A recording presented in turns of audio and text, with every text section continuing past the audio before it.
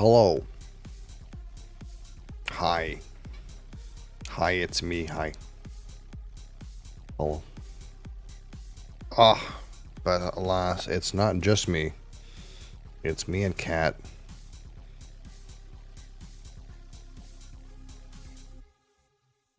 Isn't that right, Cat? Yeah.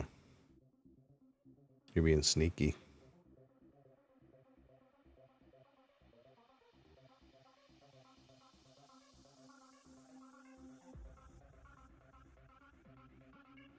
You're being sneaky. Boop.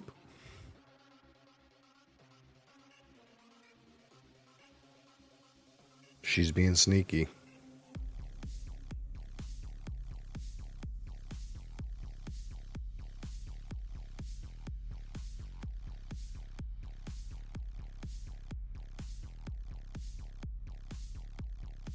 Are you coming? I'm not going to pet you over there. Here's a tail. Oh, guess not. She's sneaking away.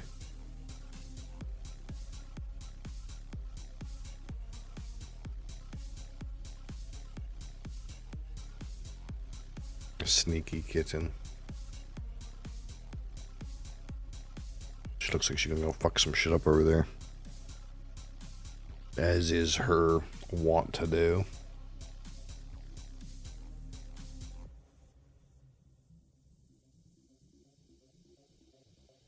What's on the Steam store these days?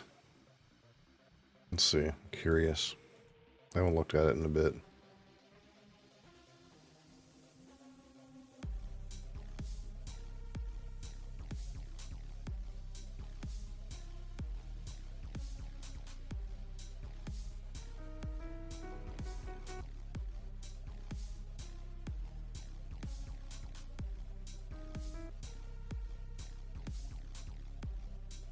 Piano.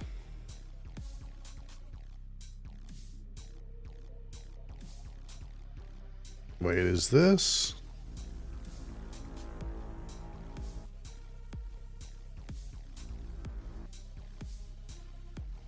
It sort of is.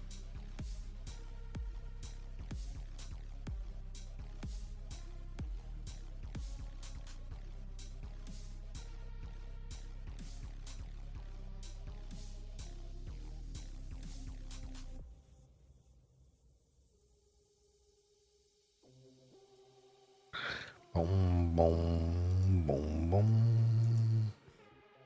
Not much of interest, to be honest.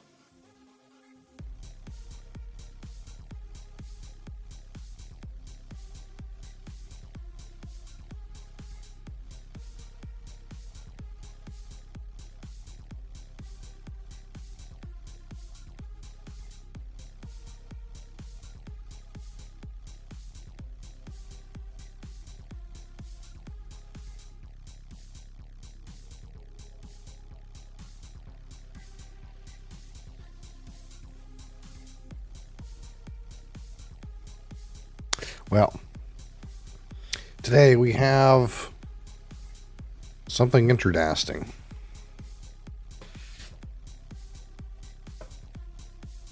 I suppose since we play Final Fantasy on Fridays, I found one with fantasy in the title. I have the Ultra Fantasy Ruby Red. Strange flavor. This is what I have.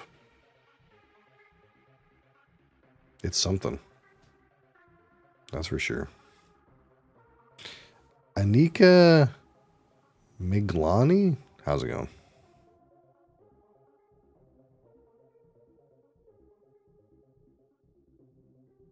Oh, I missed the PoE news. Should I look at the PoE news?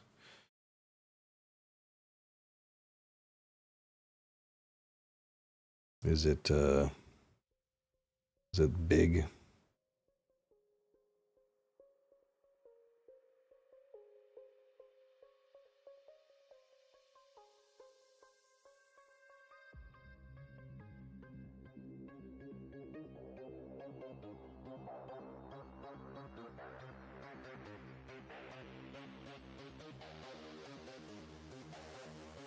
Is it big? Yeah, thanks for the follow, friend.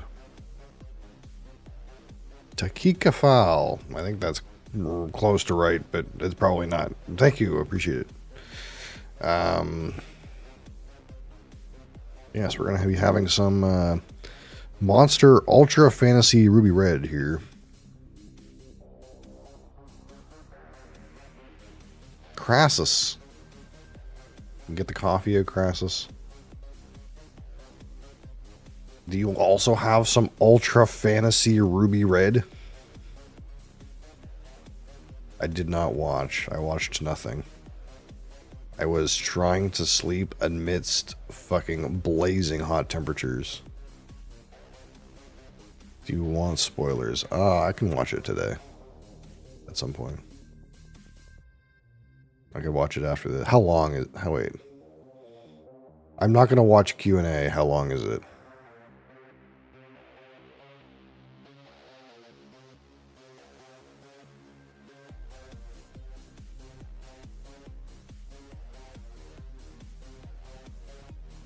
If I don't watch Q&A, how long is it? I don't know if I want to watch for like an hour.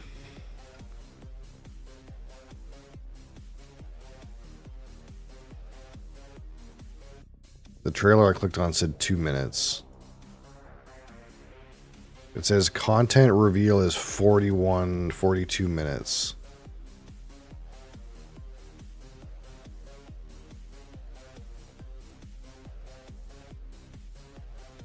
I can get it in 38 minutes if I ignore the supporter packs.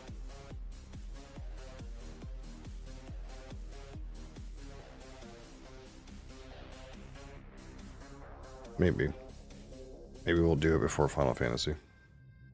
Just to see. I'm almost more curious in just seeing what happens and not playing the game than I am being interested in trying to play it. They added a thing. Well, I would hope so. Life of Horror, how's it going? A thing that's been missing for a long time that's not pause. Alright. 16 hour, I didn't sleep. I use when I work overtime. Yeah, I used to do 10-hour shifts on the regular, and it was better than working 5 days a week, but it's still a long work day. Caramel Java. Oh, my man's got some caramel Java.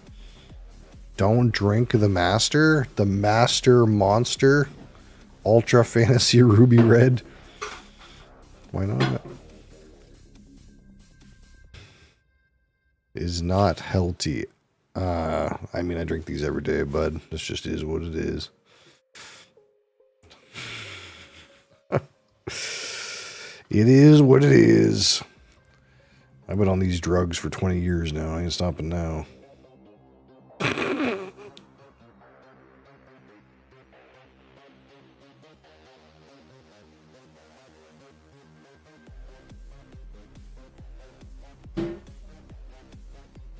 Yeah.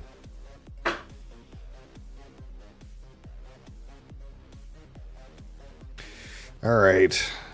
Here we go. Ultra Fantasy Ruby Red Monster, whatever that means. Who knows what taste this is going to be. Maybe it tastes like red Kool-Aid as well. Typical monster cocktail, I suppose. The typical stuff. 165 caffeine, some taurine, some B vitamins, all that. Oh, let's get our little sheets out here. All right, what color do you guys think it's gonna be? You think it's gonna be clear? Think it's gonna be clear? Or do you think it's going to be red or pink?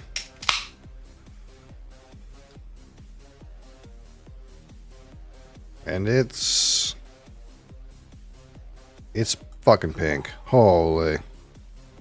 Look at that. Boom. Straight up pink.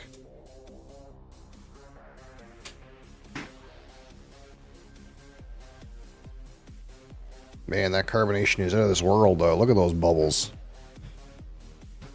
That's overcarbonated as hell.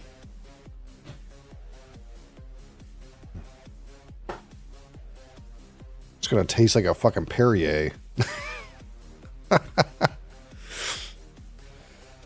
Alright.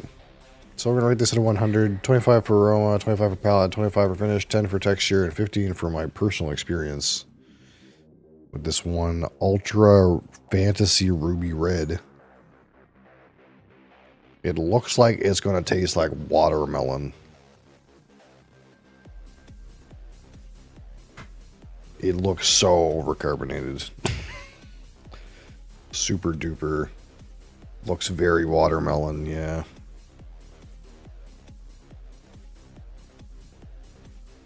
Smells like watermelon too.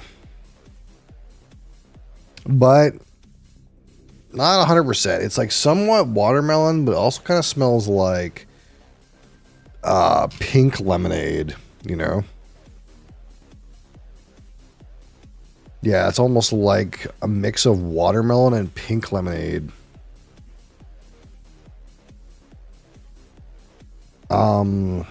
Maybe some lime?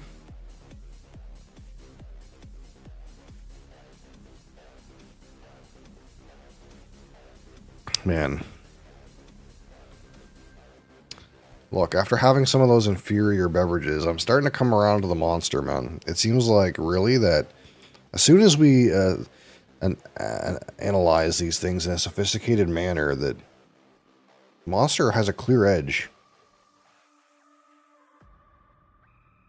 Like, there's multiple notes. Wild concept.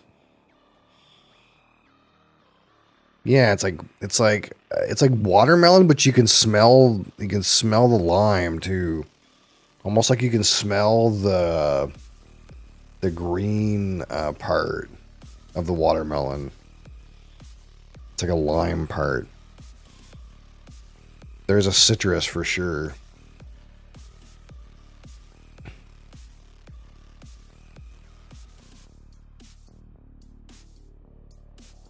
Man, it's kind of interesting.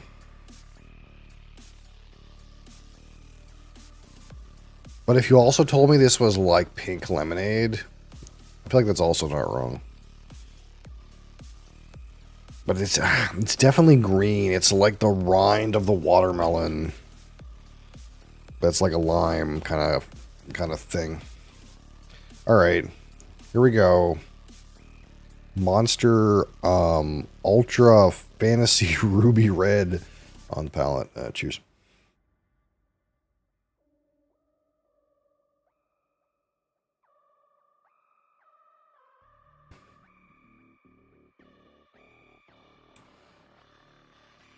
Well, that's disappointing.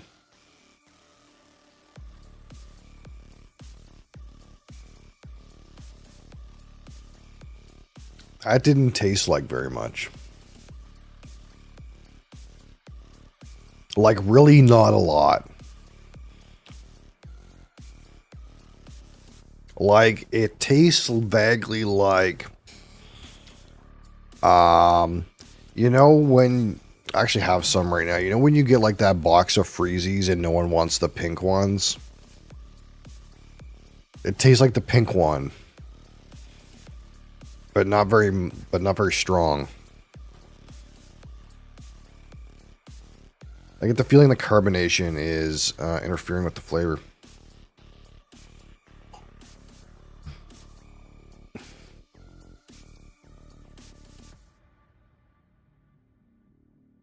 Okay, there's some watermelon to it.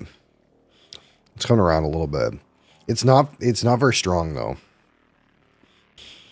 It's like weak pink freezy slight watermelon on the mid palate. Finish has some artificial sweetener chemical taste.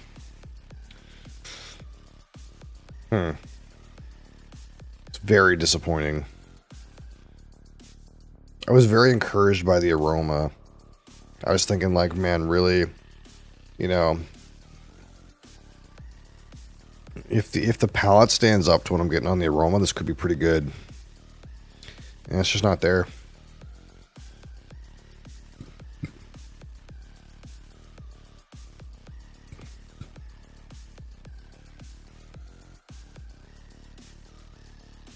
Now the aroma's not terribly intense, so it's not like super duper like strong, but it's got a good composition. That being said, the palate is just fucking weak sauce, unfortunately. Oh, I love the aroma though. Kind of nice.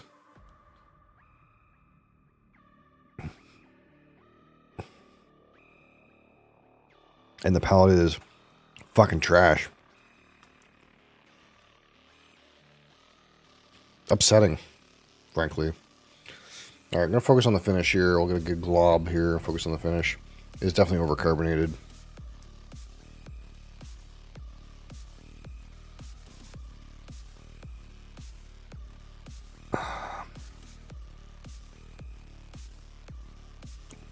Faint watermelon flavor on the finish.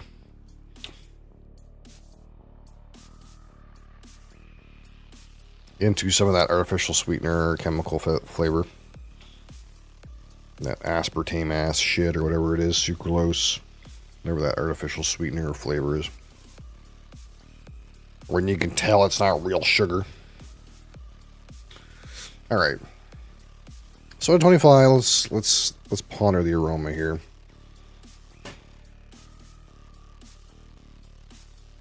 Not getting a whole lot now. The intensity's kind of died down. But yeah, it's like pink lemonade and or watermelon with lime, like the green rind of the watermelon. Very good attention to detail. Some lime character. Kind of like the nose, but it's not strong enough. 16.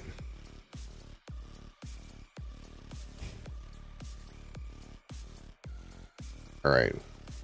Now we'll focus on the palate, which again I think is dog.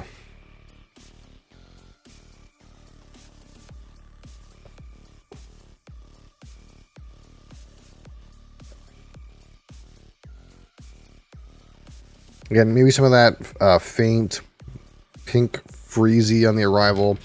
Mid palate arrives, some watermelon flavor. Back palate is non-existent. Call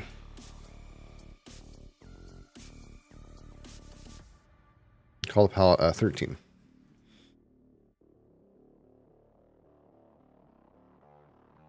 And the finish doesn't seem too terrible.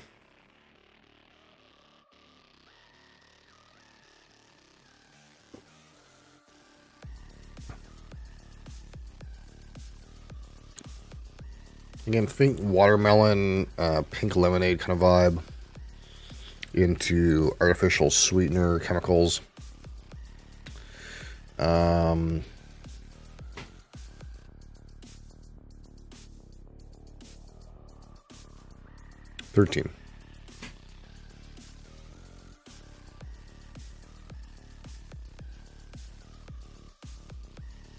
All right. Out of 10, the texture, which I believe is slightly overcarbonated, but good on the consistency. Nothing to write home about, though.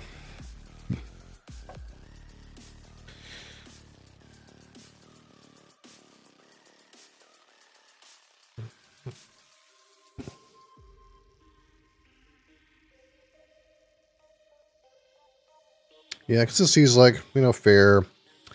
The, way too much carbonation, though.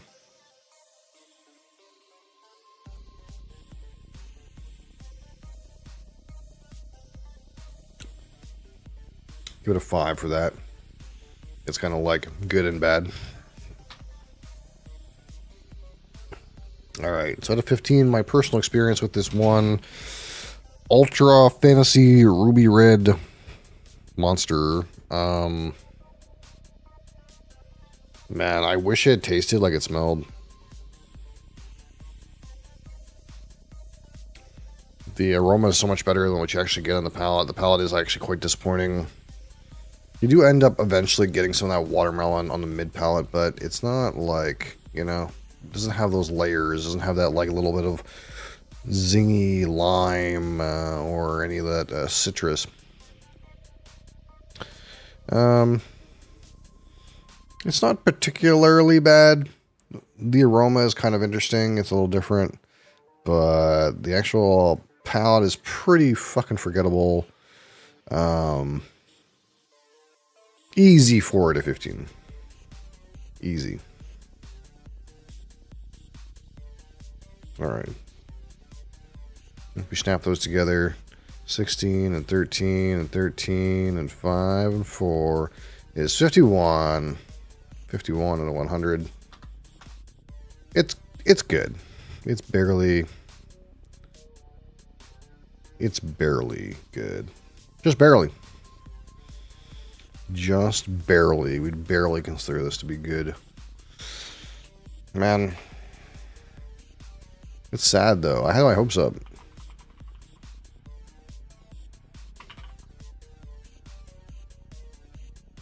They really should have just called this Monster Ultra Watermelon. But...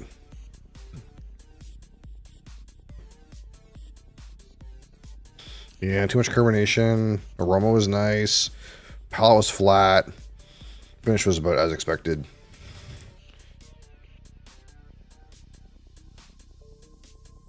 So there's that, I suppose.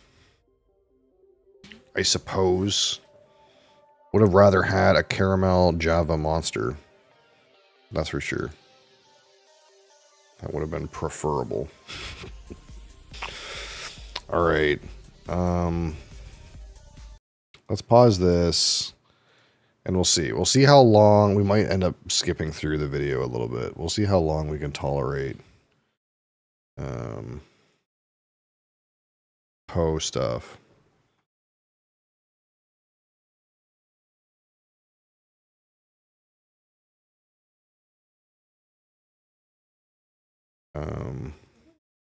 What is this now? What has this become? I guess it's become Poe. I was thinking maybe it's just chatting, but I guess it's kind of Poe.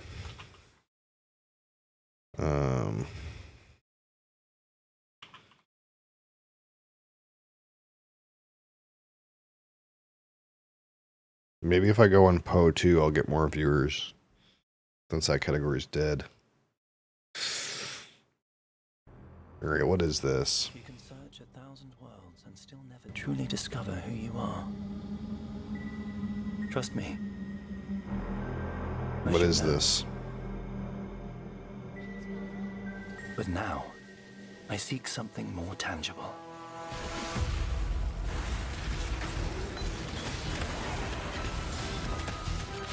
Someone I care for, trapped within the Atlas. Reliving memories, made real. What have you done? Made grotesque. Made foul.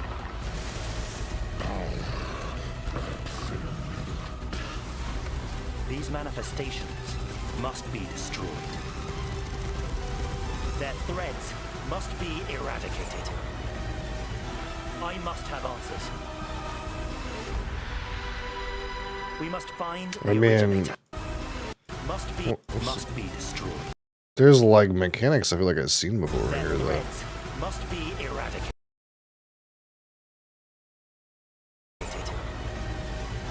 I must have answers. They ported PoE 2 mechanics. Yeah. We must find the originator. We must save my sister.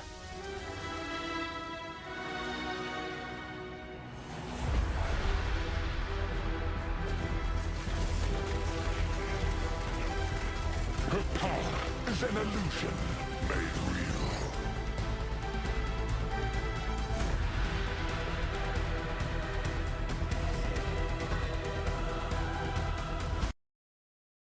What's this? Some currency did a thing to the node.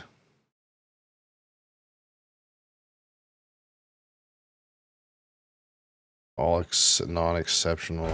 Okay. Come, child. Drink deep the waters of life. You're either a client or a target. Target inside.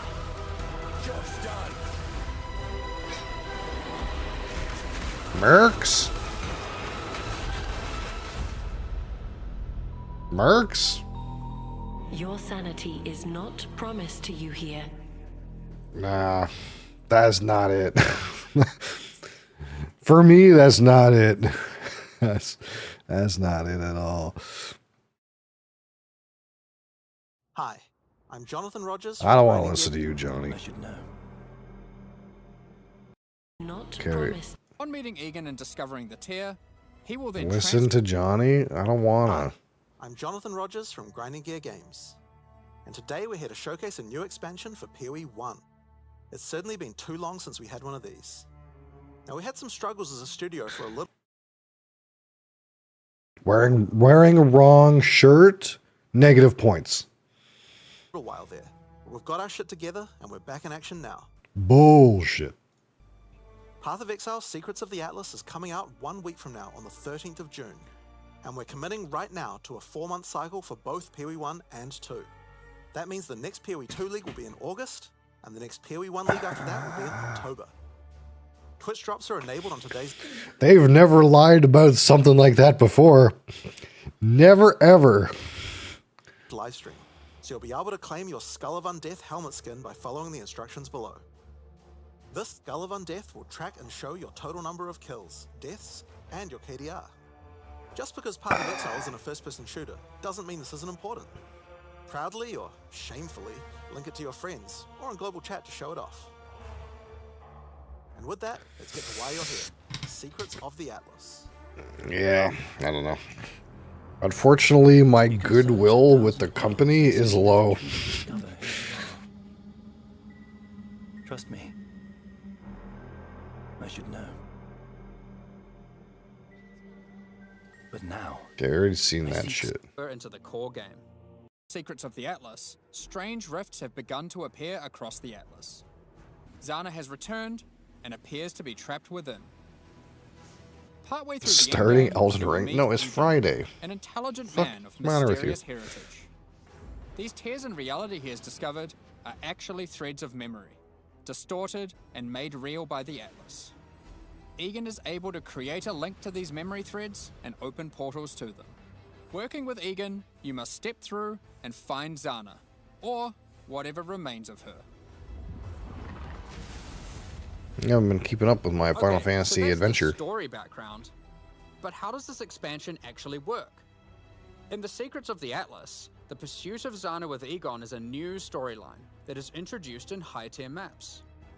Like, I hate to say, and this is a nitpick, but it would have shown more devotion if they weren't wearing Po 2 shirts for this. They should have wore Po 1 shirts. Because it makes it seem like they're more committed. I hate to say it, but that's like, I think that's a true statement. Introduced in high-tier maps. Upon meeting Egan and discovering the tear, Like he will they're then like they're transfer still it to your trying to map sell device merch for it and stuff like that. and reveal this on your atlas, a thread of memories. In order to now access each map on the thread, Yeah. you simply need to talk to I Egan don't when know. you're ready, and he'll open the areas in sequence. These areas can be fully I don't think influenced by I'm your atlas asked to tree, watch the scarabs, QA. fragments, and everything of the sort. We're, As you we're work your way firmly along in the the thread, like you will see it discover that when these we maps or have believe it when we manifested see it kind of dangerous mode threats, with this influenced company. by the memories of Zana herself. Monsters here are imbued with memory petals. Defeat them Memory to absorb this petals. power, which can be unleashed as a special ability during combat. Different maps on the thread have different abilities, and these abilities appear on an additional mini skill bar next to your regular skills. For example, Memory of Disbelief will cause all affected monsters to stop dropping equipment items, meaning they can now only drop more valuable items, like currency and maps. Memory of Panic will make all affected monsters revive immediately I after get it. death for more valuable items. Finally, obliterate them all. The Memory of Panic will kick in, causing them to revive, and then wipe them out again, allowing you to get all the experience and enhanced drops twice. Okay. There are many combinations of these powers, so you'll have to carefully consider how they best work together. That's not the only extra layer of content juicing these maps offer. As you defeat the boss of each map along the thread, you are presented with an altar. This altar will apply a modifier to all following maps in the thread, and these will stack as you go, so the deeper you delve into a memory, the more mods you will have.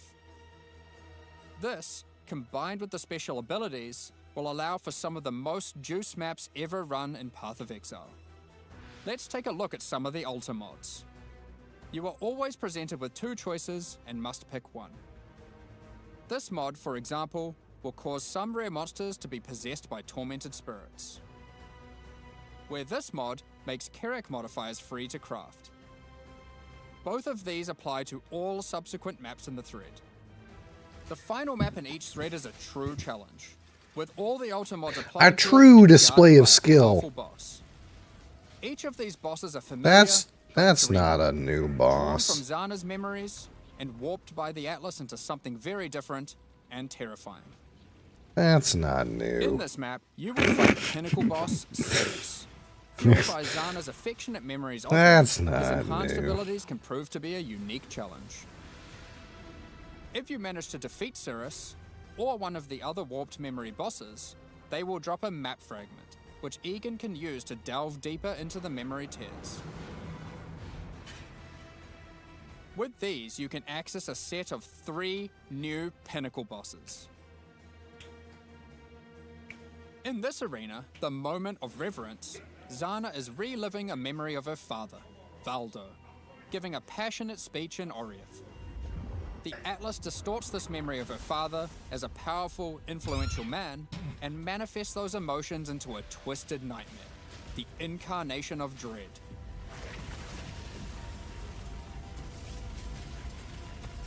Another memory created is the incarnation of neglect and the incarnation of fear. Good luck, exiles. Of course, if you are brave and strong enough to defeat them, each of these new pinnacle bosses have new unique items befitting them. If you slay the incarnation of fear, you might be lucky enough to find the Star Caller, Starfall on a melee critical strike. a unique abyssal axe. They still have the problem in this game though, where like the fucking uniques have like limp dick ass damage, so no one wants to use them. We're gonna show this one because it's straight up badass. The Starcaller axe is a weapon that can harness the power of the stars themselves to deal immense damage. What makes it shine, however, is that on melee crit, it casts Starfall.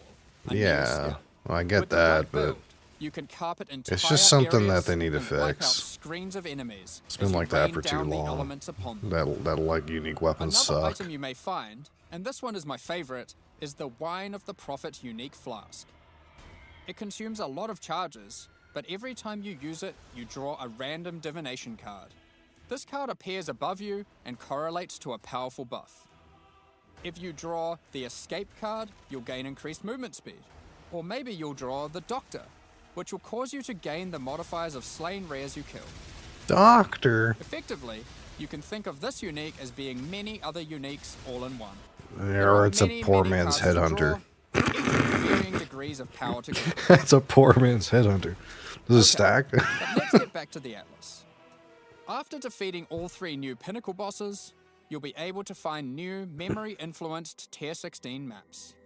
These Tier maps come with the 16? previously mentioned special abilities and monsters infused with memory pedals, but can also roll the same modifiers typically found on Tier 17 maps, making them far more rewarding.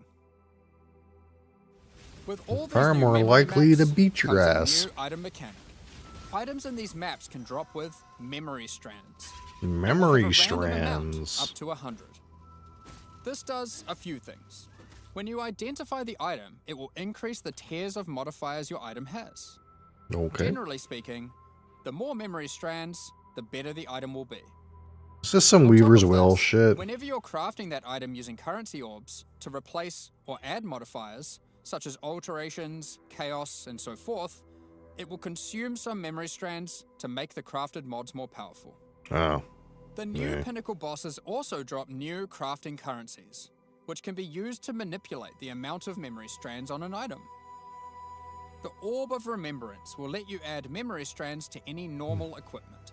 So if you have your perfect base to craft on, Yeah, and it it's... doesn't already have memory strands, It just gives you add better some odds before crafting. to, like, make something that's not dog shit. Orb of Unraveling will consume all remaining memory strands on an item to randomly upgrade its mod tiers.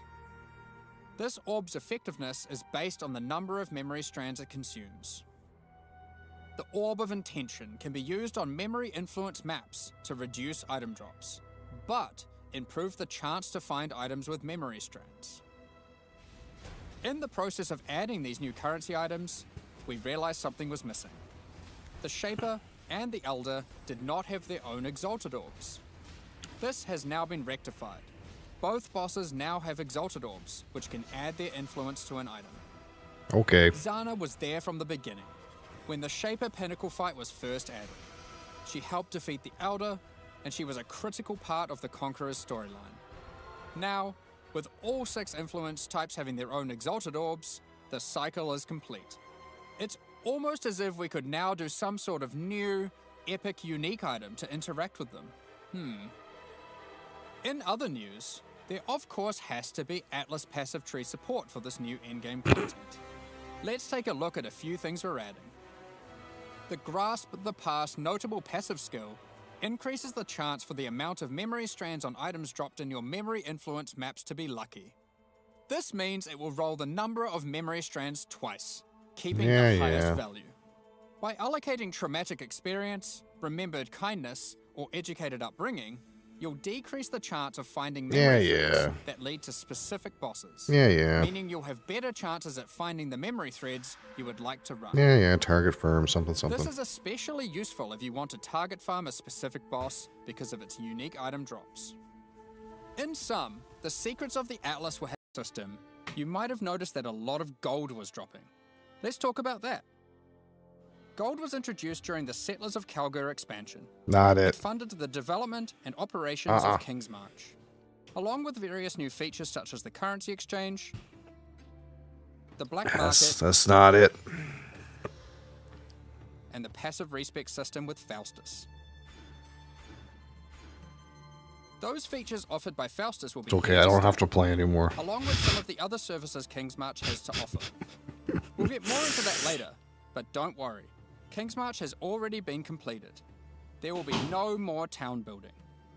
Like before, gold will be used for town services, but we're also adding a new way to use it in the upcoming league. It's time to talk about Mercenaries of Trathus. And this is not In it this either. league, you will meet veterans who have traveled all the way from the lawless cities of Trathus. They're ready to offer their sinister services, but not for free.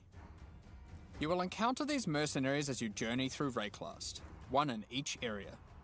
They have their own personalities and come with different builds, skills, and items already equipped. After meeting them, as per the Trathan Code, they will challenge you to a duel, a test of strength and conviction. Before beginning the duel, you will be offered an overview of the mercenary you've encountered. Here, you can see the gear they have equipped, Take item. the skills they employ, and any support effects augmenting those skills. You must now make a choice. You can hire their services, take one of their items, or exile them. If you choose to hire them, for a gold cost, they will accompany you as a skilled combatant to assist you in fighting Yeah, monsters. so you kind of like re-roll your mercs Once too. you've decided, you can begin You want the like a duel. merc that's not This dog is a shit. great opportunity to test them, as you don't want to be out of pocket with a useless rookie.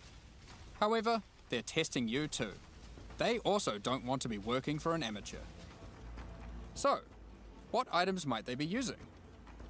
Generally speaking, mercenary gear is more powerful than what you'd normally find from defeating monsters. as they've been crafting their items too. Yeah. They can also come equipped with unique items, those that would make sense for the skills they are using. There are even some new unique items that can only be obtained from defeating them. One such unique is Scornflux. These boots combine agility with the mastery of the arcane. While equipped, increases to cast speed from Arcane Surge also apply to movement speed, which is worth noting is now 20% inherently from Arcane Surge, up from 10. They also grant Arcane Surge. I wouldn't make that assumption though. This allows for some speedy spell You combos. should assume, but I wouldn't Sometimes you assume. may meet particularly infamous Trathan mercenaries. I would assume bearing somebody the made a name of their mistake at house. some point. These mercenaries descend from the 4 major death trade families in Trathis. They are less common, but have far better items. And they are also the sole source of items with new, infamous modifiers. Doesn't matter if you have unseen before faith in or not. Red People Claws, just make mistakes. Such as these gloves, which Games convert like this all of your just have too minions' many fire damage modifiers. to chaos damage. Or this helmet, which causes nearby enemies to take more physical damage as you gain more fortification. If you're not I think you swayed just by want to any of make their sure. equipped That's gear, all I'm however, saying. You can always challenge them for the contents of their pockets. If you lose the duel, don't worry. You don't need to give them an item. You aren't bound to Trathan tradition like they are. However, you are bound to Rayclass tradition, so you'll just die. Almost at me. Well, not really. While playing in a party, each player can decide whether or not they want to participate in combat against the mercenary. For each player that opts in, the mercenary gets more difficult. But if they're defeated, each player has a 50% chance to get a random reward, which is usually currency items from the mercenary's pouch. Yeah, I don't know. I don't really care for this system at all. Alternatively, party members that opt out of the fight can spectate and cheer you on. Or they might wish for your demise, so they can pick up that allocated divine waiting off screen. Dead. Good. Let's say you won the duel, like their items, and have decided to hire them. What combat skills do they bring to the table? Each mercenary has an archetype. Here, this mercenary is an Eruptor, which perfectly couples with my slower, more aura-focused Scion. This mercenary is highly aggressive, and will get a lot of benefit from the auras and buffs I provided. When I'm playing a more aggressive character myself though, I'll want a mercenary with a bit more resilience and utility. You I've thought just so? run into Yeah, a I don't know. striker. I've never who can liked them storm in with any of these Vigilant games. Strike. And if you're lucky, a very rare golden support that causes the fortify granted by his Vigilant Strike to apply to me as well. He will also frequently use Enduring Cry, taunting enemies off of me, and operating as a tanky frontline while I blitz off damage from the back. Like, it's just one of those things where, like, I just don't Sometimes when you fight a mercenary, you may notice the I don't trust the AI normal. to, like, For really example, be, like, worth a this shit. sniper is using a Trathan version of Siege Ballista. If you're lucky, you will be able to select that as your reward when challenging them. Then defeat them. Like, I and they'll can drop the understand if Trathan it would be gem kind of as cool points. if you could just be, like, a support character and have You a can merc only that have actually one killed stuff, but I mercenary wouldn't accompanying you trust at a that time, but AI up to 3 to total in work, your right? service. The other two It's will wait basically patiently AG. Well, that's the until- thing, is AG's retarded. Having varied options is useful, as there may be situations where you need specific backup, like a difficult boss fight. Any of your mercenaries you have active, or in your reserves, can have their equipment replaced with items of your choosing. They don't level up, so you will want to be looking out for more skilled and more powerful Yeah, mercenaries I as don't you know. advance I through the don't have campaign faith. I don't or have any- faith in that. I guess that's the thing. If your mercenary falls in combat, you will need to return to town and spend some gold on healing supplies to get them back on their feet. It's one of those things Then where it's like perhaps I don't. consider giving them some upgrades. I'll see it when I think it's believe it. I'll deserved. believe it when I see it. You know, I don't. I just feel like wanted it's to just not really going to clarify, work that well. Mercenaries do. It's not like one of those things you lose would their you would equipment when you would defeated. like it to work, but I don't know if it's really going to work. If your merc buddy consistently fails you, you can just dismiss them and find a new. You can play anyways. Not at this rate. No, they've said a lot of things I don't care for. You walk your path, I'll walk. Doesn't work. They will buff it. The problem is if it's Earlier, I too mentioned good, then exile they can't buff it mercenaries. because then it's too good. If you keep running into a mercenary Right? archetype That's the and you thing. think It gets into that "Man, weird this area. guy stinks. The gear is trash and they have no auras. You can then choose to exile them. If you win the duel, they'll be forced to leave with their tail between their legs. It can very much be the kind of thing where it's not really good enough or it's too good. Now, alongside these new Trathan arrivals, we shouldn't forget about the recent Kalgurin ones too. As we mentioned earlier, the Settlers update introduced gold-based respeccing of passive points. I don't even know anything about that They stuff. replace a passive tree mastery I don't even node. play that shit. For example, Runegraft of the Bound reduces bonuses gained from boots, but increases bonuses gained from gloves. He said boats. Runegraft of the River has a chance to recover your life to full if you reach low life. And the Runegraft of Time, which has a chance for your cooldown skills to instantly recover from their cooldown, which I will note includes cooldowns on your triggers, just in case you wanted to trigger even more spells. There are many other Runegrafts which cover a wide range of different builds and stats. Some are more common and others rarer. You can only use one of a given type at a time, but you can use them on any mastery on your passive tree, which can be particularly useful for off-class investment. Isla has continued to make modifications to the Recombinator. She has developed a new method of recombination that you may recognize from Path of Exile 2. For those unfamiliar, this method allows you to decide which modifiers on the two input items you want to try merge together, and it has a success chance you can see. This method can result in the items Mr. being Beesneys, destroyed. how are you? However, it is a good option to use when trying to Hey, create Zay items Zay. with fewer mods to use as crafting projects. At this point, I don't know why there's two Given different the games. existing They're recombinating they're mechanic was they're very blending a powerful for lot of it top-end together. crafting, we didn't want to remove it. We have kept it, and you can now choose to use it the old way or the new way. By letting fate decide, it will combine Not too the bad, two items okay. randomly. There is no risk of destroying either item, but it will be less predictable. As Settlers is now a core mechanic, we've also added Atlas passive tree support. For example, if you wanted to Routing gather more animation is Verisium basically what it ore, comes you down could to. take this node. Yes. Each ore has a I just don't I don't get it. I just don't get it. similar node. Refiner's Bargain converts items dropped. Like they went so far to make another game that they said was going to be in the other game. They said the games were going to be merged. Then they said the games weren't going to be merged. And then they basically just taken all the things that they were going to put into and put them in one. And what was the point?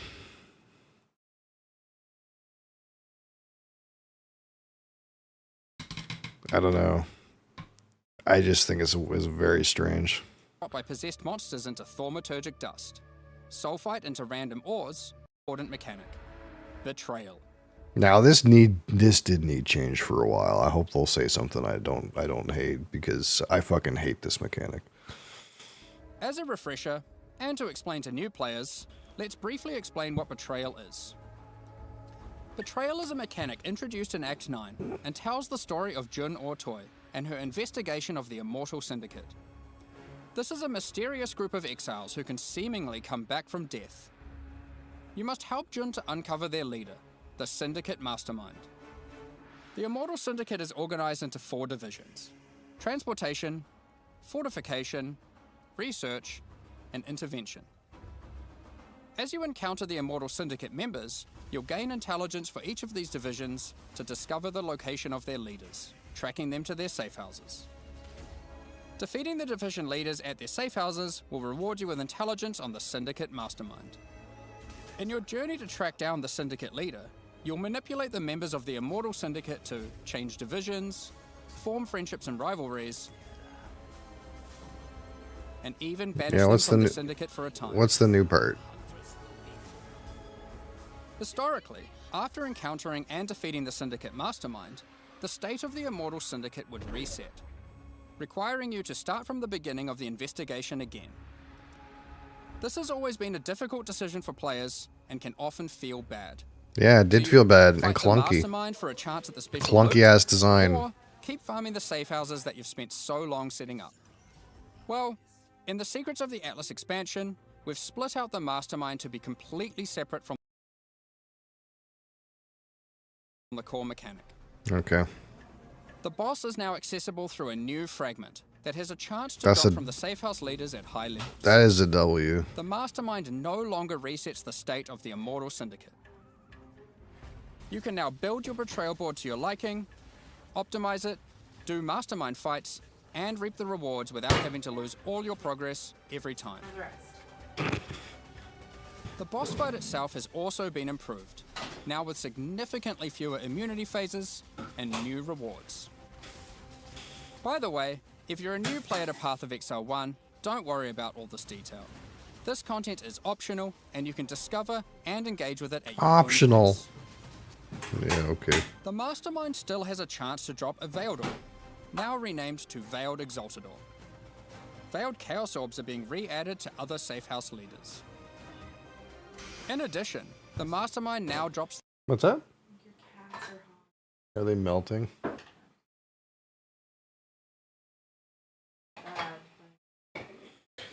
Yeah, it is kind of just hot. We're just on the top floor is the problem. the new All Flame Embers. All Flame Embers are map fragments that replace monster packs and in-game maps with different types of special monsters. These packs have unusual properties. All Flame compositions, Embers, yeah, or gotta rewards. get those back in For here. example, you might use the All Flame Ember of Kulamak, which replaces packs with syndicate monsters and their leaders, who revive. What's that? These right here. I started watching Violet Evergarden.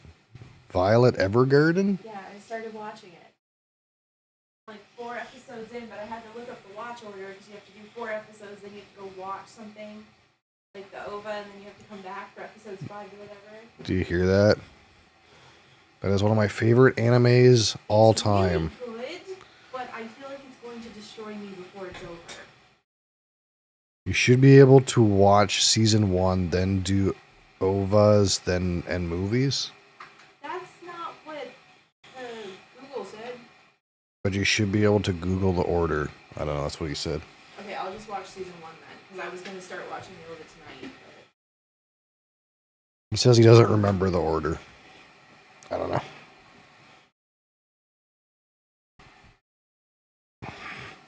Oh, now he's not. He's more uncertain. I got a Netflix subscription for it, so... Yeah, notice. You might be right, apparently. I'm going to look it up again before it starts. You maybe double check. This is the order to watch it in. The OVA isn't worth watching separate from the main series, but putting it between 4 and 5 adds so much to the story and fleshes out Violet's character arc, and I felt like the series did without it. So do what she says. Okay. Do what I said? Yeah, I guess. Okay. That's what I'll do, and that's my plans for tonight. Okay. Super cool. I watched anime on Friday Friday night. night anime. After the map boss has been slain. This might at first sound annoying due to backtracking, but these monsters when revived are far more intense and rewarding. It is our intention with All Flames to provide many different types that combine with other mechanics, multiplying with your existing modifiers in new and interesting ways. Another good example of this is the All Flame Ember of Propagation. When slain, special rare monsters added by this All Flame here will spread their modifiers to other rare monsters in the map. This can be useful when trying to create singular, very powerful, and very rewarding monsters. Something akin to meat sacks, which are making a reinvented comeback with this update too. Meat sacks. Oh, everyone loves meat sacks. Another is the All Flame Ember of Resplendence, which adds monsters that drop no items. But when you slay them, you get buff stacks of increased quantity and rarity to enhance the drops of all other monsters. All Flame Embers can be placed in your map device like scarabs, and used in conjunction with scarabs to further customize your maps. We're looking forward to seeing which combinations players find to enhance their maps. Perhaps you'll use all scarabs, all Fucking meat flames, sack. or maybe mix and match. It's up to you. It's up to you. The Mastermind's unique items have also been improved. The veiled modifiers generated on these items are now from a custom pool exclusive to those uniques. Bitter Bind Point, for example, can now have various Spectre-specific outcomes, such as +1 additional Spectre. Aside from improved rewards from the Mastermind, all the safe house rewards have also been rebalanced. We've done a pass on the crafting sprees at the end of many safe houses. For those who aren't aware how these crafting sprees work, well, it's simple. There's a crafting bench with an item in it and a bunch of currency. There's a limited amount of time, and your only objective is to craft the best item possible. It seems like they added a lot more time. Was it always? It wasn't always that long, right? It was like fucking like 20 seconds. In order to best maximize your result. But how are you supposed to know that beforehand? It's more than double time. Yeah. Most of the crafting sprees now offer pre-generated items. This has also allowed us to add much more powerful crafting options in each spree. Let's take a look at a few examples. Beachhead. In this spree, a randomly generated amulet or ring will be waiting for you. But you don't get to bring your own item. Or luck with this reflecting mist crafting spree, and see if you can create something worthy of Kalandra's praise. Womp womp. And in this spree, you will find a pre-generated unique item, and a new kind of orb that resembles a Val orb, but not quite the same. Normally, you can only corrupt an item once, but uniques in this spree can be corrupted and re-corrupted as many times as there are orbs. This orb also allows you to get 2 corrupted implicits, and has a much lower chance to brick the item. It can be a very useful tool for no, you have to. It's like you. They made it harder to get a good one. You just have now, instead of bringing your own item, you have to just do more safe houses. Where you still need to provide an item, but those items are generally more accessible and it occurs less frequently. This one allows you to bring your own normal rarity item. Oh. Then just go ballistic with I guess there's one. Scouring orbs and orbs of normal charms, rarity, hoping to get your ideal unique. For most sprees, the rank of the Syndicate member increases the amount of currency provided, the quality of the pre-generated items, and the time allowed to craft your item. Aside from the crafting sprees, there are other new options too.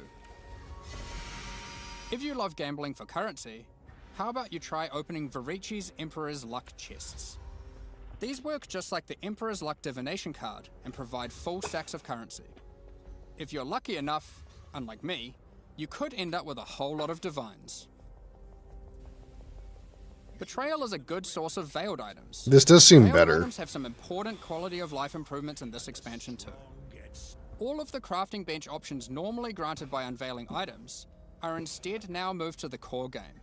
So you don't need to run Betrayal to unlock them. Yeah, this is big too. They are instead found at the entrances to boss rooms and in-game maps. On top of that, you know that was kind of stupid, honestly. You can just right-click them, or the equivalent on gamepad, and select which veiled modifier. Or the equivalent on gamepad. Overall, Betrayal is now much more streamlined and more rewarding. Happy interrogations.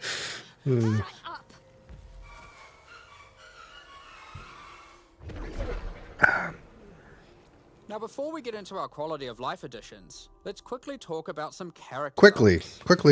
We will be doing our regular character balance changes, where we are bringing outliers in line to help evolve the meta, but we are also focusing our attention on buffing some specific things. This includes spellcasting supports that specifically enhance self-casting builds, channeled spells, adding new options to the Guardian,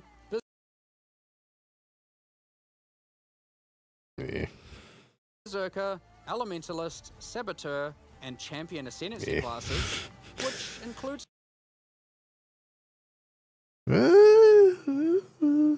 some favorites from some of the alternate classes from Legacy of Frisia, and buffing a whole bunch of transfigured gems that never really hit the mark. Blade Blast of Unloading. What did this do?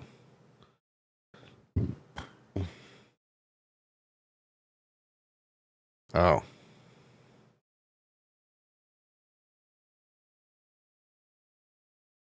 Okay. Maybe just it sucked in softcore. Combined with the new in-game crafting, improved betrayal crafting Shit in softcore. Get it out. New pinnacle unique items, new modifiers and Trathan gems from the mercenaries. Maybe and of course the they mercenaries are themselves to unaware. act as an extension Well, this just goes to what I was saying about the other stuff. Maybe they were unaware. to your character. It's safe to say there's a lot of new character options and builds to think about. Instead of delving into all of these in more detail, we figured we'd just let you absorb them through the patch notes so you can do it at your own pace. In the Secrets of the Atlas expansion, we've All right, also added I'm ready for lot a of few the bangers in life here. features that we know you've all been asking for. A few bangers. A lot of these have already been posted, but let's take a look now in case you missed any. You can now pause the game at any time by pressing escape to open the menu. Yep, big W. Or by opening any full screen interface, like the passive tree. Yep, W. You'll also be paused if any lag is detected or if you disconnect.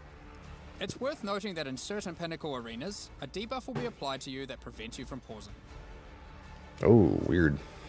We're also making a change to how you use currency items on strongboxes and monsters imprisoned in essences. Based on the currency in your inventory and the state of the strongbox, these buttons will appear. Valuable currency like divine orbs who can be uses removed currency from on this strong and will often boxes? be Is that a wasteful thing in now? this context. The same Do we applies to do essences this now? and the remnant of corruption currency. Orbs of Horizon have been updated. They can now reroll Oh, the a Elder T-17 and Conqueror thing. Guardian Oh, I maps. see. Doing so will reroll the base map and the Guardian of that map. The map device now has a small additional inventory. This is particularly useful if you're rolling many maps to run in sequence, or if you want to use varying amounts of scarabs or other map fragments. What? No, you're supposed to just hoard it all in your During breach inventory and encounters, loot all only the like splitters will be 3 automatically cubes worth collected of and items in the dropped at whole end of run. the breach. On gamepads, we have separated the targeting of monsters and non-monsters, so you are able to target them independently. This removes a bunch of frustration when you are trying to interact with objects in the world and monsters are nearby. You no longer have to kill all of them first. Vendor windows will now remember your last search. This is remembered until you log out and is remembered on a Breach per splinter NPC change? basis. I The think amount of so. characters you can type in the search field has also been increased. When using currency items, after right-clicking them, it will highlight all other items which that currency can be used on. There are many other quality of life improvements, so keep an eye on the patch notes after this livestream concludes. Alongside the launch of Secrets of the Atlas, we are hosting a competitive event where players will race to be the first to kill the new Pinnacle bosses. Okay. The event will take place in the hardcore, solo self-found, Mercenaries of Okay. Travis League. We have some interesting prizes in store for the winners. Keep an eye on the news in the lead up to launch. Interesting. That means it's we're not going to let them make their own items again. Fuck that. For more details about how the event will work and what its prizes are. Next up, we're going to be talking about our new League supporter packs. Today, we're launching 2 new series of supporter packs. The Frisian Magistrate and Crypt Keeper packs. Each tier contains the pack's full face value in points, Oh, I know. alongside several exclusive microtransactions. As always, the microtransactions in these packs are purely cosmetic and do not affect Except your when they're character's not. power or progression in any way. The Frisian Magistrate series of supporter packs contains 6 exclusive microtransactions. The Frisian Magistrate character effect will bind your character in thorny vines and roses. You can select which parts of the character you want to have covered. Either your entire body, your lower body, or your upper body. As you approach waypoints, it will emit leaves and golden petals towards it. When activating the Cute. waypoint, it will create a burst around you. Envelop your weapon in thorny vines and golden flora with the Frisian Magistrate weapon effect. Your weapon will also create a trail to match as you swing, and even comes with its own hit effect when slaying enemies. Okay. You are the law while wearing the armor of the powerful Frisian Grand Magistrate. Where's the cool The stuff? Spider Blossom pet activates its defense mechanism, disguising it as an elegant flower when near rare or unique enemies. The Frisian Imperial Magistrate back attachment comes in 2 forms.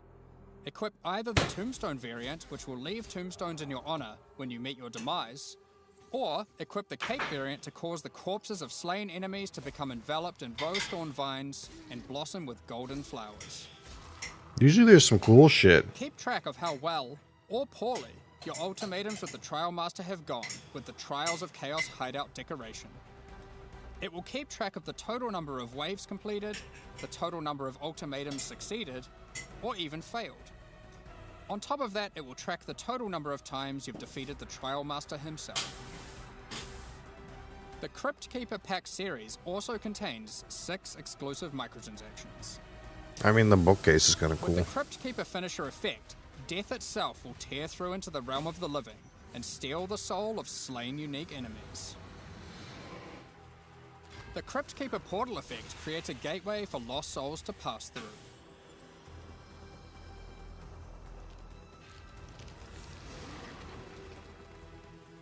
I kind of expected them to come up with something better. By wearing the hallowed Crypt Keeper armor set. It comes with a more armored helmet variant. It's surprising. You'd think they'd be banking, trying to bank on us, you know? Looking to have some fun during idle time in your hideout? The Burrow Okay. Bash hideout operation will test your reactions. What the fuck is Try to that? whack as many devoured as possible in the shortest time. Okay, there we go. There we go. What the fuck is that? Equip yourself with the Ghostly Dead as you ride the line between the living and the dead with the Sacred Crypt Keeper back attachment. The Sacred Archives map device resembles a magical library with the works of scholars that come to life when you open a map. This map device tracks how many of each core league you've completed in in-game maps. Yeah, this one's kind of cool too. These packs are now available for purchase on both PC and console, and will remain so during Path of Exile, Mercenaries of Trathus. Additionally, any microtransactions from the supporter packs will be made available for you. Is the Mercs core, or is the Mercs just this league?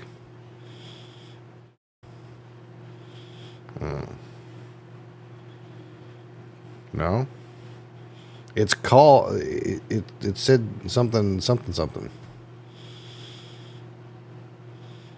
Mercs are this league's league mechanic. Yeah. Okay. I'm less salty. Until they go core, right? And then I'll be more salty. I'll be that salty guy that doesn't play the game anymore, but still comments on it.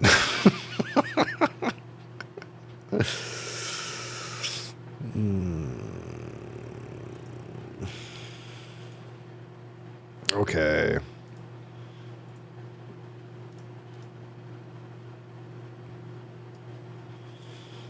I don't know what's going on, but my browser keeps crashing. It's really annoying.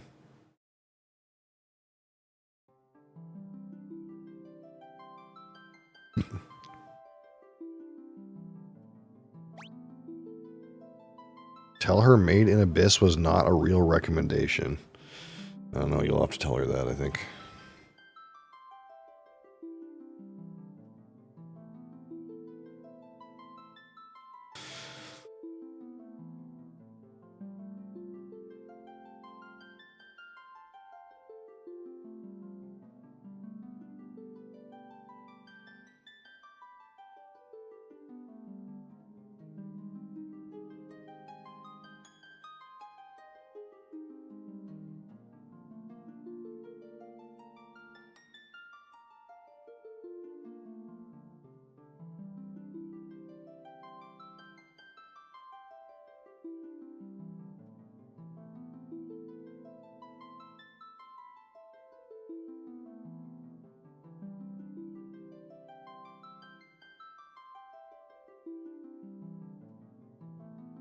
We already started it a little bit.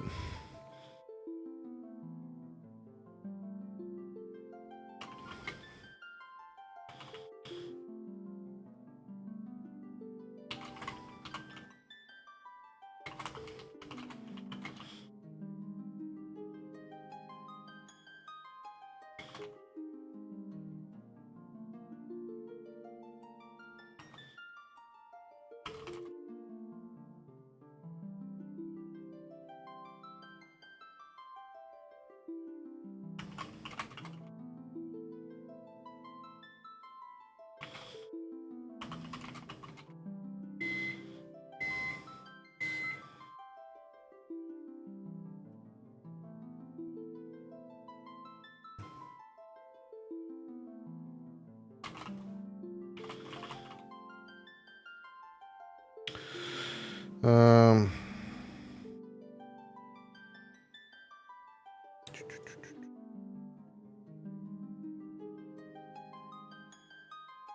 Alright, so this thing is for some reason not centered very well. So we have to use our ancient program from the year 2003 to fix it.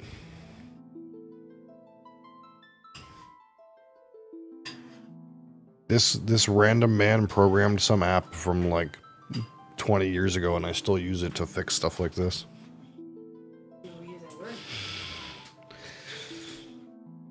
Also talking to somebody who works. Look at that.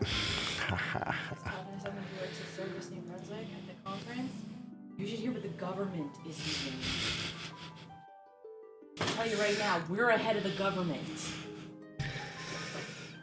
Like guys are going through spell gem changes. It's like Elon going through his PoE2 gear.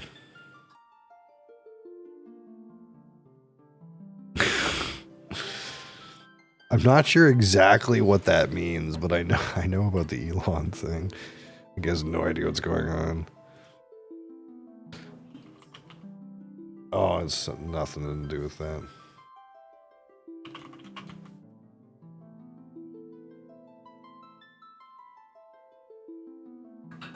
Oh, you mean spells as in they're not melee attacks. I think I get what you're saying.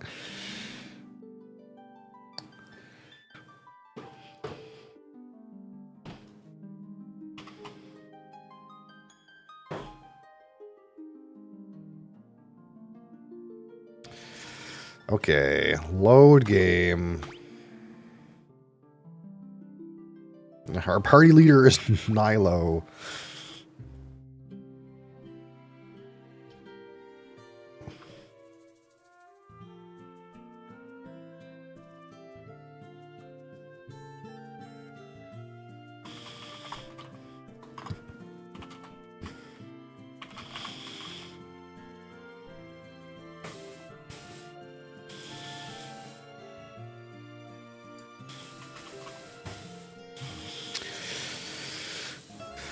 All right.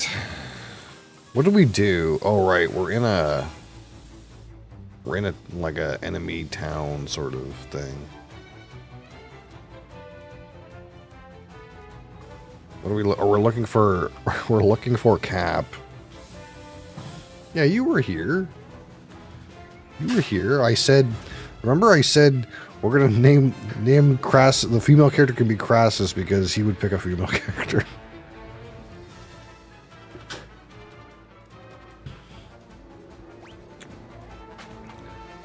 I think I just have attacks. Oh, I have cure. Oh, the hotkeys are slightly different.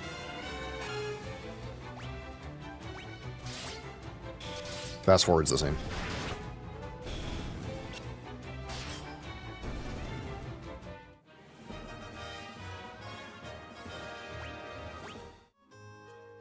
Okay, so what is it we were doing?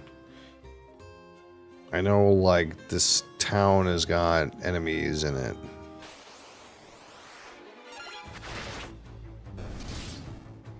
I'm gonna stay away from the bad men.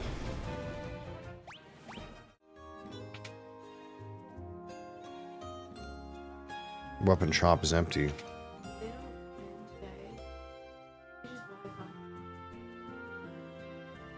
Yeah. Me. 150 bucks. Me. Thanks for cutting the boards to the perfect size for us 2 days ago. Yep.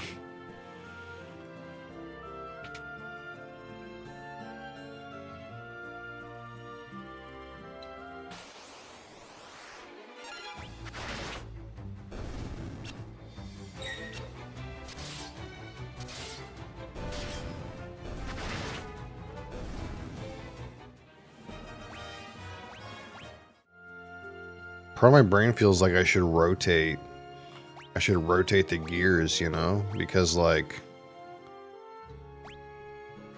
for some reason Nilo can't level up his two-handed weapons anymore, or his like swords anymore. Maybe I should like give him a shield so he can level up his shields. I don't know how it works, but Status. See, like, his swords is maxed out, but his other ones are at 1. Is that the kind of game we're playing here? Like maxed out on bow. But Bee's Knees has 2 different items, so they're leveling up slower. Leveling weapon skills, yeah. That's the innovation, apparently, in this version of the game. Like, maybe I should take his item off and he can punch and level up his punching. I don't know. Or I could just, like, lock them into these weapons forever. Or if I find a good item, maybe, like, it's the kind of thing where, like, hey, you know, your guy's shit, and you're gonna go, like, level up his fucking weapon skill in the fucking weeds for a little bit, so we can use his new item. I don't know. I can't be fucked to micromanage the weapons, I think, if I'm being honest.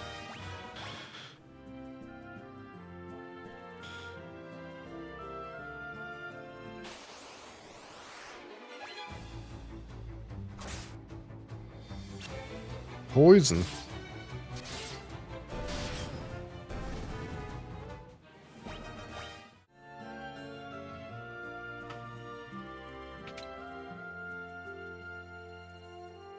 Anybody in here? Nope.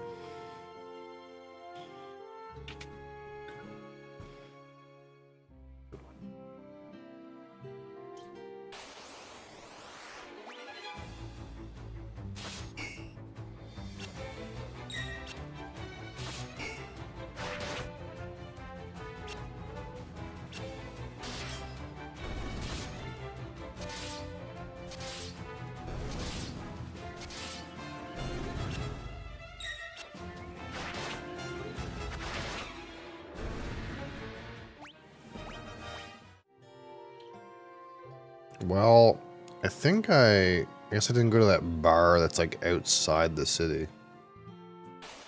Oh, that's what a guy said, I think I remember right. They said, well, oh yeah, the barkeeper is still there serving the Imperial troops or something like that.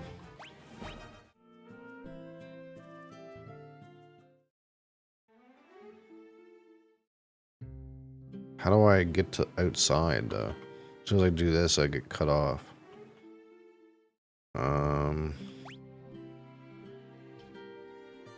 Do I have to go through this gate all the way around?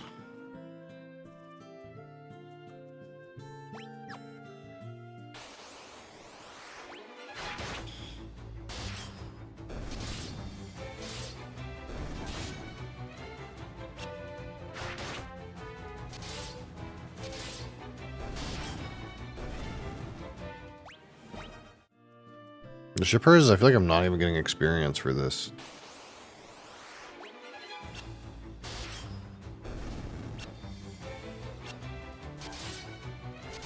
Getting money, but... Oh no, we're leveling up. Just kidding.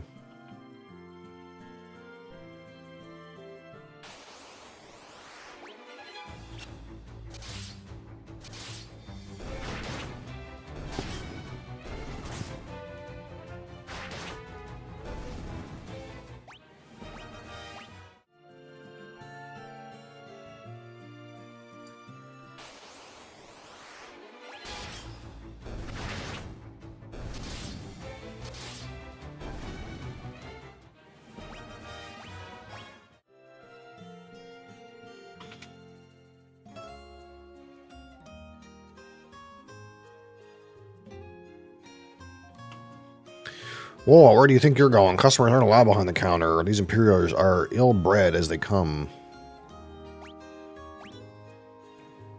You'll find a secret door in this wall. There's a wounded soldier back there. Go see if you can help him.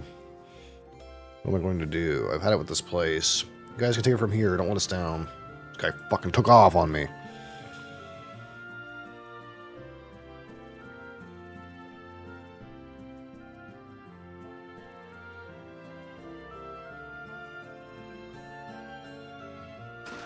Potion. Potion.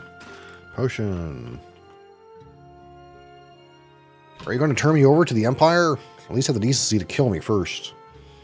I don't want them to take me alive. My name is Scott. Hi, Scott. Prince Scott? We were told you fell in battle. Okay.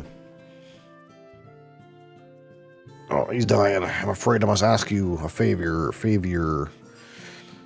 Something you must tell my brother Gordon. Scott and Gordon.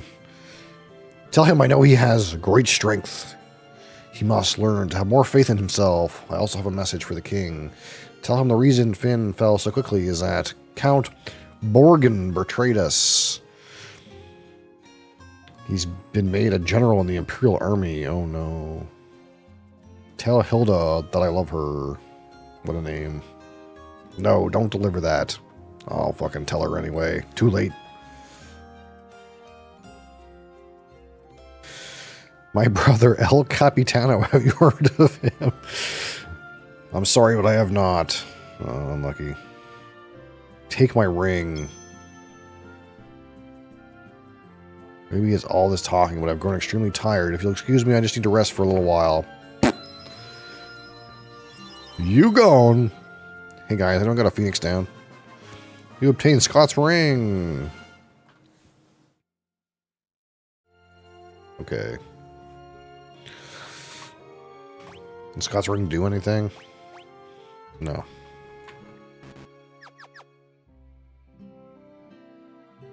In the other game, I could use escape, but in this game, I have to use backspace.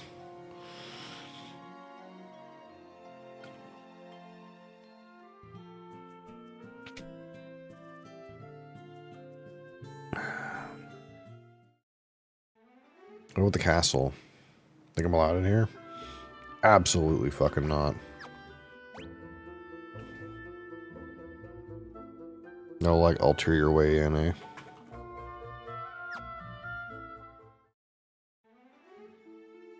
Okay.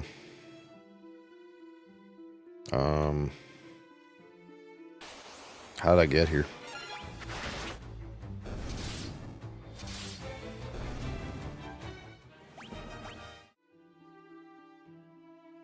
Oh, did I come all the way around? We're gonna need some heals.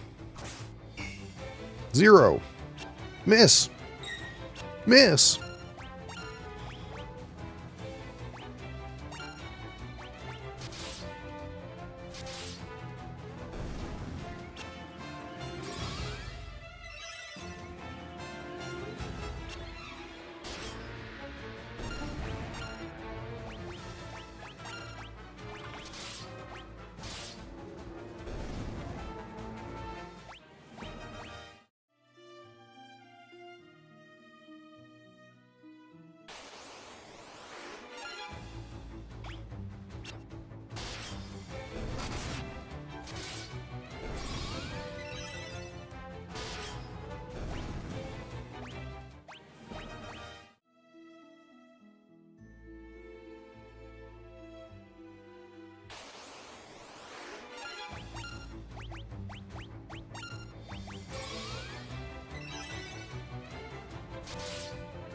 $70. That's a heal.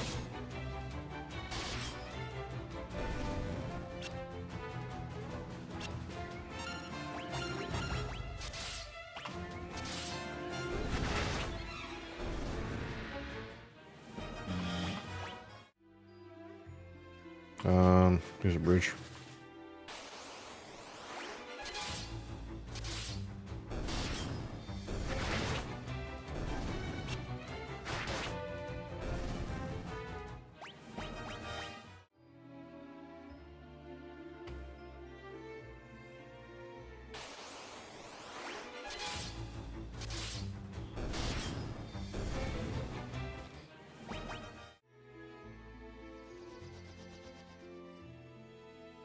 Yeah, I want an airship.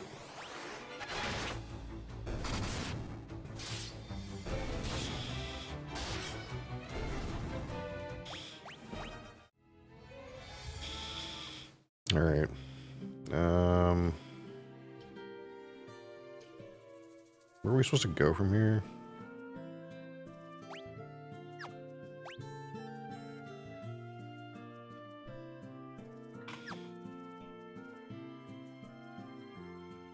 Oh, we were like at a castle at some point. Is that up in...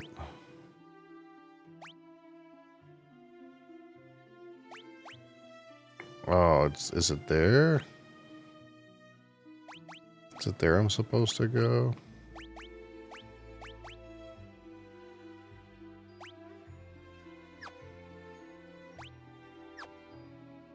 I can't remember. I thought...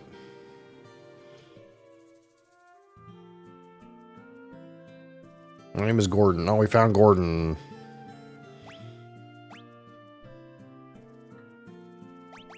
Here, have a ring, Gordon.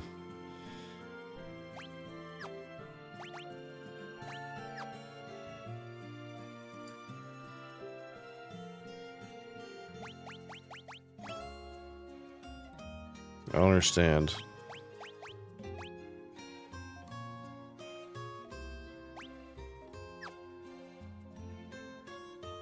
I try to give Gordon the ring and nothing happens.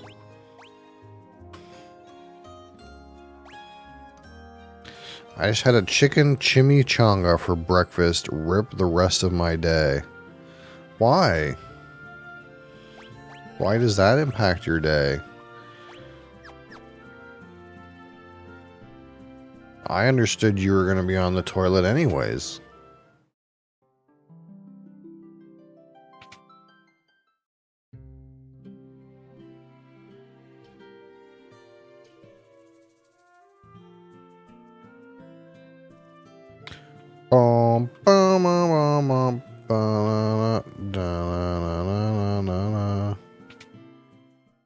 At least I get Wi-Fi reception from my bathroom. Classic.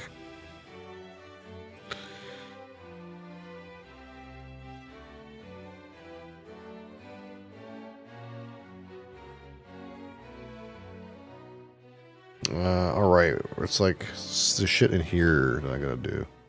I think. Nothing happens. Not these guys.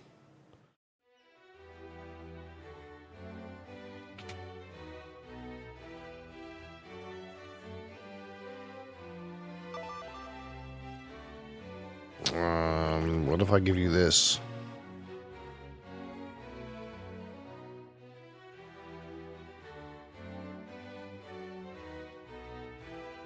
What? He didn't give me the option. Keep it.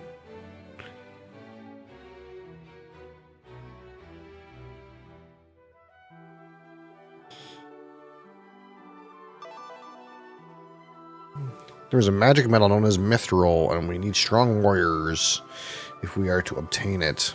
Okay.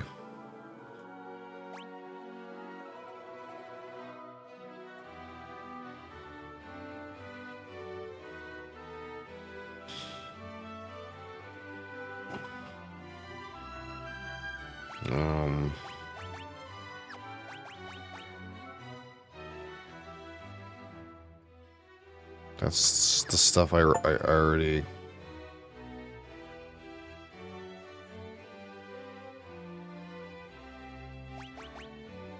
What if I use the ring on you?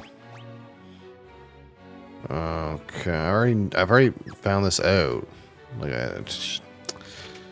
this didn't really help me.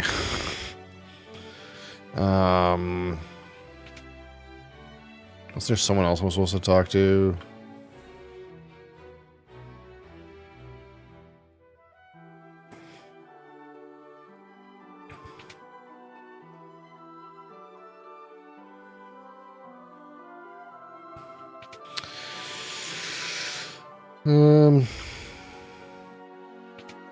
Maybe not.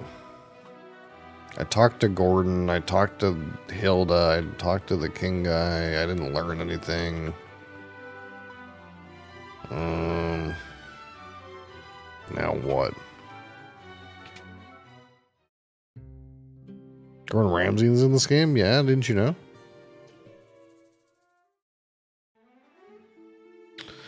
Well, I don't know what to do. I officially run out of leads here.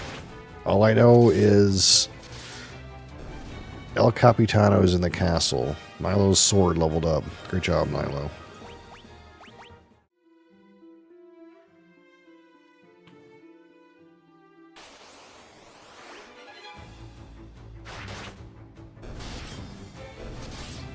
Oh, itchy.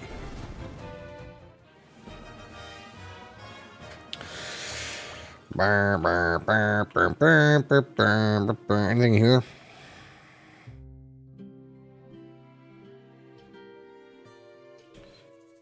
Excuse me, child.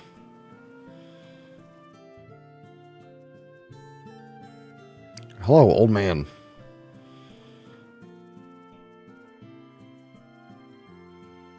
There's a pub. Yeah, I went there. Now what?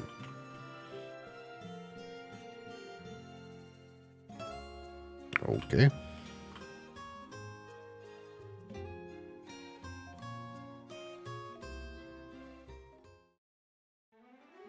I thought someone was supposed to know about this ring here. Someone in Gatria knows how to use it. Well, I'm in Gatria.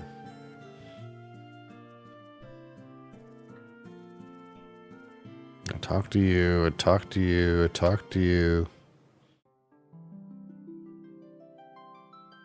Nothing here.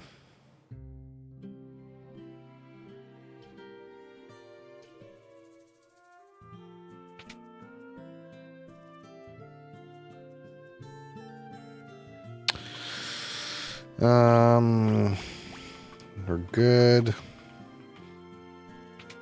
Now what? Where's the person who knows how to use it? Are they inside the inn?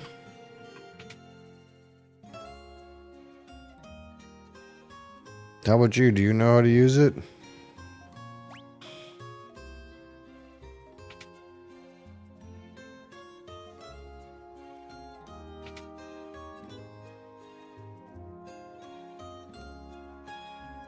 I don't understand.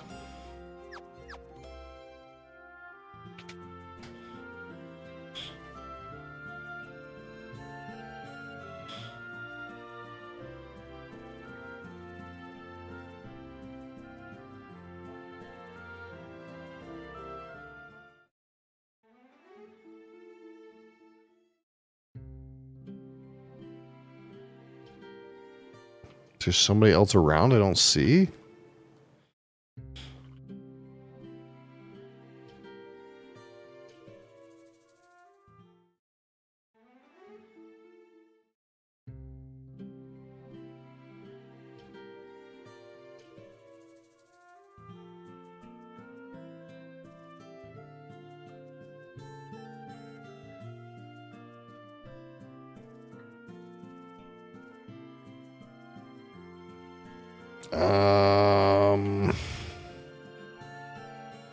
Kind of stumped.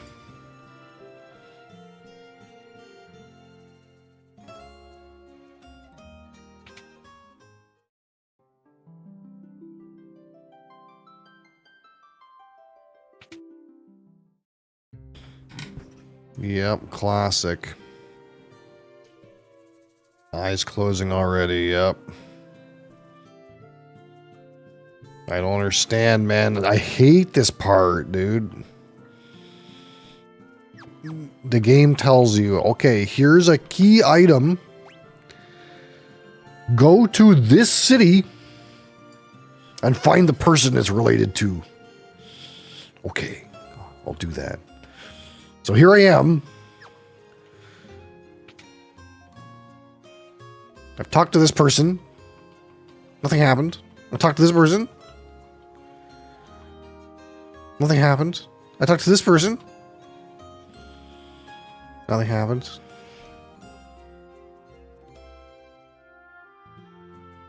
So, I talked to Timmy. Nothing happened. Talking to the shopkeeper.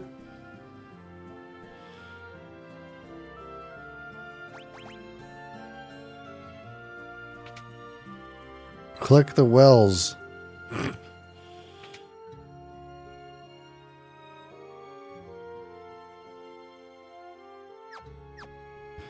I don't understand. What am I supposed to do?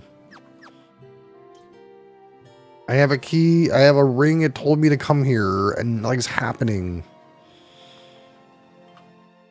Maybe someone is hiding in the wells. Nope. Is it someone out in the outskirts? Is it the weapon shopkeeper? What I do for you? No.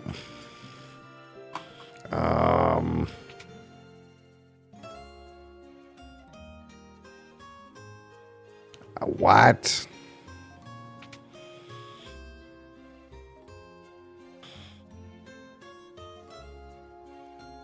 I don't get it.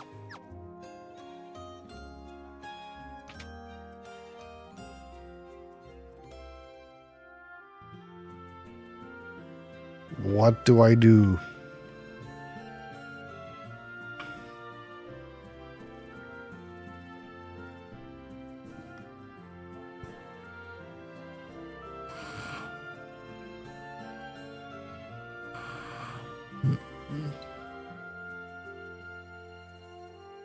Anyone in the wilderness? Yeah, I was trying to go up and around there, but it just takes me outside, man.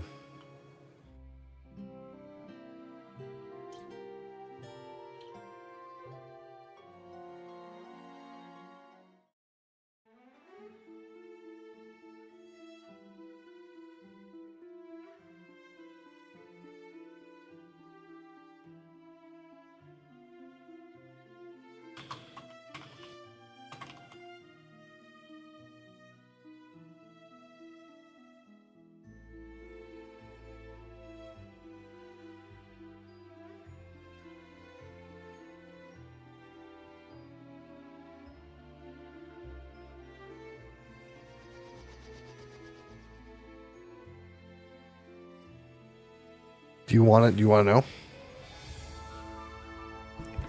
Do you want to know? Do you want to know? Huh? What you want? You want to know?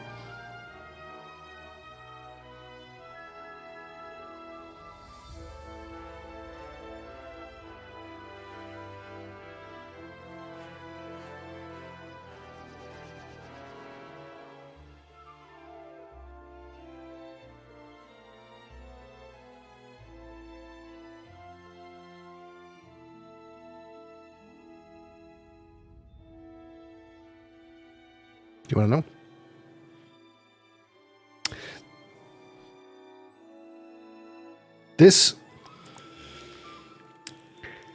This ring does nothing in the remaster.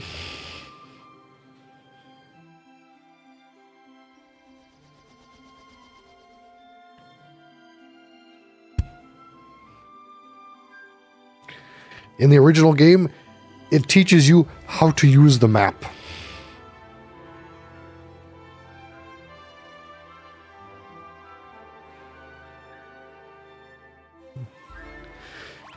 Teaches you this in the original game. But the item is still in the game. So it doesn't do anything. And I wouldn't have known that.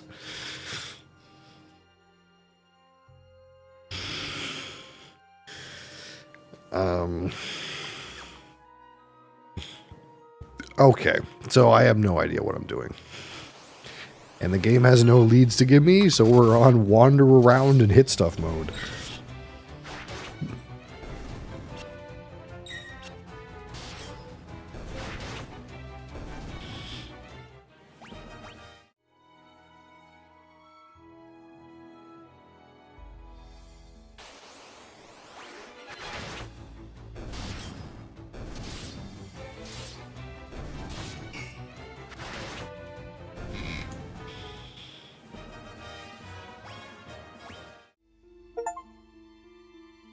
Nice, I defeated 100 monsters.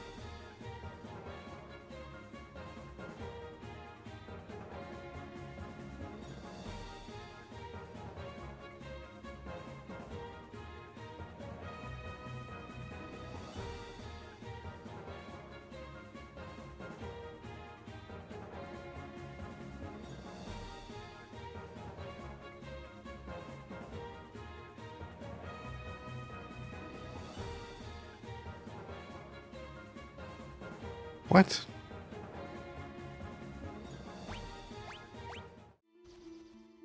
Stupid.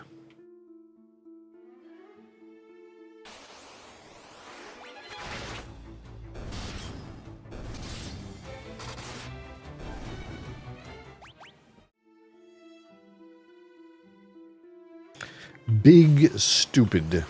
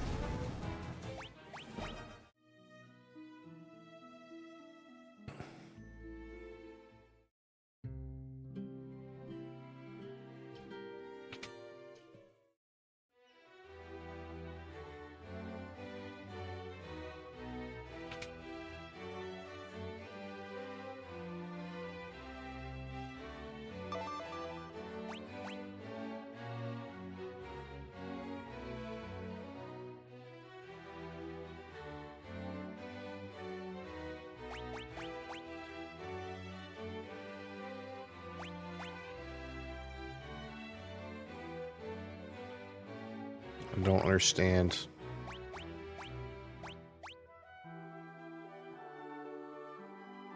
What the hell?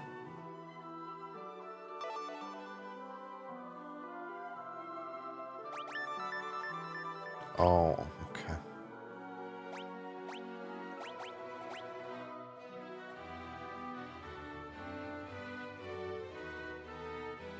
I have charged Joseph, a man living in Salamand, with the task of finding a source of mithril.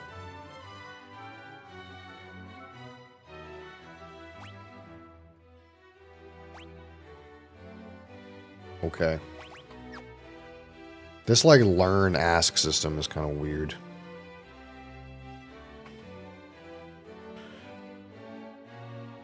Take my canoe. Minwoo has joined the party. Okay.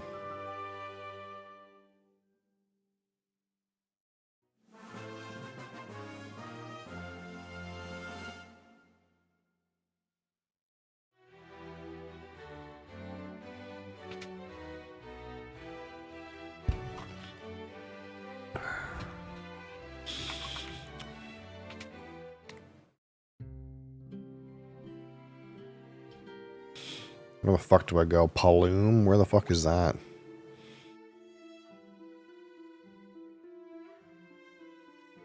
Who the fuck knows?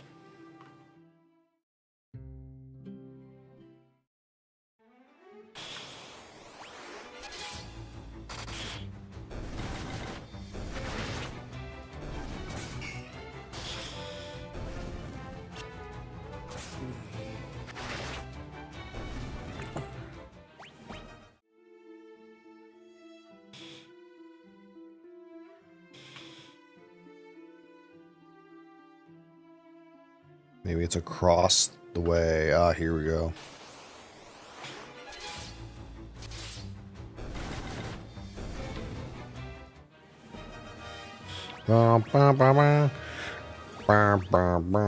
It's kind of like weird that like my guys are getting like fractions of a level every combat. It's kind of odd.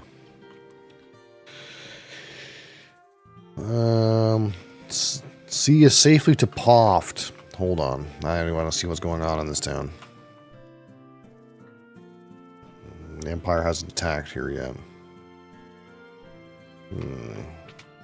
I don't need I don't need consumables. I don't need any of that. Yeah, wait till I'm rich. Then I'll overkill. What you got? Got some weapons? Dagger? Mace? Axe? Bow? Weapons suck.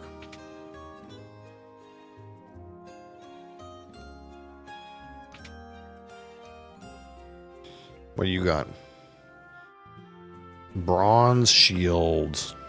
Bronze helm. Curse. Bronze gloves. Do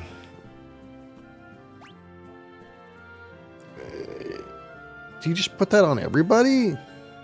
What's the downside? Everybody can wear gear. Leather, leather, leather. Leather, leather, leather. Leather, leather, leather. Buckler. I guess we could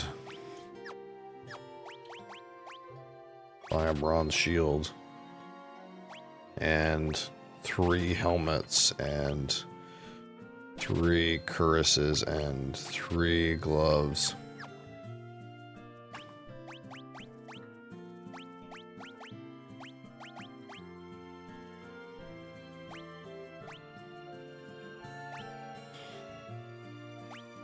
I don't see any downside.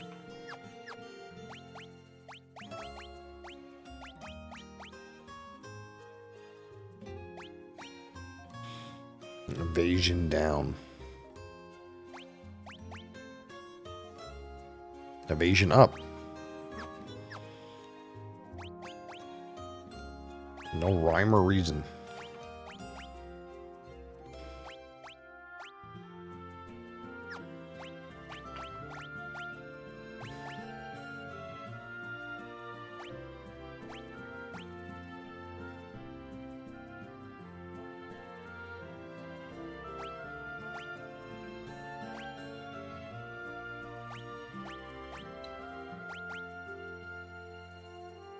A 1,870?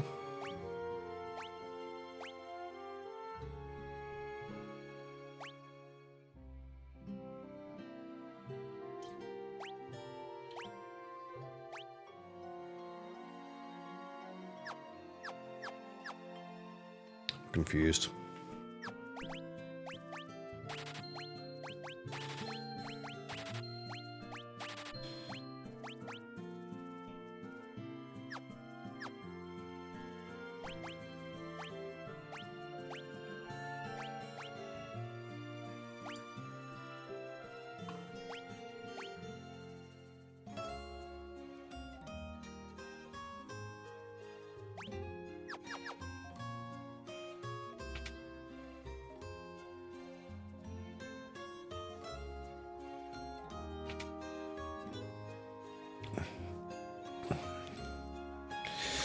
Cure, blink, protect, shell, medic defense, regular defense, raising evasion. I think I need that right now.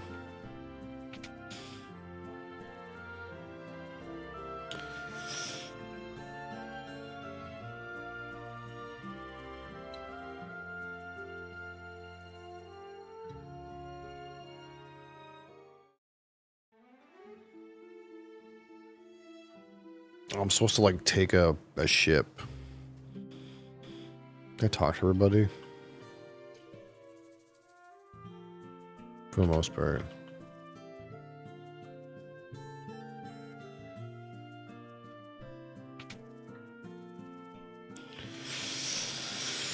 Ugh. Alright, take me on your boat, kid.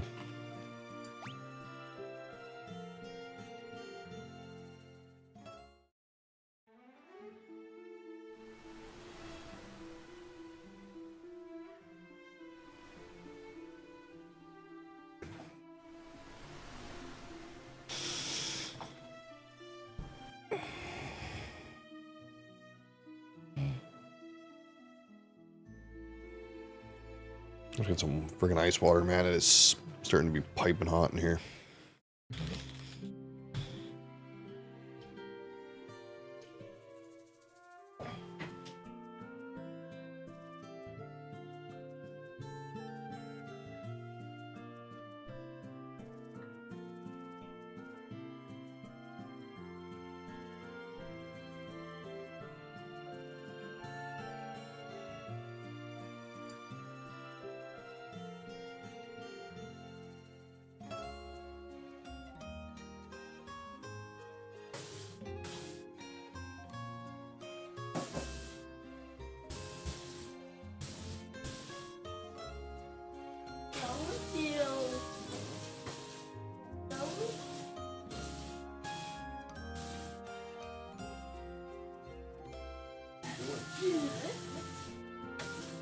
Chicken nuggets? What are you doing?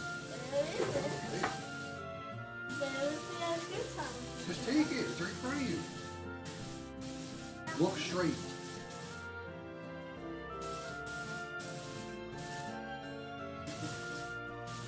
Take it. Oh, straight. Get away.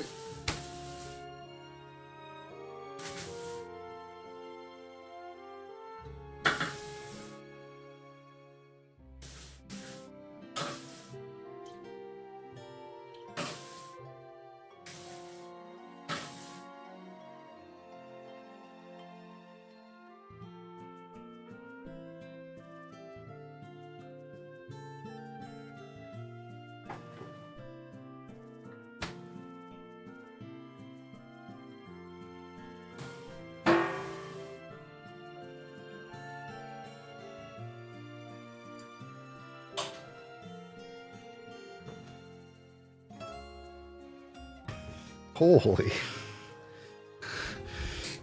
Yeah, he was looking for the last ice cream sandwich in the freezer, and it was like right in front of him. And he's like, where is it? You know what's bad? When you open the freezer and it looks like you just opened the door of your starship to like Hoth.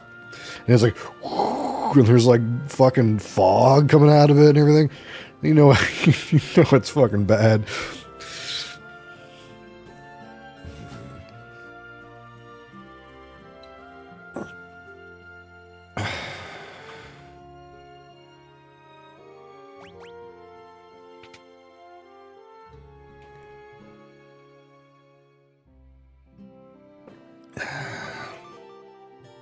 You here to ride the airship? Airship? I've now learned that if you see something in red, it means you have to learn that word. I have now learned airship and then can now ask people about airship in the future. Game mechanics.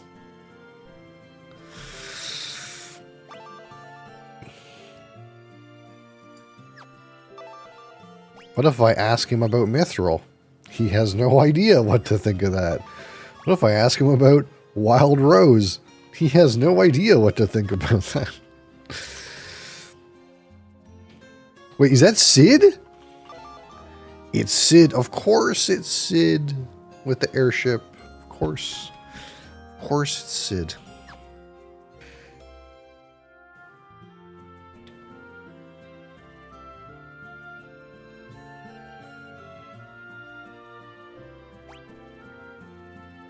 You pay, and we go. Name your price, instant transport.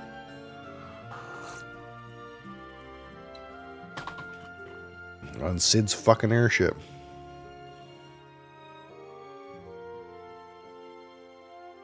These guys all say the same thing. I can't talk to this guy without going behind the bar. And he says the same thing as everybody else. Fucking copy pasta.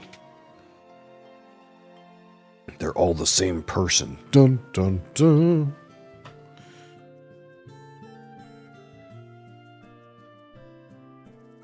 Have you seen the airship? Yeah, belongs to a fellow named Sid. He's the only one around who can fly it. Fucking Sid. Oh, again, a bunch of regular ass weapons.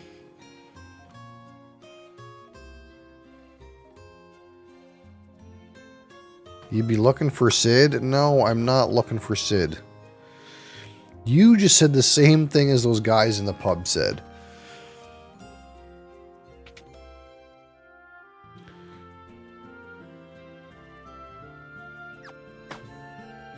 You have the same items.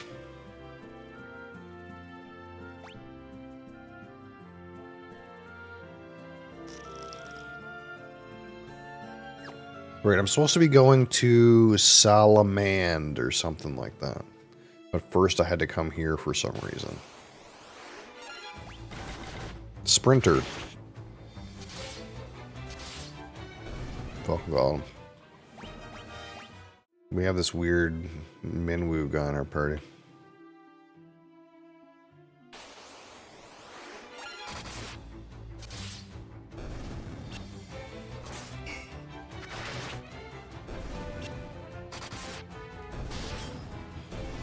I guess we could have used Sid to, like, go to the city I'm looking for instead of wandering around aimlessly.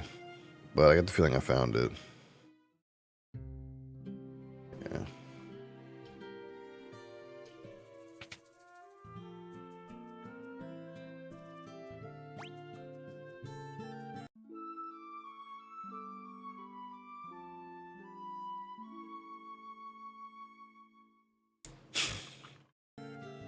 Alright.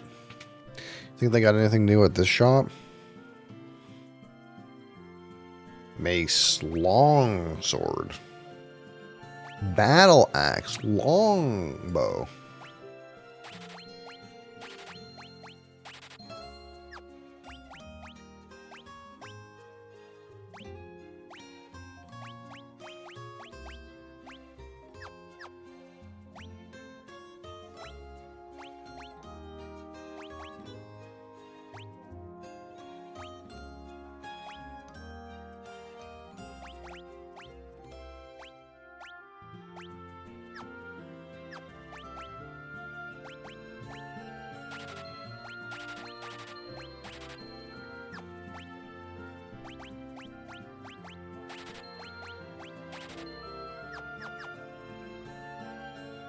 All right.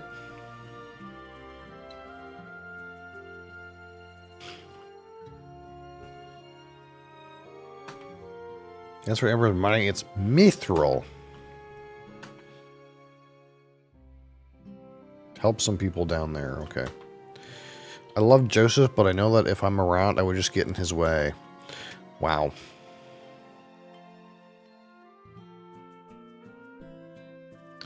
You have business with me? Ask airship. There is a man who knows all about airships, but why should I tell you who he is? Wild Rose.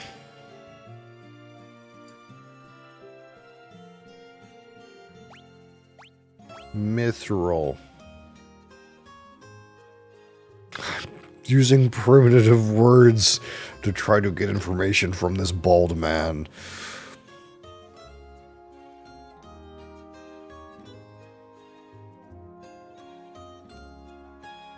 Rescue some people. Okay. Mithril.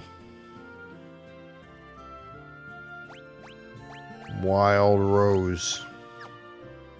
Okay.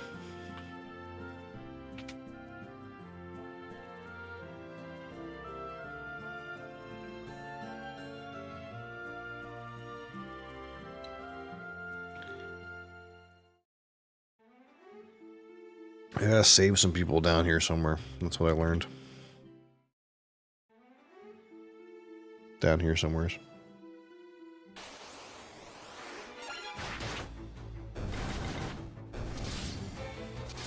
Oh, that dam. Big dam.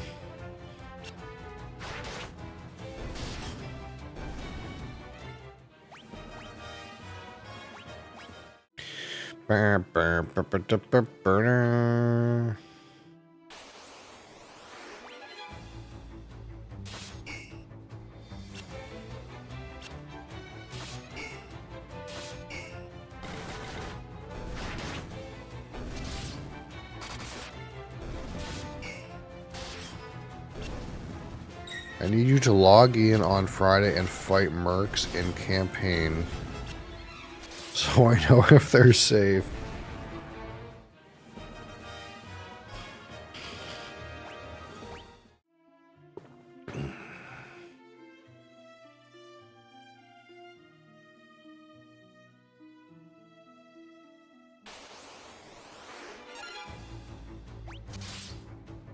No one wants to do it. Yeah, that sounds about accurate. It's probably one of those things where, like, some of them are probably fine, but some of them probably have some kind of, like, skill gem, support gem, gear combination that just does something stupid and kills you.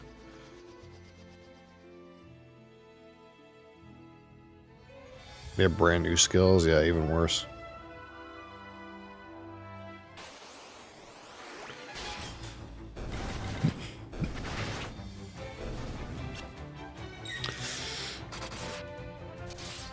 The only way I would log into that game, I think, is not on hardcore.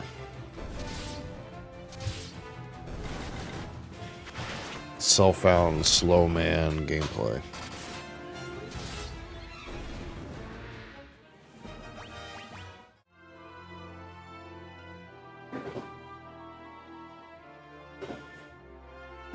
Yeah, SCSSF, yeah.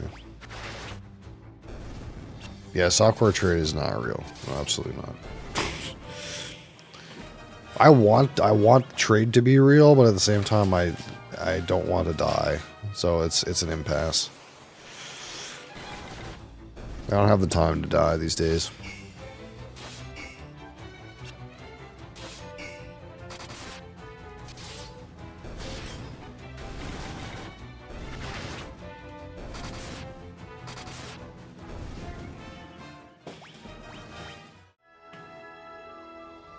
Oh, here we go.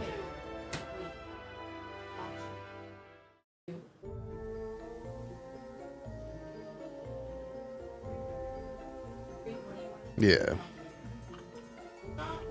I agree. Soldier. On guard, soldier.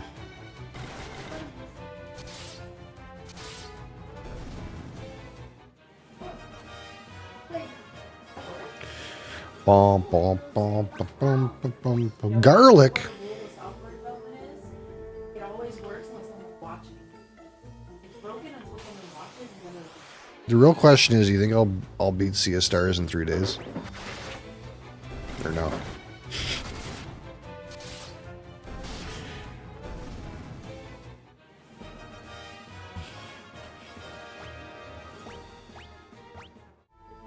Surely not DLC.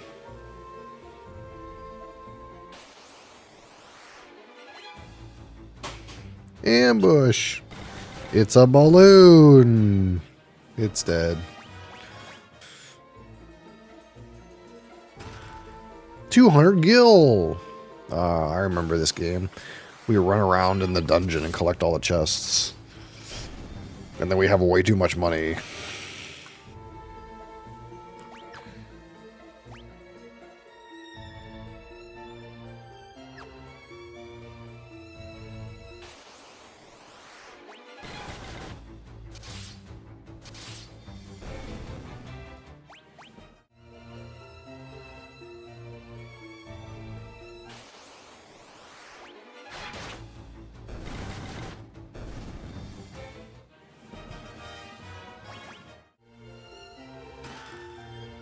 $400 gil.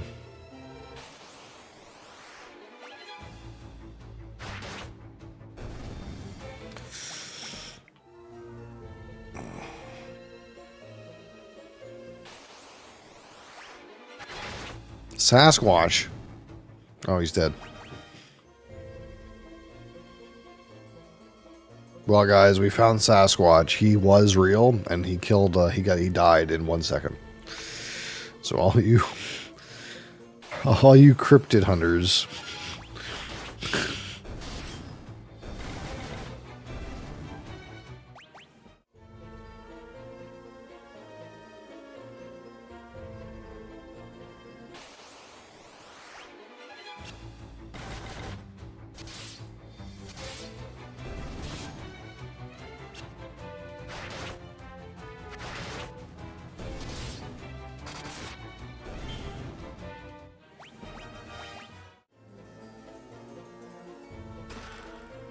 Eye drops.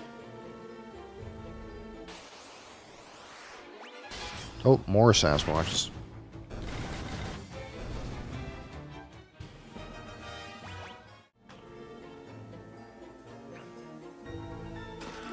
High potion.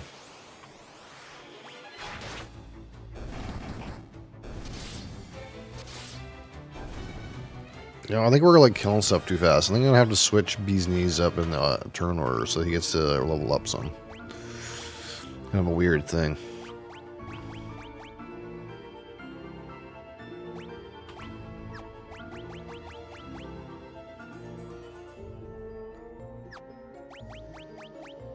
Wait.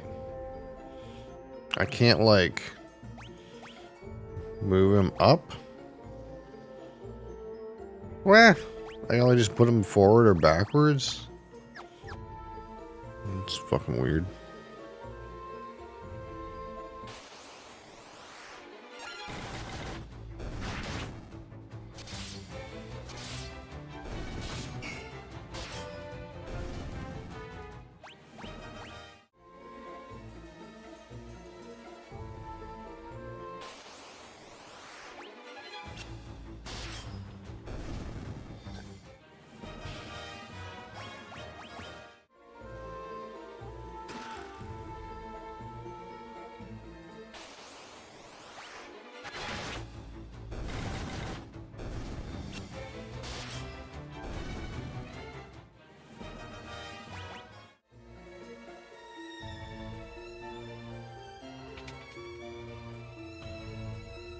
Empty.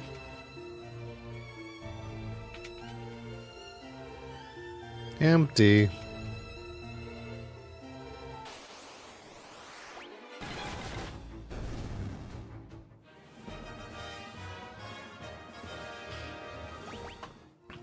These are some really engaging encounters. Empty.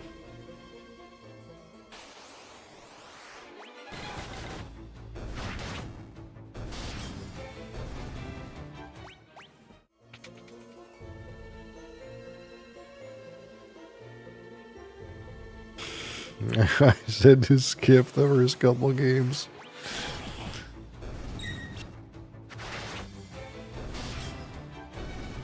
I used to understand why, like, I'm already one-shotting everything. Might be the worst of them all. That means we can only go up.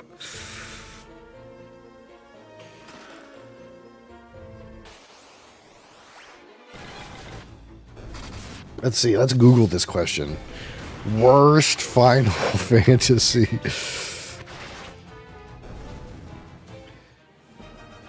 Final Fantasy ranked best, worst to best.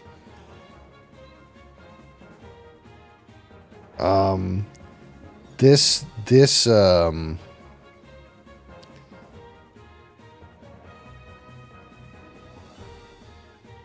confused.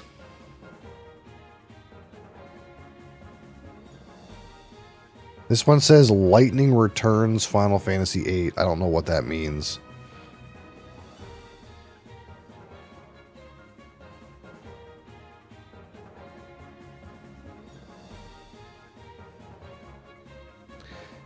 It says Final Fantasy VIII, the third game.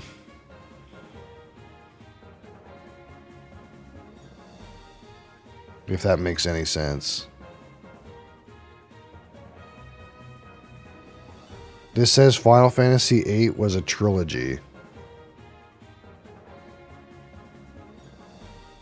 Oh, 13. Yeah, 13. Yeah, 13. Yeah, 13. I the X and the V. Yeah, V and X. Yeah, it says the third game of 13 is the worst.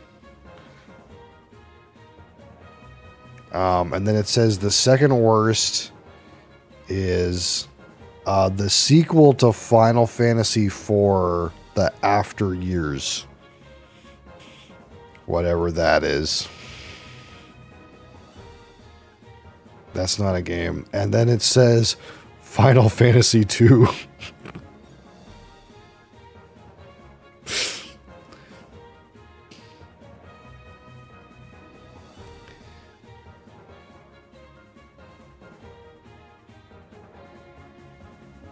Final Fantasy II usually appears near the bottom of these series rankings, and for good reason. It's not that it's an awful game, it's just kind of broken.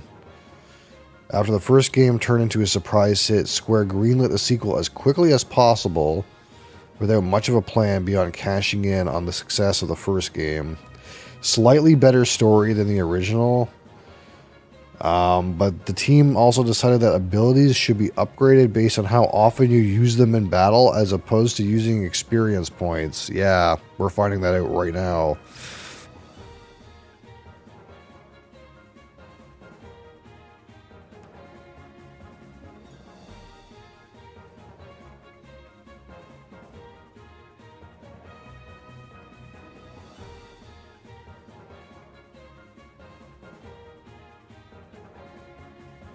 Apparently, I'm not going to do this, but apparently there's some kind of way where you can attack your own party members to like put your guys on steroids.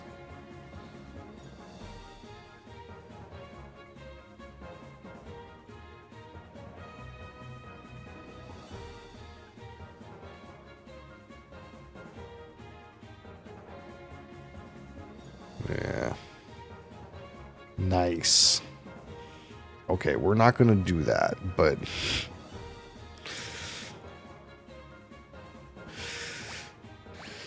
it just seems like already like I'm one-shotting monsters, and I'm like it took me like 10 or 15 hours to press the Q button in the first game, and now I'm already pressing it in this game. Because you get matched with these goblos and you one-shot him with like a shitty damage skill. Like Nilo does like 160 damage over 2 swings, and 20 damage one-shots these goblins.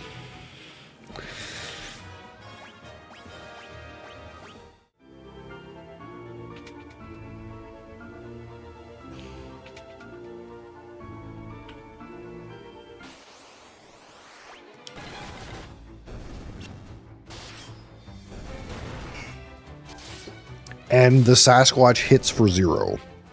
Okay.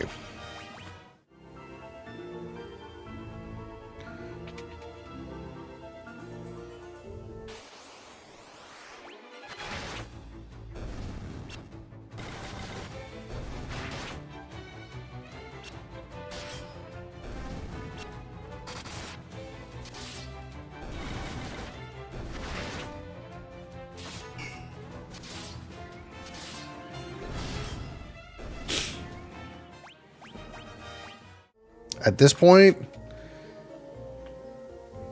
I'm just here for the Sid lore.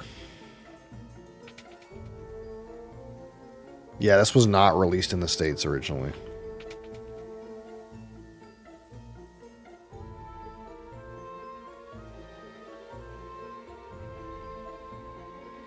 Help us, please, help us. Nilo, it's you. Nilo, do you know someone named Paul? It's Paul!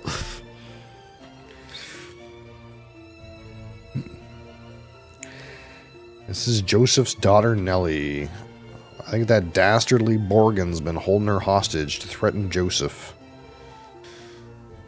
Princess Hilda told you to bring back some mithril, right?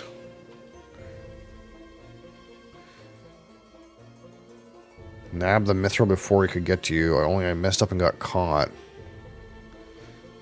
So long, don't worry, I'll take everyone here with me. Thanks for saving us, I owe you one. Okay.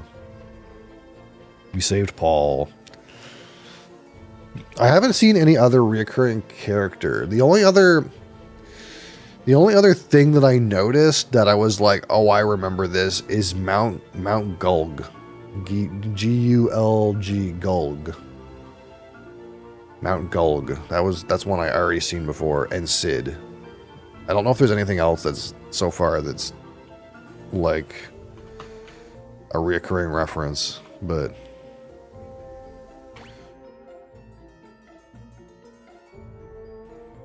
Sid's been in both games, or Sid was in the first game too.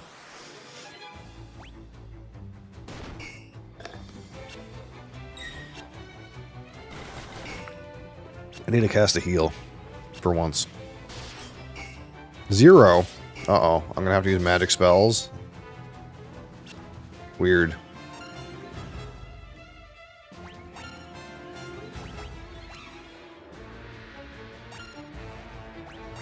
Do you have a magic spell? Oh, you have all kinds of spells. All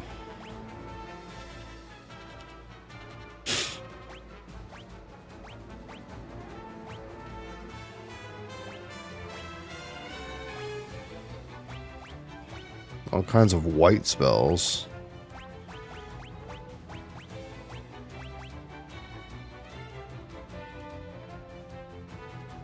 I don't know if I can hit. I don't know if I can attack these things. They don't take any damage.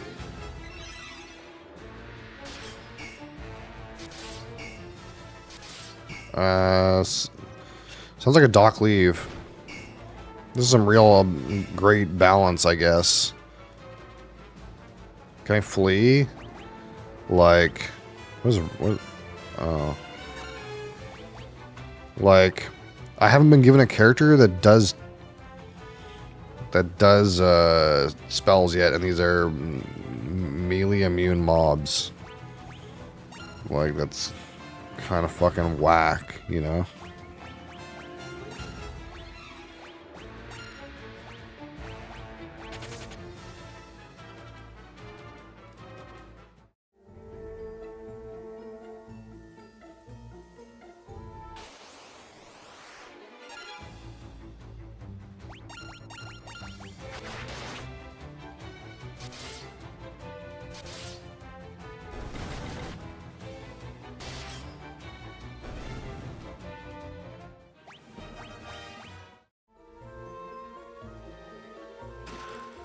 Fire Tome. There we go. I see. He wants to be a wizard. I think Cap was supposed to be our wizard. Maybe I'll just run and wait. I don't know. I don't want to like... See, I can't kill these guys without my fire spell that I just got.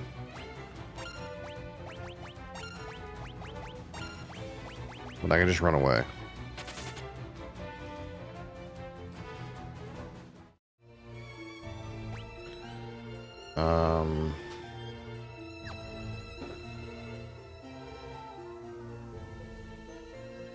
But I'm not gonna, like, get the character that I want to be my wizard for a while. Oh, oops. Weird, yeah, it's almost like they intended to teach you about, like, monster resistances or something by making monsters appear in here that you can only kill with a spell. Except it doesn't give you the spell till a little ways in. But you can teach spells to anybody because it's Final Fantasy II, right? Anybody can do anything. They just gotta do their thing more often.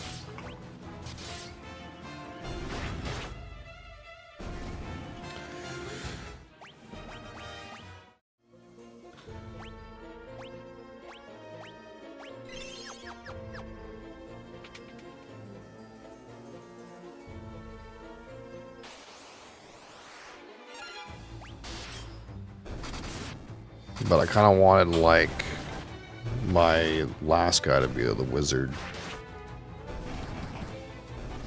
Because, like, the Nilo character is an all-round stats, seems like. The girl character has, like, healer stats. And, like, the Bee's Knees character has, like, tank stats.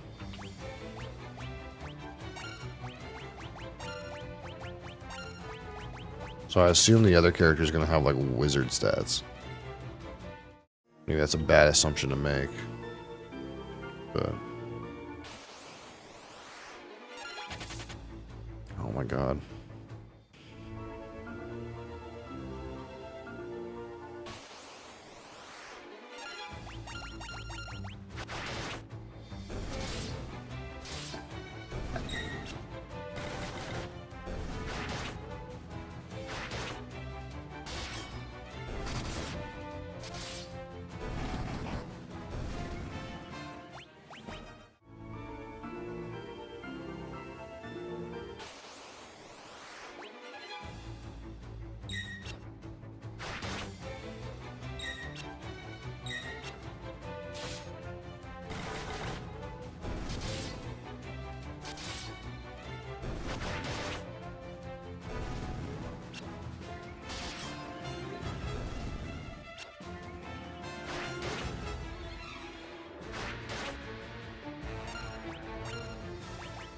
Time to get some cures going.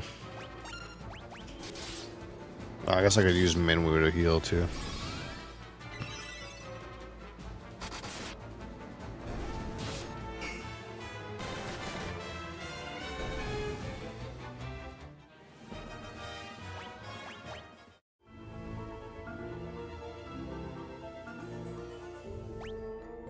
Let's see.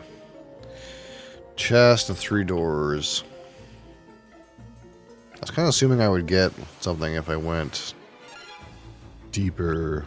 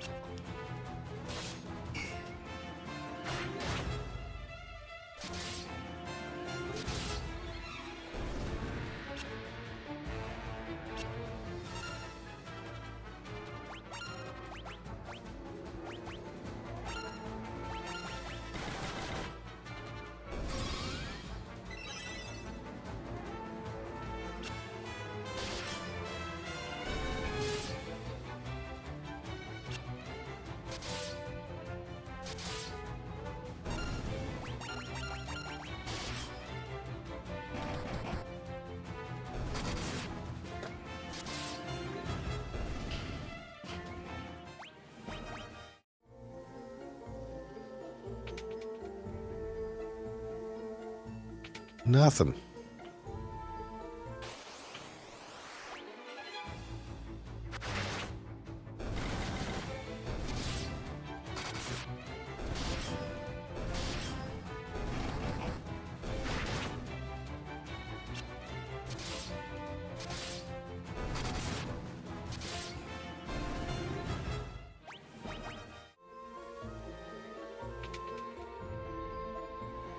Ooh.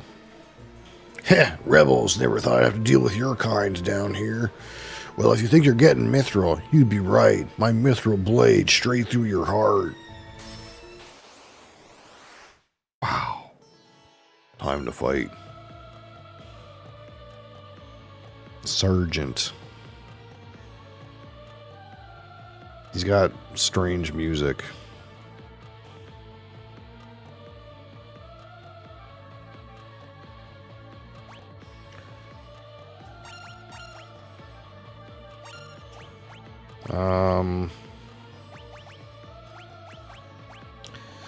Let's see, what can I do to him? Inflict amnesia?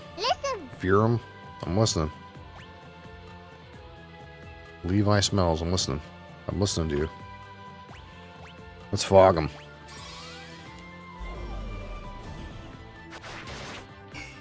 Zero. Cannot use magic, idiot. He has lots of armor.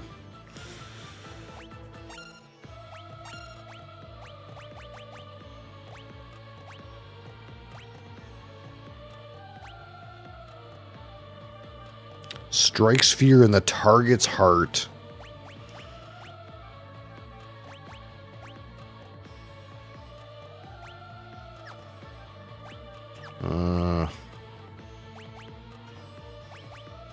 Protect. Protect my ally. What's good? Apparently not Final Fantasy 2.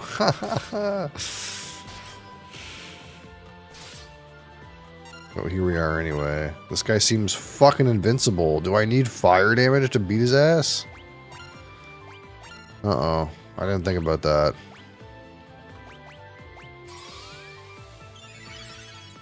Okay, cure for 1,000. He's also kind of not doing anything. This is the most ridiculous encounter. If I'm being honest.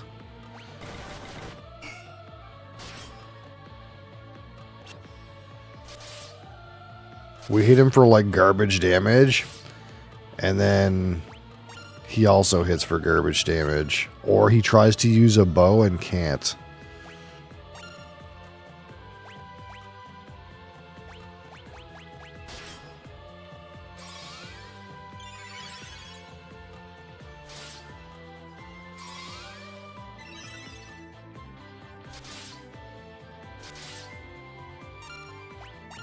How much health does this thing have?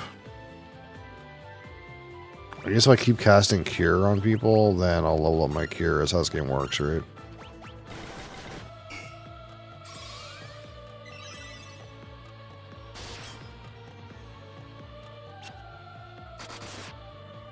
$27, $15.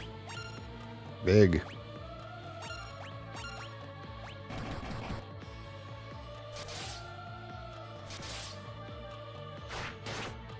We're making progress.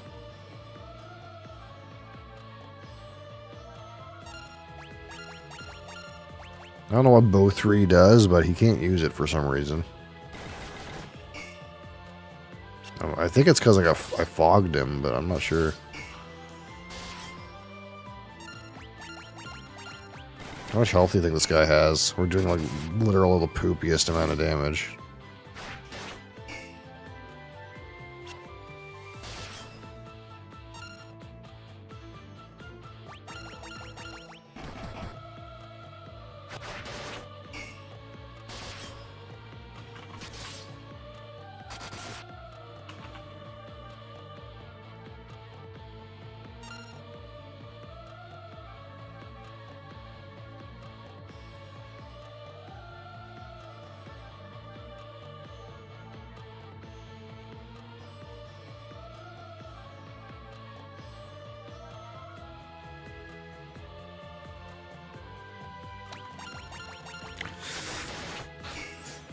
I guess we never run out of arrows. That's also good.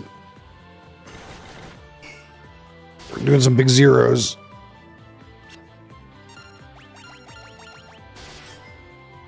$27. The axe is getting the biggest. Oh, he's dead. Okay. You know, that's one way to do it. That was weird. That was a weird encounter. Crassus Cure leveled up. Nice. You found mithril in the chest. Nice.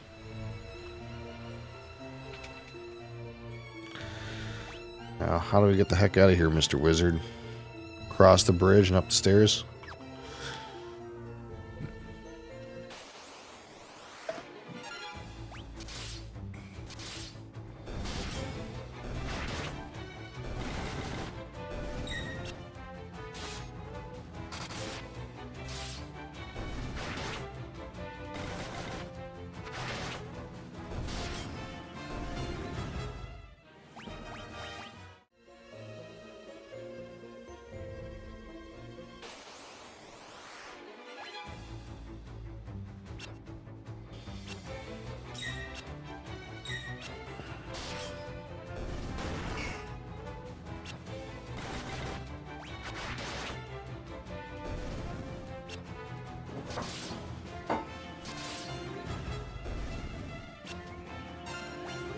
So is this now Cure 2?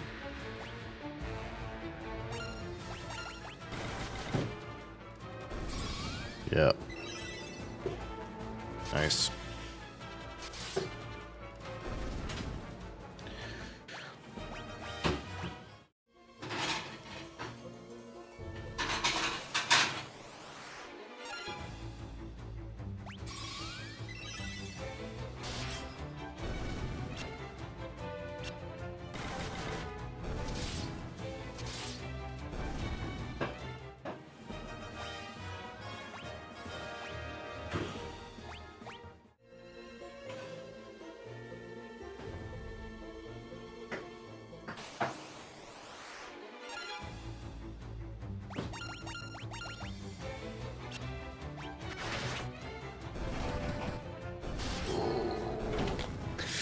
Man, it's hot.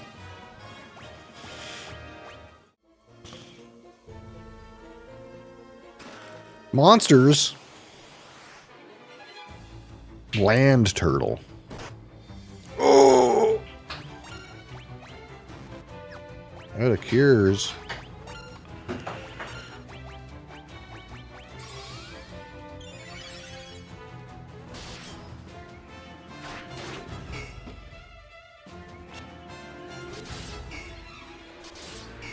Uh-oh.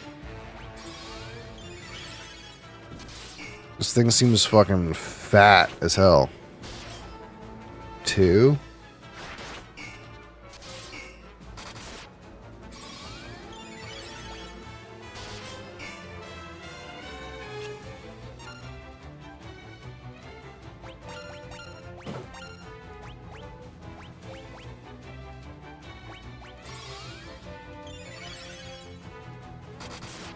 Ooh, 20. How much health does this thing have?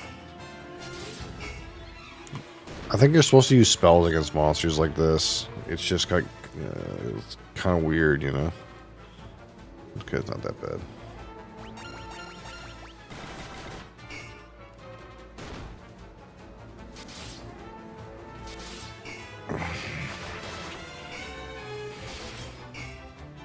I think doing no damage.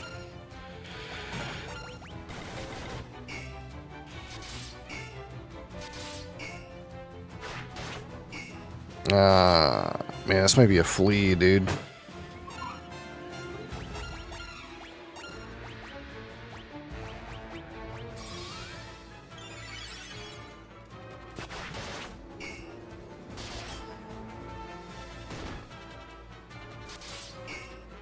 This guy just doesn't take any damage. I need a spell, man. I'm about to find a random Japanese man to 1v1.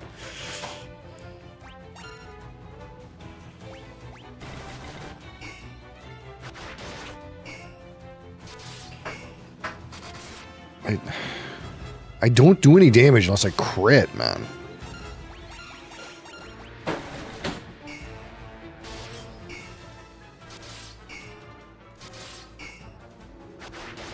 But wait, does this mean we're like power leveling our abilities though? Because we're just using them over and over again and it's doing 0 damage, but we're using them? Is this power leveling?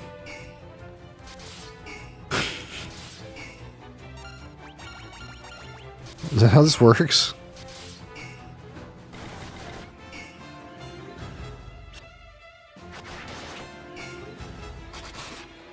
Ooh, 20 damage, got him.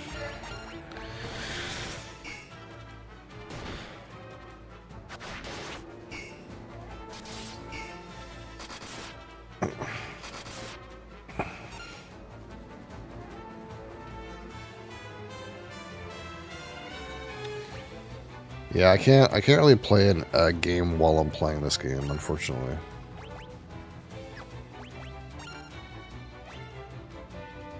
I can start a game when I end stream though.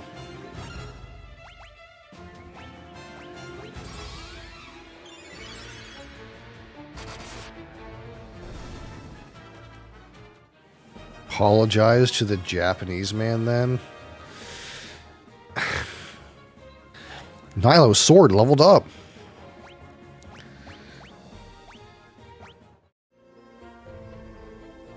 Teleport tome. Apparently, I've already completed 10% of the bestiary. Okay.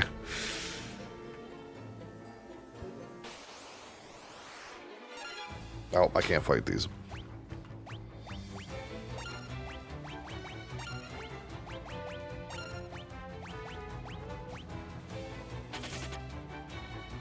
I mean, to be fair, like, I haven't beat you a single time yet anyway. I mean, you know.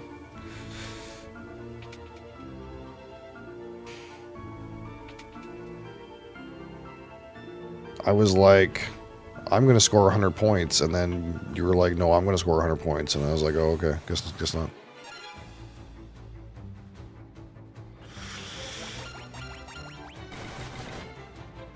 Don't worry, I'll get some tips. I'll get some tips from the best.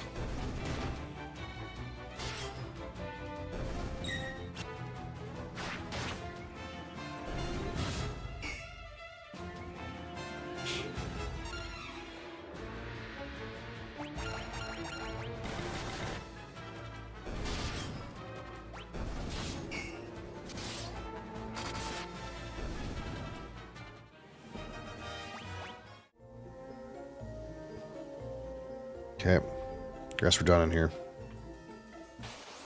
I guess this is the time I would teach my character to teleport and teleports out of here. That's what we're supposed to do, probably. Wait, I have a teleport on the sky, right? I think I'm still too hungover to learn a board game. You hungover on a fucking Thursday?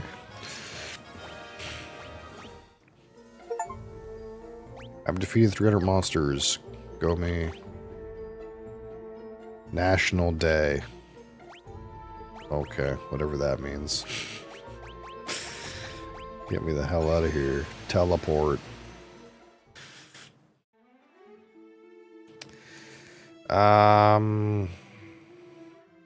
Random sweet and holiday. Yeah, that's kind of what I figured.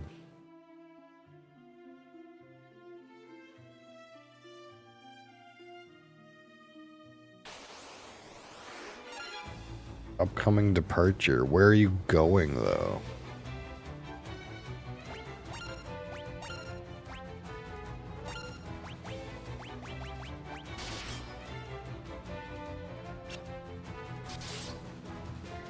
Garbage can be side bed.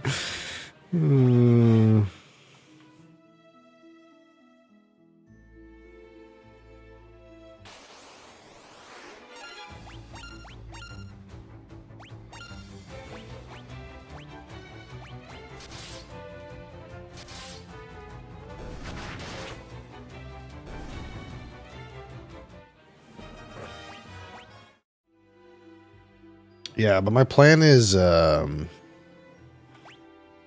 somewhat to do like some kind of like little mini series where I like have a video to teach those BGA games. That way, you know, you guys can learn quickly and easily and join async.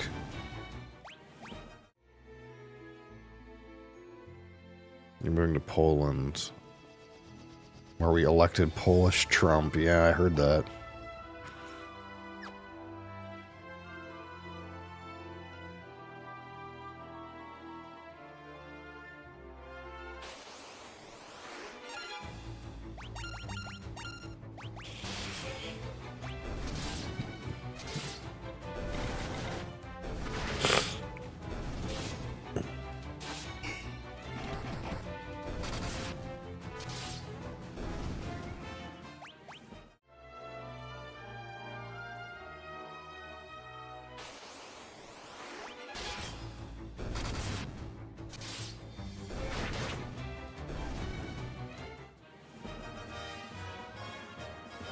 I think ChatGPT is biased when it comes to politics.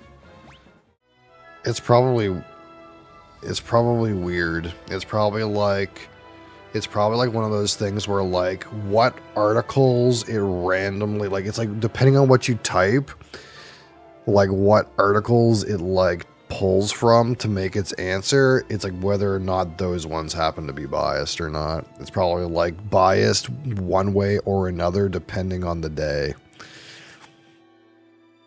It's probably like the worst kind of biased where you don't know what kind it is.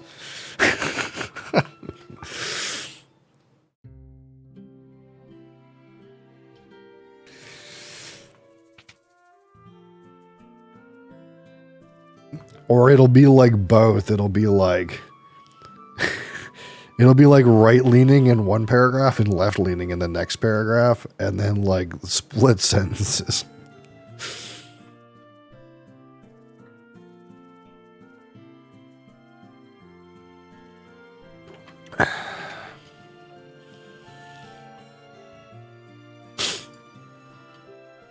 You better get that mithril back. Okay.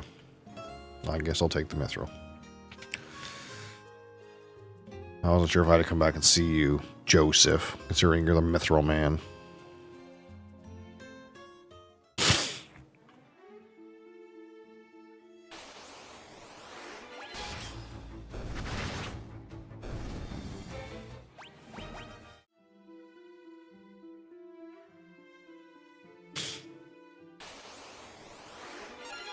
Yeah, I'd like to play any of those games if you guys ever are into them.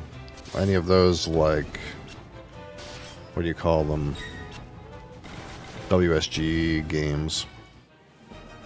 The ones that are on BGA are Castles of Burgundy, Azul, Arc Nova, Wingspan, Splendor, Terraforming Mars, Lost Ruins of Arnak, Heat, Pedal to the Metal, White Castle, Great Western Trail, and Earth. Those are the ones I want to play.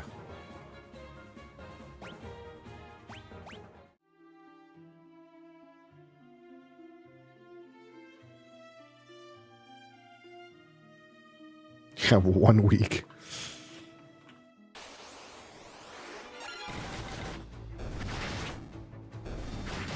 Hermit Degenerate. I would expect nothing less.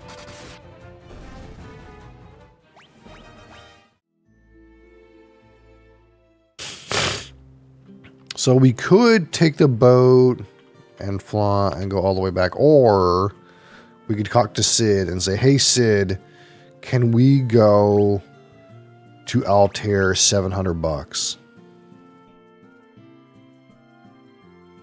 One saves us money. I think we want to like fight more things though. Isn't that how this game works? We want to like go fight more shitty monsters. Meal prep 10 days worth. Died on day 5. Depressed.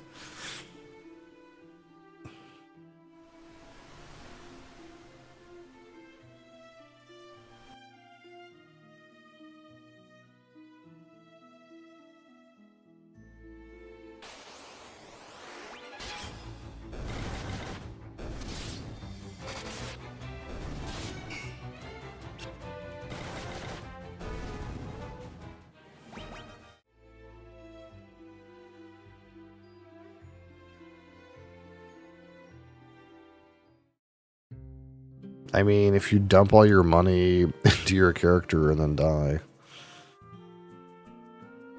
you know.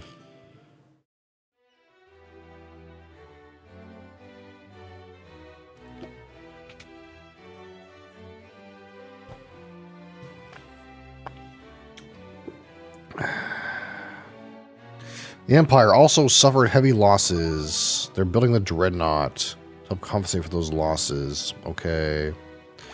Key items, canoe. Key items, mithril. You found the mithril. Now we'll be able to fight the Empire on equal footing. That was easy. Please take the mithril to Tobul, the town blacksmith. Okay. Ask airship.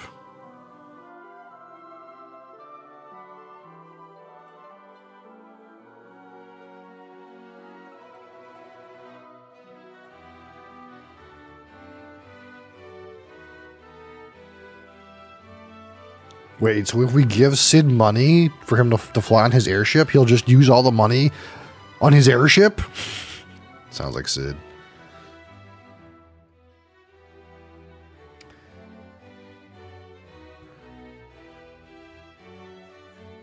Journey to reach Reddit to stop showing me trash. It's now making me go through all the store service hubs.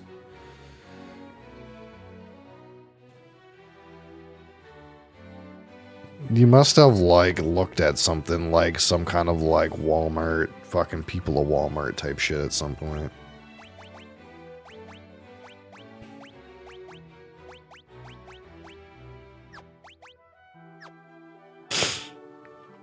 Our Walmart employees.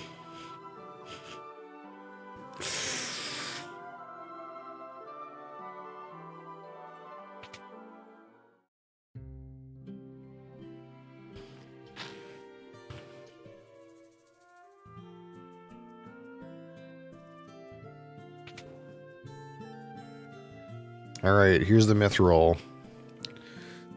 What could you want with me? I'm just an old man. What about canoe? Nothing, eh? What about mithril?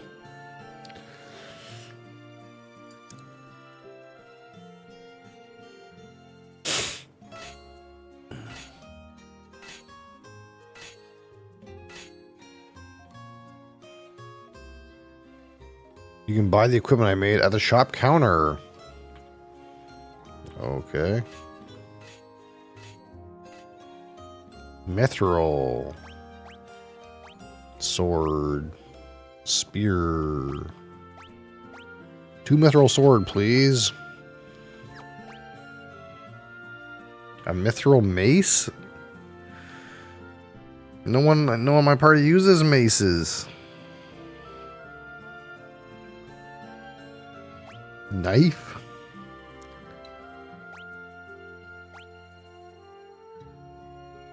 We have a dual-wield sword. Wait, what if we... Hold on. What if I go like... Can I go like dual-wield sword spear? Is that a thing? Is that a thing?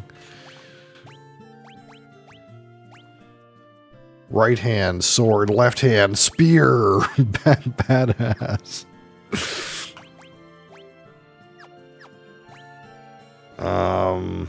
That's it though, really. There's no mithril axe for some reason.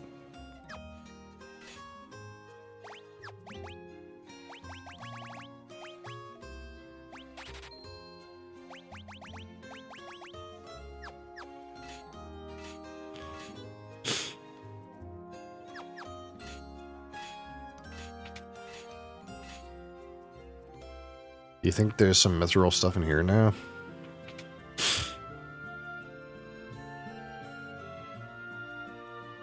Mithril shield. Mithril helm. 1, 2, 3. Mithril armor. 1, 2, 3. Now we're broke. 1, 2, 3.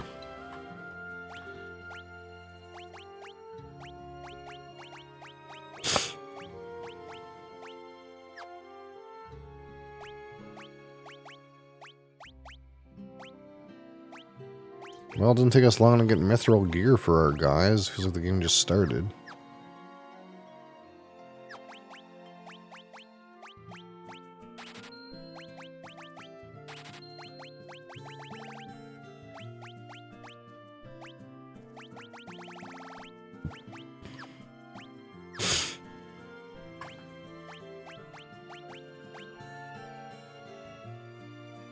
No money. Yep. I have enough for 1 mithril glove.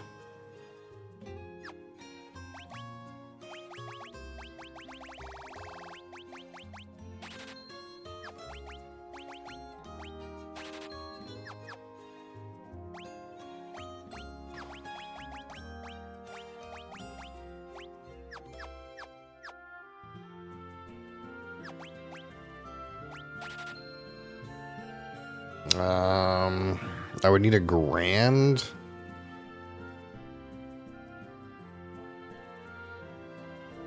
Well, for me, anyway. Nah. I mean, we're all broke here, really. Let's be honest. We're all broke here.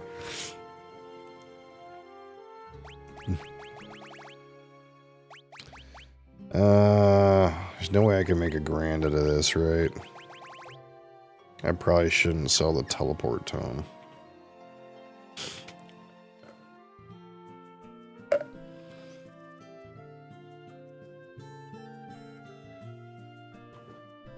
So now I go fight them? I go fight the guys? Is that what I do? With my mithril items? Even though really only Nilo has mithril items?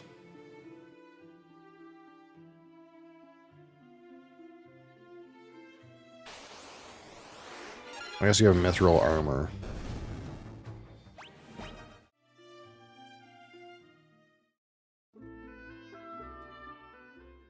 Can't get into the castle still. Rebel curs. Murder his ass. 0. 0. 0. 0. Okay. Excuse me, sir. I didn't mean to bother you. Turned out I can't fight you even with mithril armor. See you later.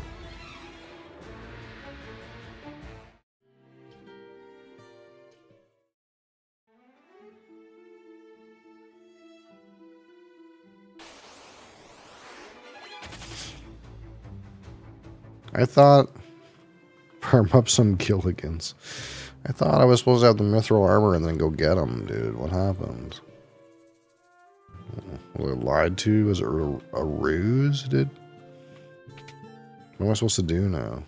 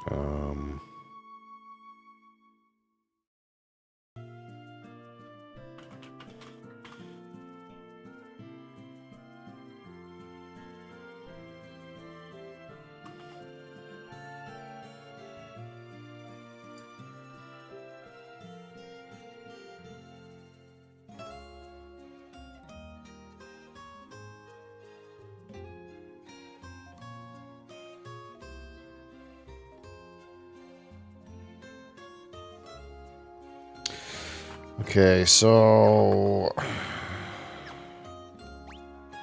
What can we do? Where's the map?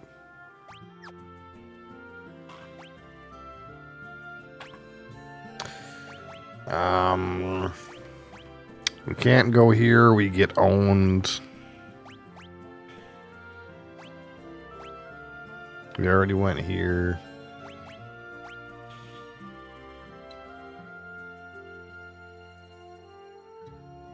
I guess we can go to the Dreadnought, right? That sounds more dangerous, but maybe that's what you're supposed to do. I don't know.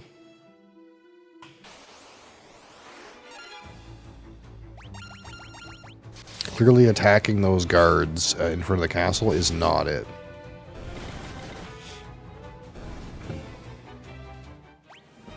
Nilo's spear leveled up.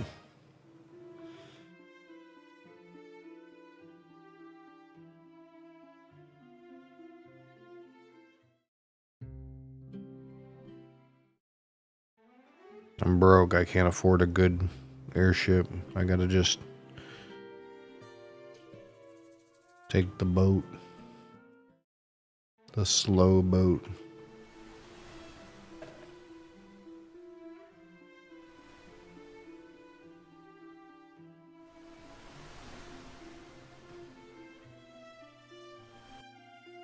Alright, where do I go?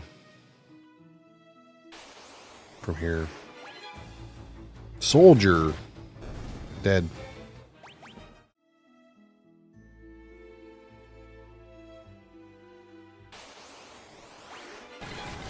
Many goblins.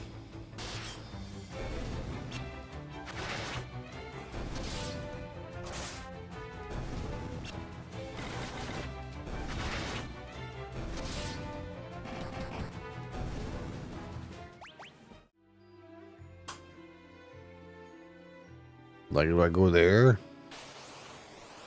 Seems like more dangerous.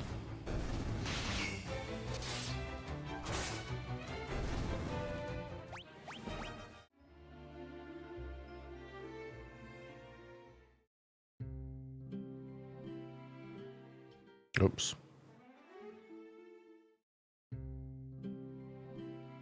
You'll need a pass to board the dreadnought. A pass?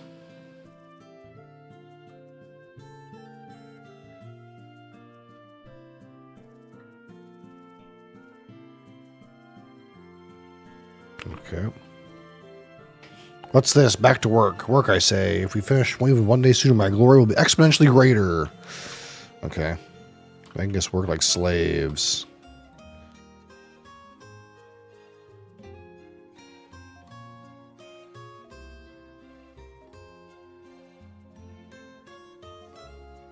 Okay. Any spells here? Basuna. Asuna. Silence. Meep.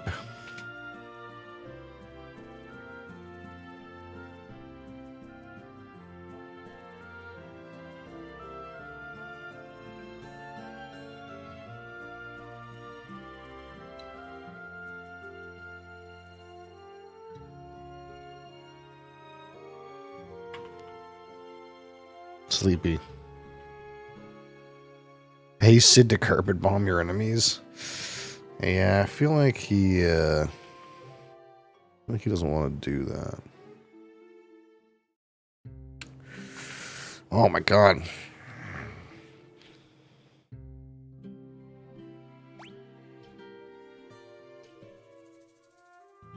I don't know what I'm supposed to do.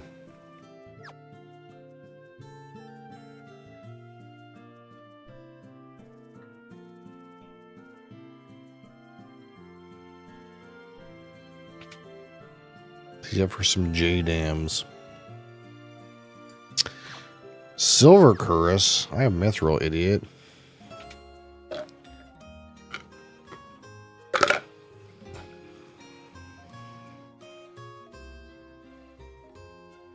What do we do here? Anything? Am I in the wrong place? Who knows?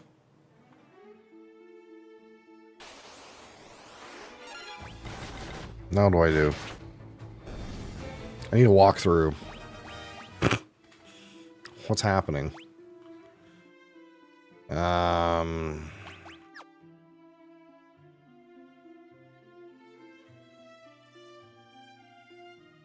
do I get to the dreadnought?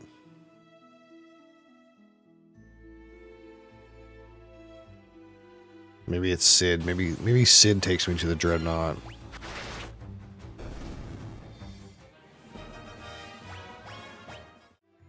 Wonder if you have to go where the airship pass takes you and then come back. I don't know.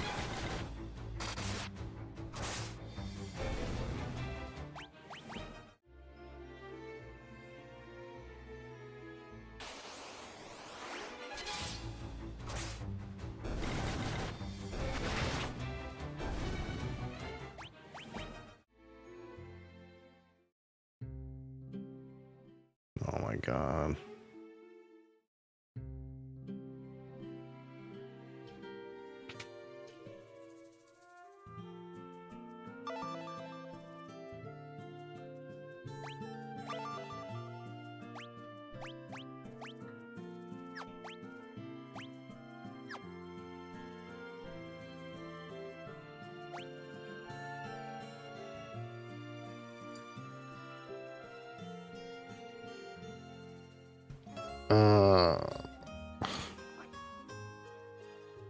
I feel like if I buy this, it's just gonna take me there.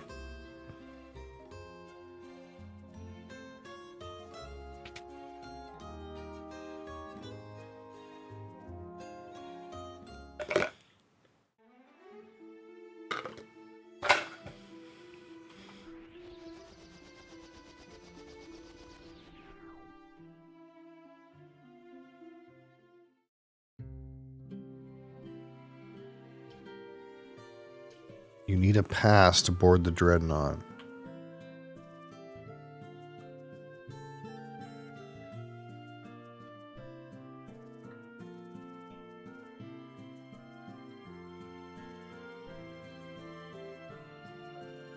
Oh, wait, what's that down there? Right, this was blocked by that guy, and I was like, hey, what the heck's going on over here?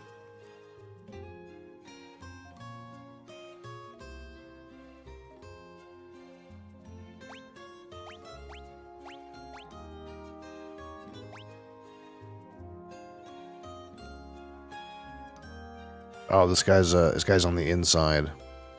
Can you let me through, bud?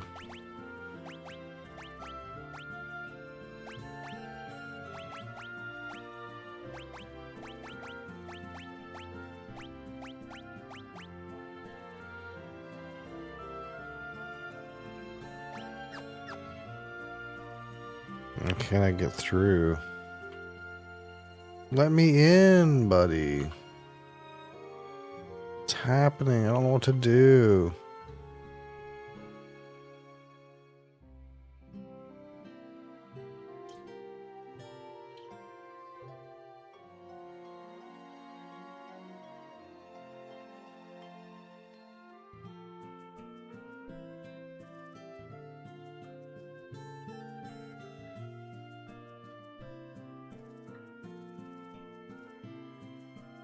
I don't understand what I'm supposed to do.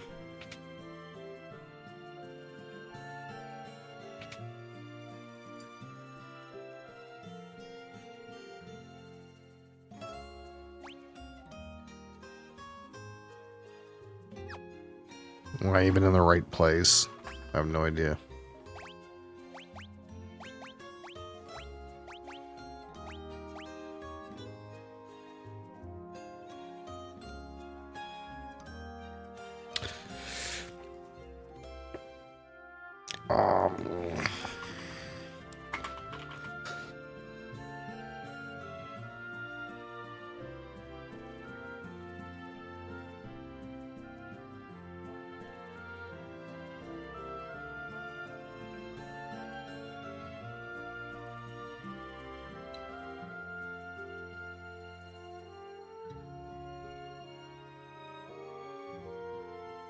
It's stupid.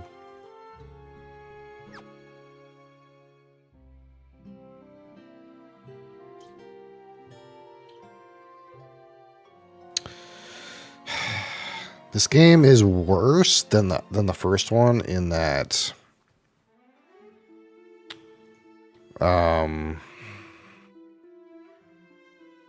like you need to talk to certain people and do certain things to advance the storyline.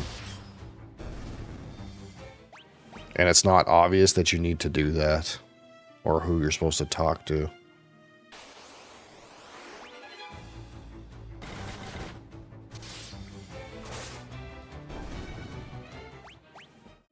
I'm at the right place doing the right thing. I just didn't talk to the right person first.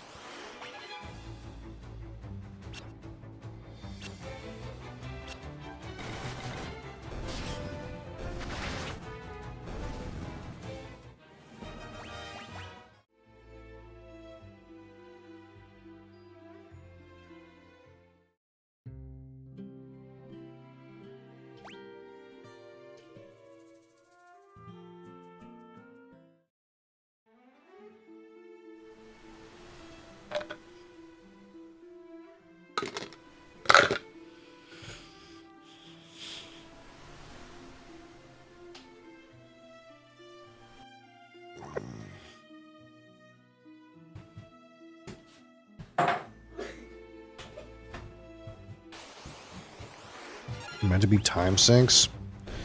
Yeah, maybe. It's just like...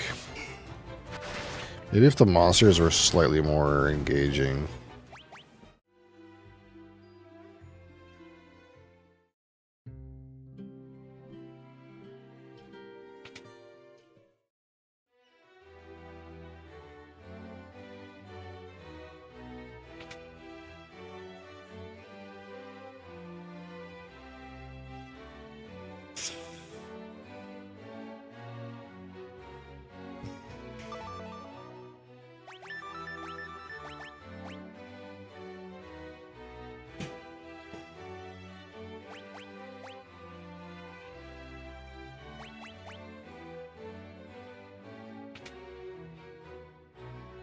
Yeah, since I didn't do that, that guy that's supposed to let me in that stairway doesn't let me in that stairway.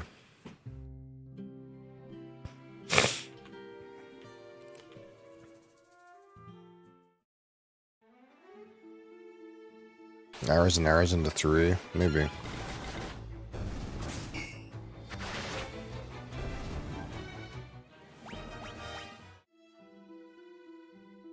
I thought, I can't remember how they went, how the American titles went. I thought it was like 3 behind.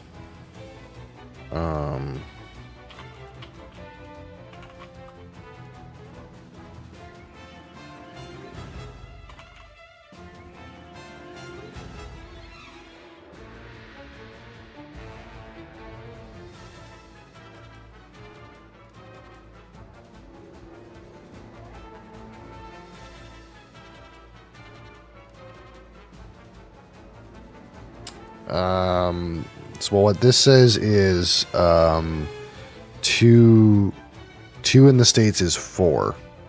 That's what this says. 2, 3, and 5 were not released outside of Japan. And it says, 4 is 2 outside of Japan, and 6 is 3 outside of Japan. So, in that logic, it would be 4 would be the one that you played a lot.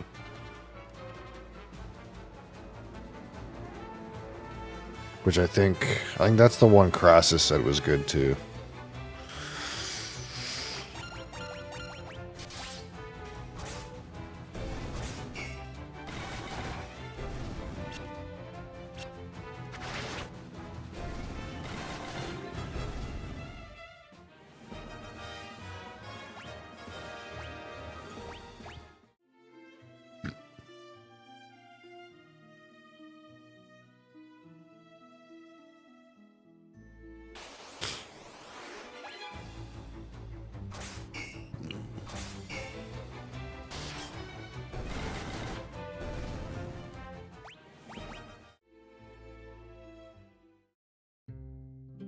Oh my fuck. The thing that drives me nuts is when you like pace to the right to enter a city, but then it faces you the opposite like direction.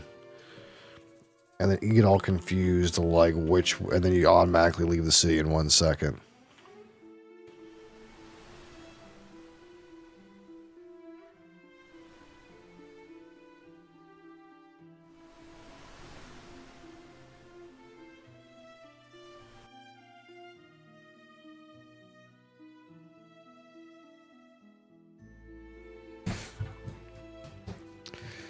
Okay.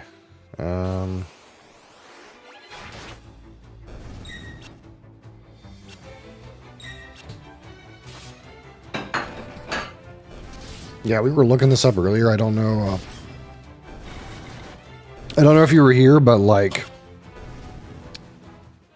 this was rated like one of the worst ones, this particular game that I'm playing right now. It was rated like one of the like of 22, it was like 20 out of 22.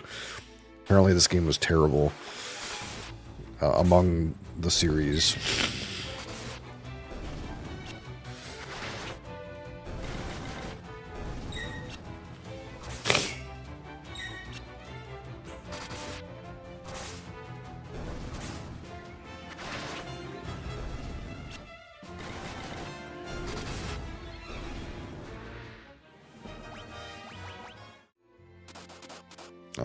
I'm like fucking poisoned or some shit.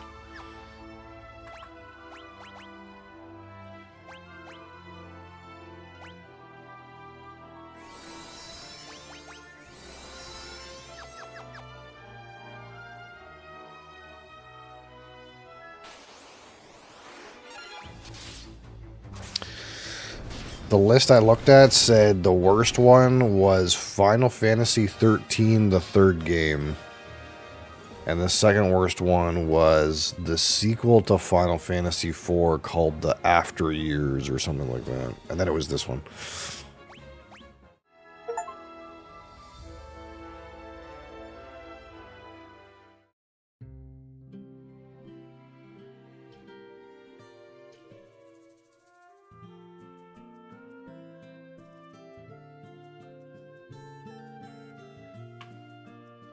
Alright, so this guy should let me through now. If I ask Dreadnought. Okay.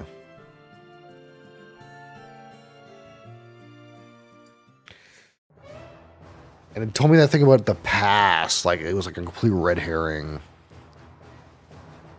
My first MMO was what?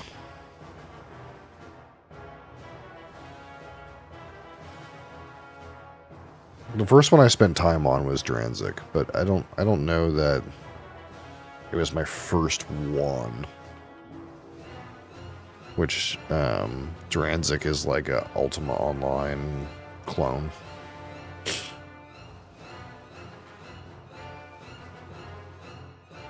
The story was god awful, turbo cringy. Was that the one I played some of? I played some of some. Yeah. I think I played some of that one. Is that the one with Blitzball in it? Which one has Blitzball in it? Blitzball.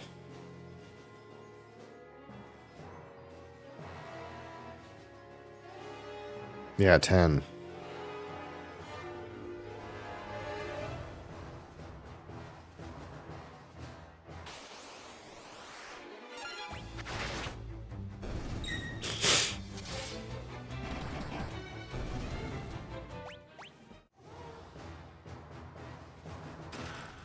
Longsword, great, outdated items.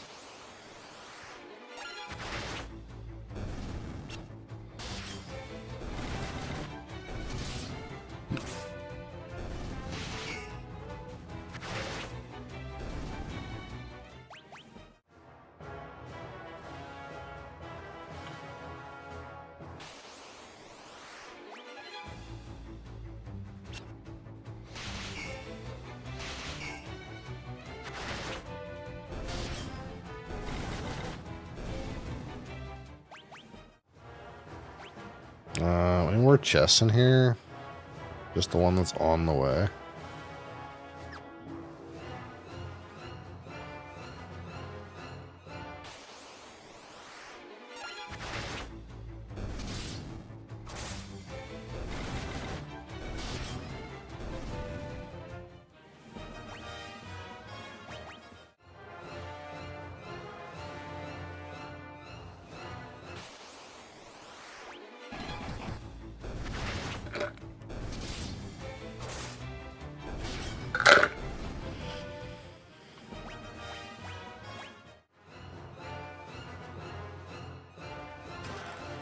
Longbow, great, outdated item.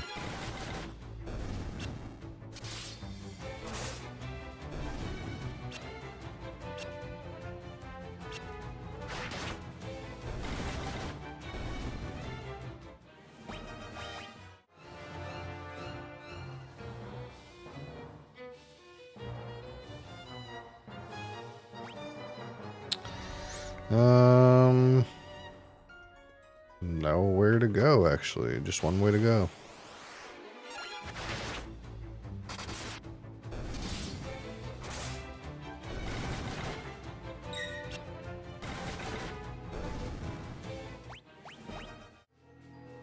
Want to see a sick bug fix?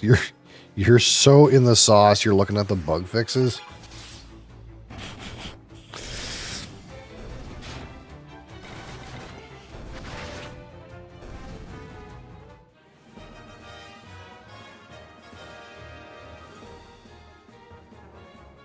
More than skill, ascendancy passive skills causing a lucky blocks to be rerolled and a...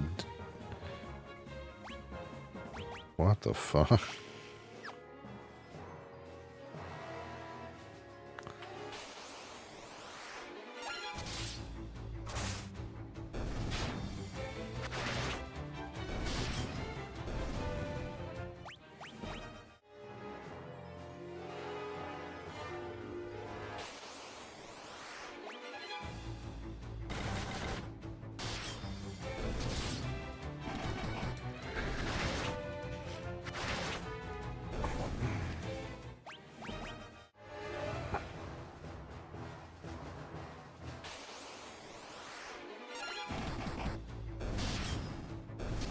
Did they ever release the, like,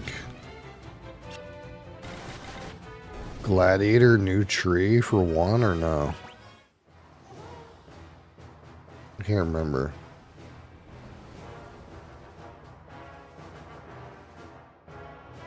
I wasn't sure if that was 1 or 2. They get blended together.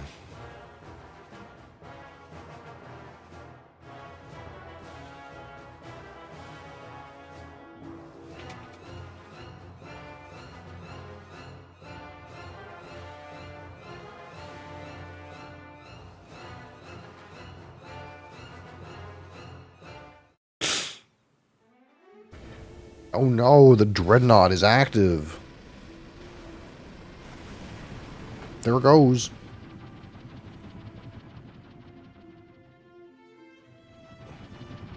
It's gonna poop on the town. Womp womp.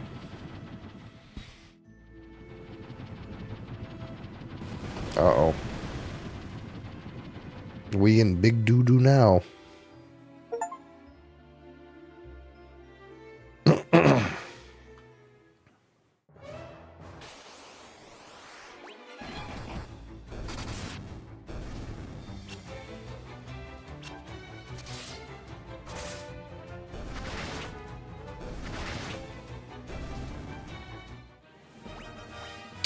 That mob just missed an ability called self-destruct. I'm not sure how that works, but...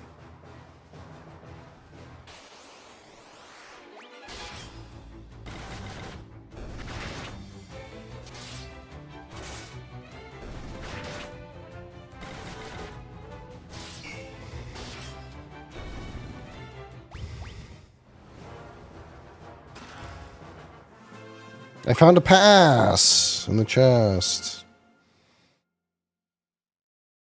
I got a pass.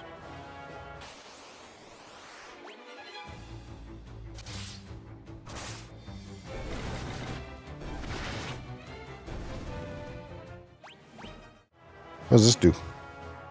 Leave? Yes.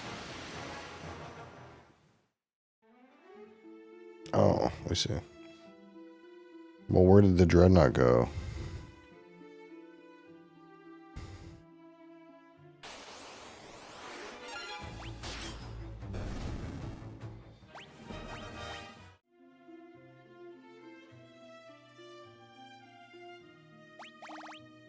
I'm sleeping.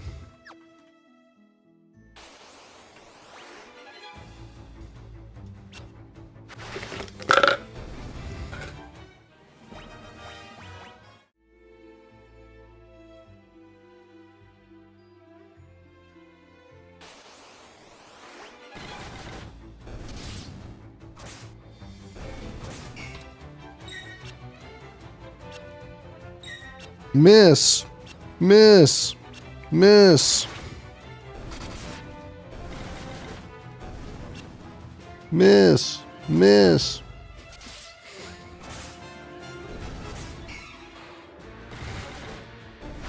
Fucking Venom.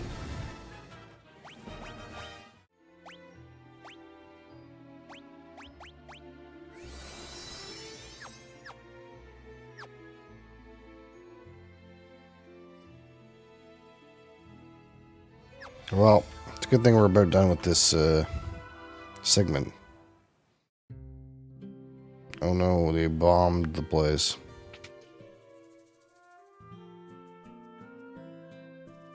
Sid's still here, selling his airship services.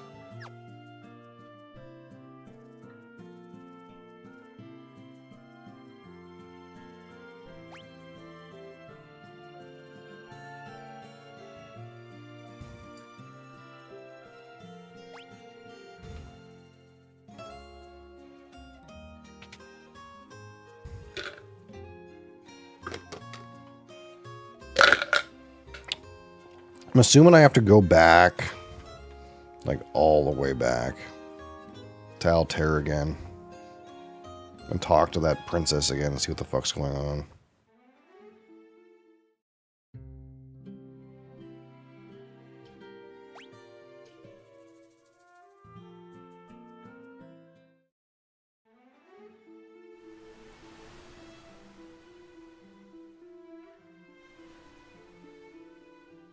Because I think that city got bombed too.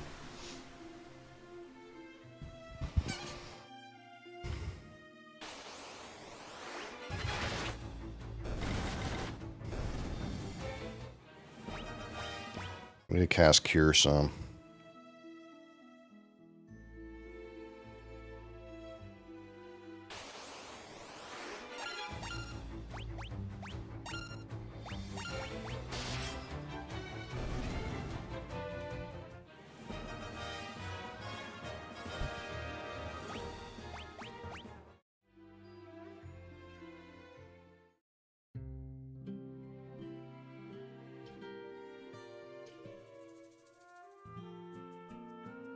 Alright. Let's have a chat and we'll save the game.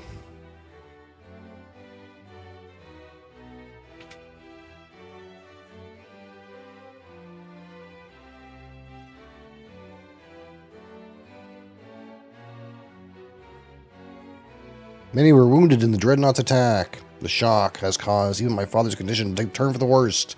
I hate that my father has to see this. He knows. He knows his death is near. Is there nothing you can do, Minwu? All those who live must someday die. It is our fate. Bucking Minwu. Still, it is my duty as a white wizard to ease the pain of those who suffer.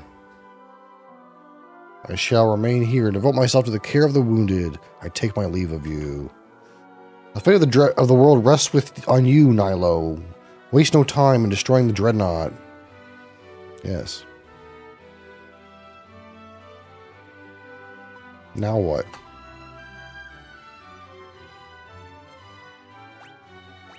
Ask Dreadnought. Airship.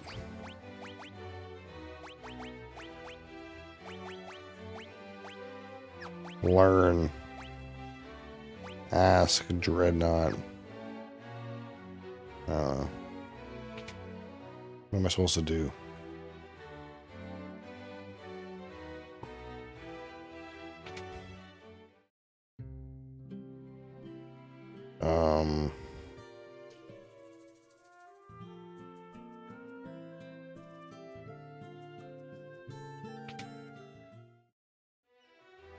What else is there to talk to?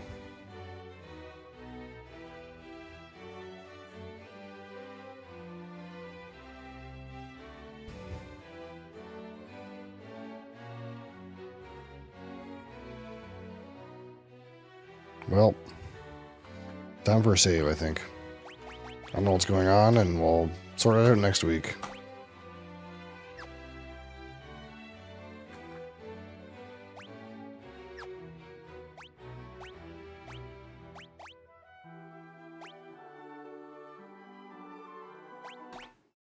Oof. Alright. Engaging adventures in Final Fantasy II. The whole way. First game, mildly motivating. Second game, starting off real fucking slow. Real fucking slow.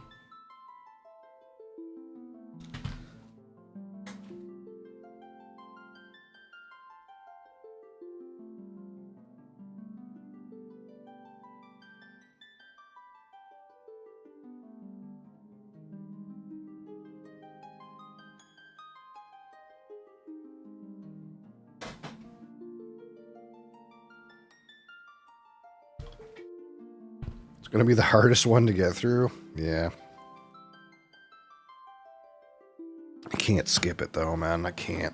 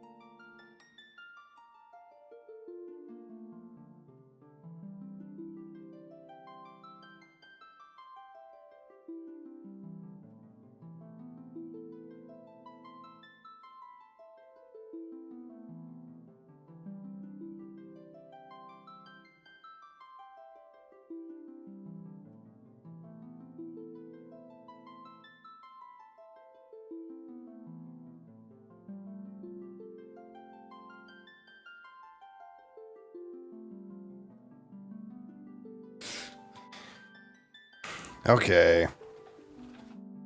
Enough of this for right now.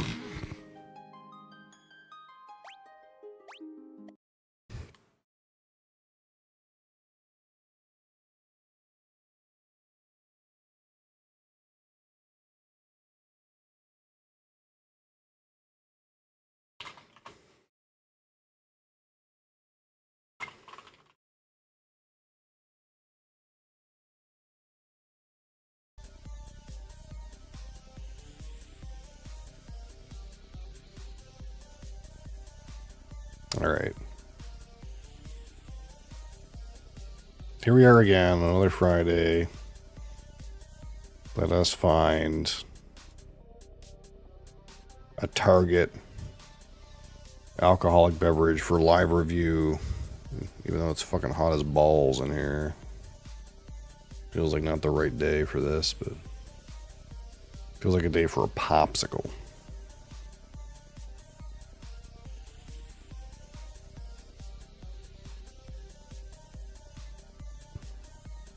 Okay, we're not going to review that.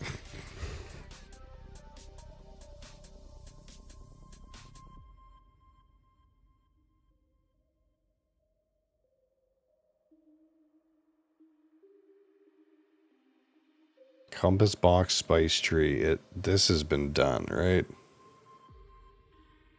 Yeah, there's no way it hasn't been done. There's still some left, but there's no way. That was one of the bottles that was in the priority pile.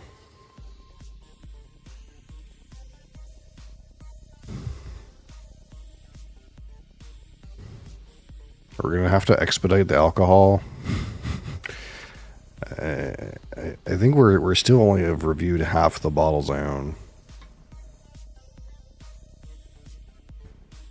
There's one. Benro 10.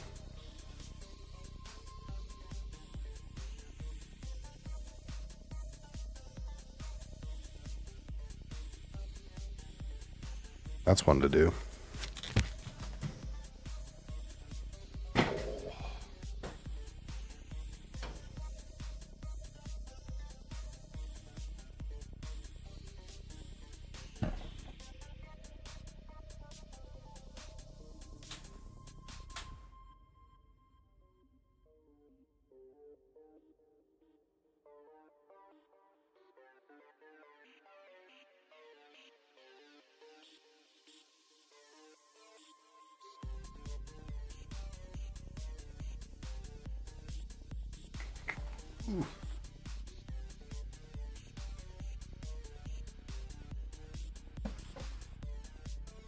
And this was a provided whiskey. I didn't pay for this. Isn't that exciting?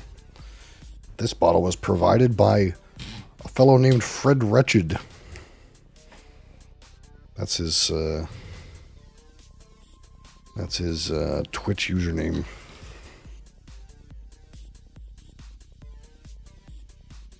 His official Twitch username.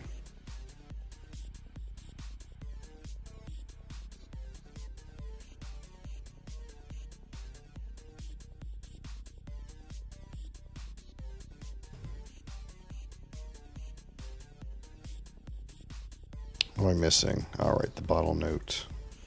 The bottle notes. Let's get out the bottle notes. Benro 10.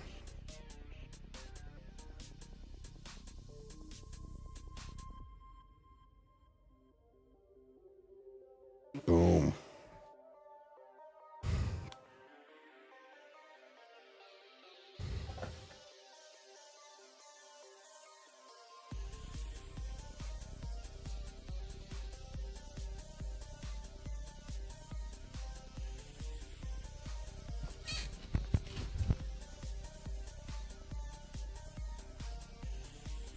Man, there's still like some like moisture on this from the condensation that was on the monster this morning.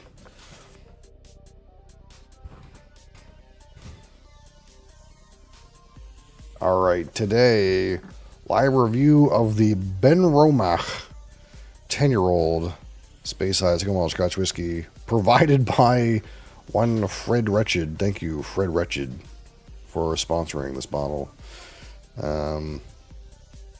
This is a Gordon and MacPhail product. They own the Ben Romach distillery these days. Yeah, Sploon. This is 43% ABV, 86 proof. It is chill filtered, but it is of natural color. And this is a mix, 10 years in first fill ex-bourbon barrels and hogshead. Oh, is it?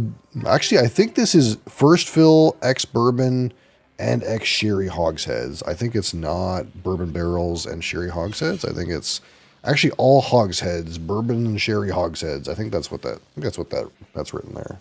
First fill ex-bourbon and ex-sherry hogsheads. I'm assuming that's right. And this is lightly smoky. This is about 10 to 15 ppm kind of smoky. So there's a smoky whiff on this, but it's not super peated. It's just lightly dabbled, lightly peated, if you will. And what's the thing we always say about Ben Romach, which is interesting, is the distillery is run by two people. One of them, I'm assuming, is this Keith Cruikshank, who is the distillery manager. He's one person. We'd like to know who the other person is. They were not important enough to put on the bottle. Two-man operation. We got one. The other guy, who knows? Maybe he's the hired hand. Anyway, yeah. This distillery run by literally two guys. And again, we will rate this out of 100. 25 for aroma, 25 for palate, 25 for finish, 10 for texture, and 15 for my personal experience. This fine single malt Speyside Scotch whiskey.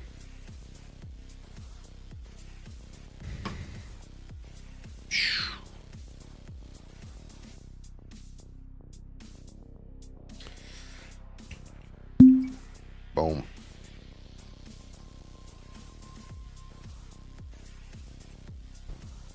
Excellent.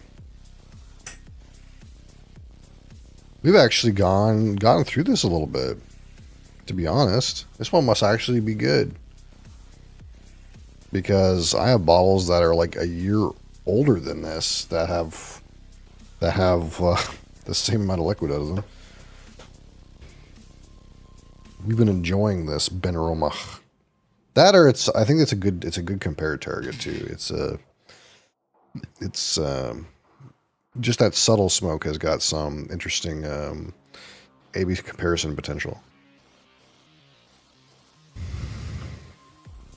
And this is natural color here. Natural color, 10 years mix of bourbon and sherry first fill hogsheads.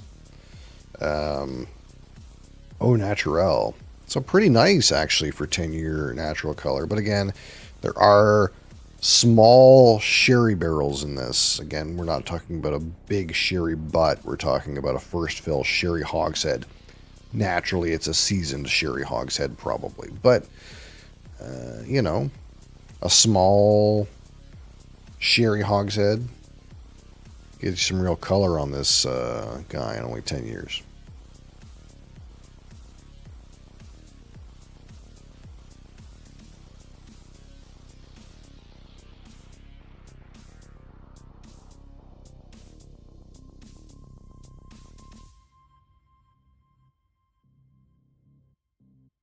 Which, this is a GM distillery these days. So it'll be interesting to see how Ben Romach progresses now that it's one of Gordon MacPhail's singular focuses.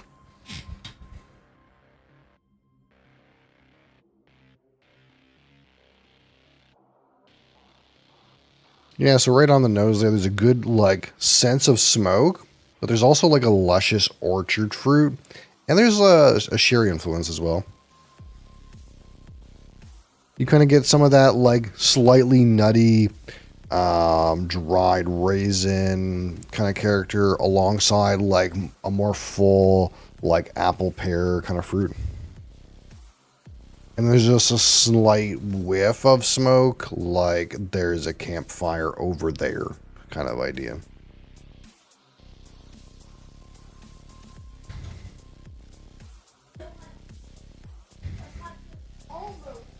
But those fruits are pretty nice on here.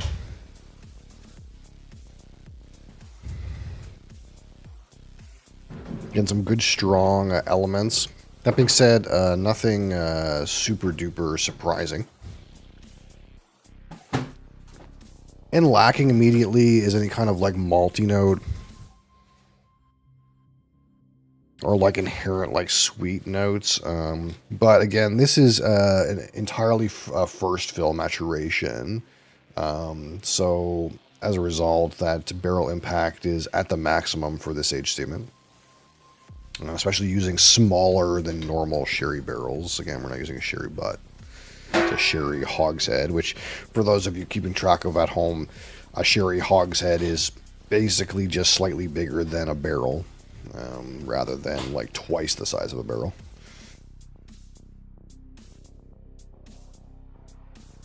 Alright, Benaromach, 10-year-old, space side, single malt Scotch whiskey on the palate, Slunchva.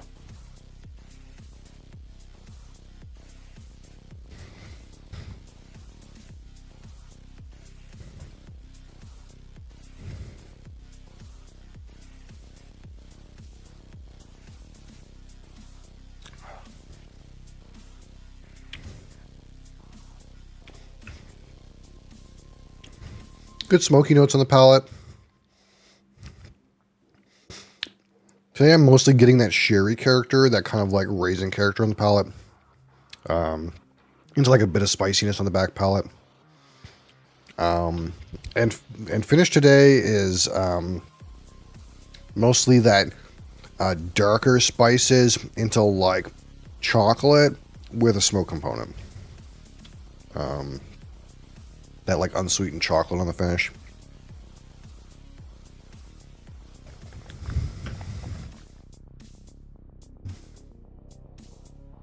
Actually kind of like also presenting a little bit sooty, surprisingly.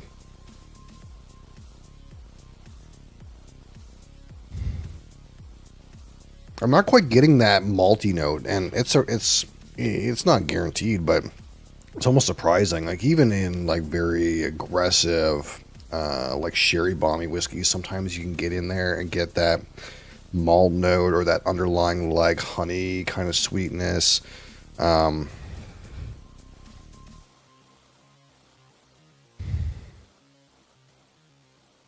I'm definitely not quite getting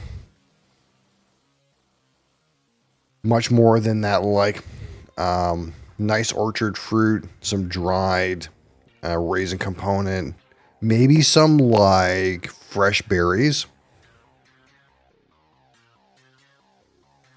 Like I don't hate blackberry here. There's something like about the combination of like the like lighter fruity components and like the sherry components that kind of feels slightly less dried, but not quite like, you know, strawberries and blueberries, but like that's, you know,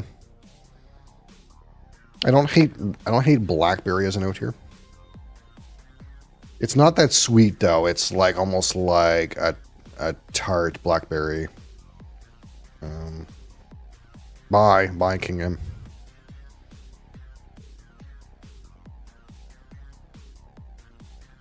But not quite getting that underlying sweetness like honey, malt character, or like some of the dark toffee syrup kind of thing sometimes you get off of a deep sherry. Also, like absent for me today is like maybe like a bourbon vanilla or this kind of thing. It's not quite there for me today. At least not yet.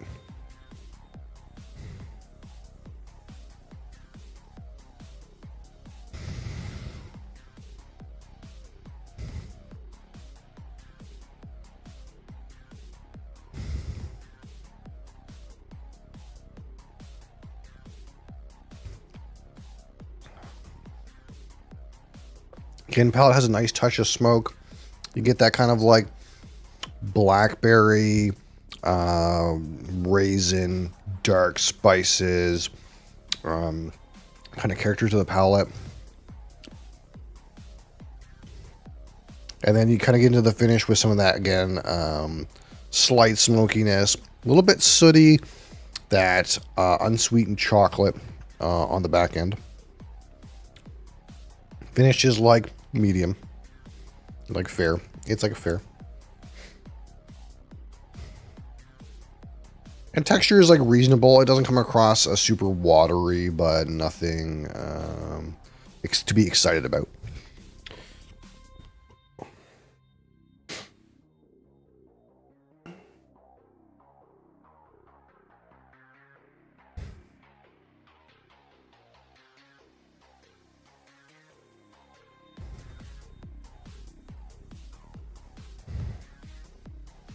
Yeah, I don't know.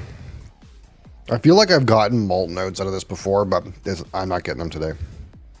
Maybe it has something to do with the temperature in the room. I don't know, but it's not there. Like, it feels like today, like it's more on the sherry than my flavor memory would suggest. I kind of felt like when I've had this before, it was more in that like bourbon sherry line where it wasn't overly sherried. It had some like sweet elements to it, some malty character with a whiff of smoke. And today it just feels like there's like that lighter fruit component, but I'm not getting like the honey, vanilla, syrup kind of world. It's mostly the sherry components.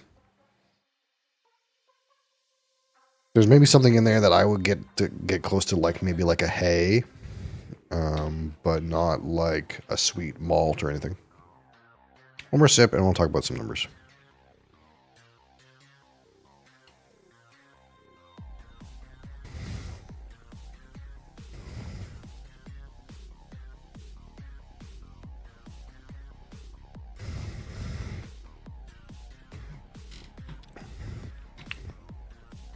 It's not bad. I'm just missing that sweet part. And I'm trying to be patient because I know in my experience that like sweetnesses can be produced like with more resting, but I've kind of given it a good amount of time to show something and it's just not there. At least not today. It doesn't seem like.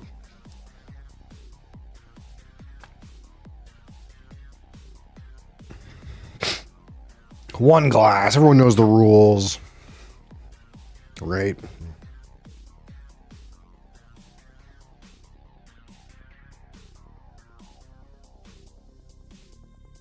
All right, at 25 on the aroma. I didn't see you throw it on the floor.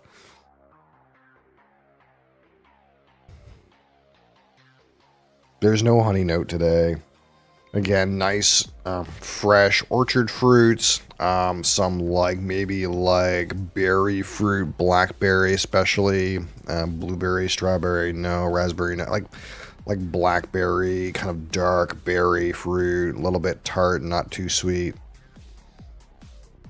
That dried fruit component like raisin date. And a nice whiff of smoke layered just over top of that.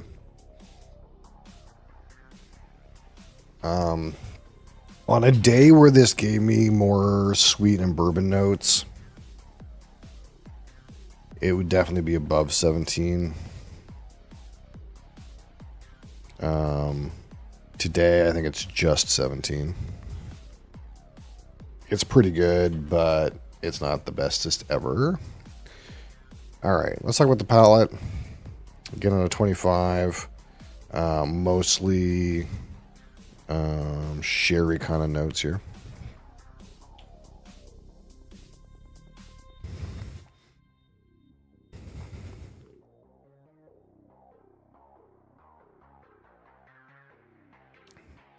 That smoke really adds something. Not as intense of a flavor as I would prefer. 15.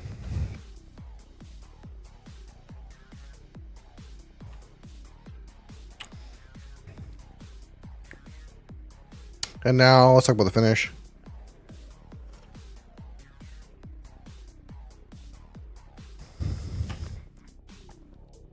Which is again, mostly on that kind of like smoke, chocolate, kind of like dark and sooty notes.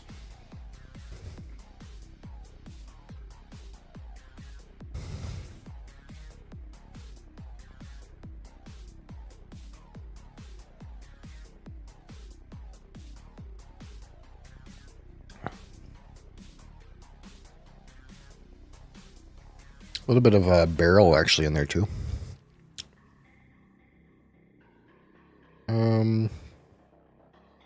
Again, medium, good.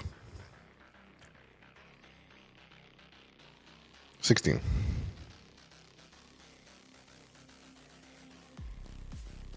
And on a 10, the texture, which again, it actually seems pretty good on the texture relatively, but again, it's nothing to be super excited about.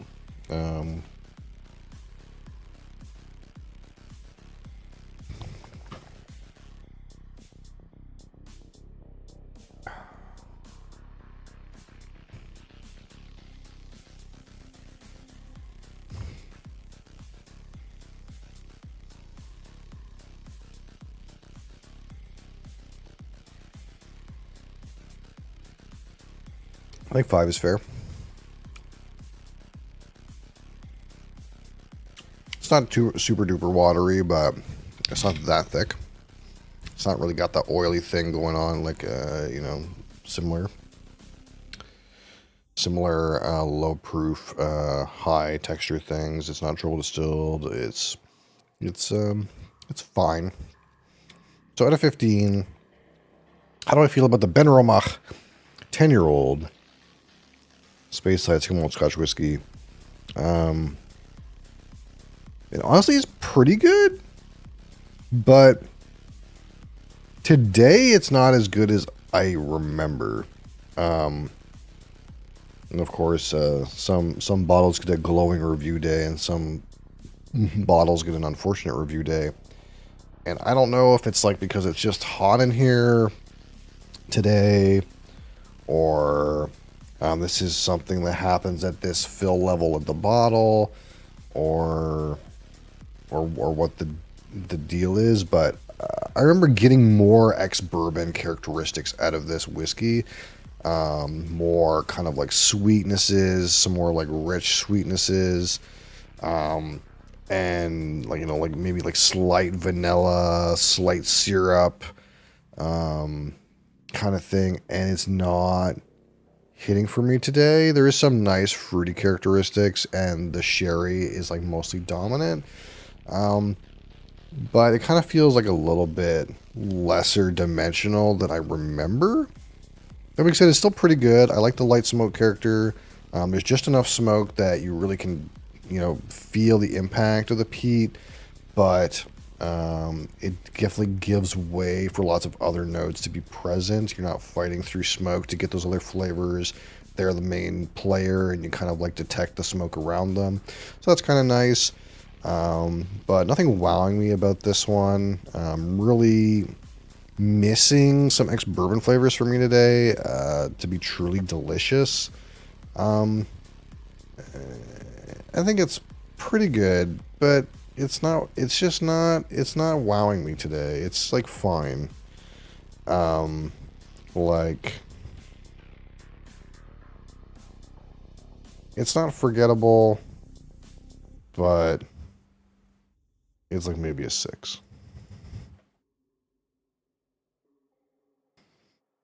All right. So this one, Ben Romach, 10-year-old, 17 and 15 and 16 and 5 and 6 is 59 out of 100. We call it good. It's good. I think that's fair, actually. You know, think about it. I think that's fair. It's in an upper. It's an upper good. You know, it's pretty reasonable. It's not quite great. It's just shy of great. And despite the fact that it didn't really feel like it showed up today, like I felt like it has a possibility to. I kind of still feel like that rating's fair. for what you get here. So that's good. Literally good. Not bad. Pretty reasonable whiskey. Great price, pretty affordable.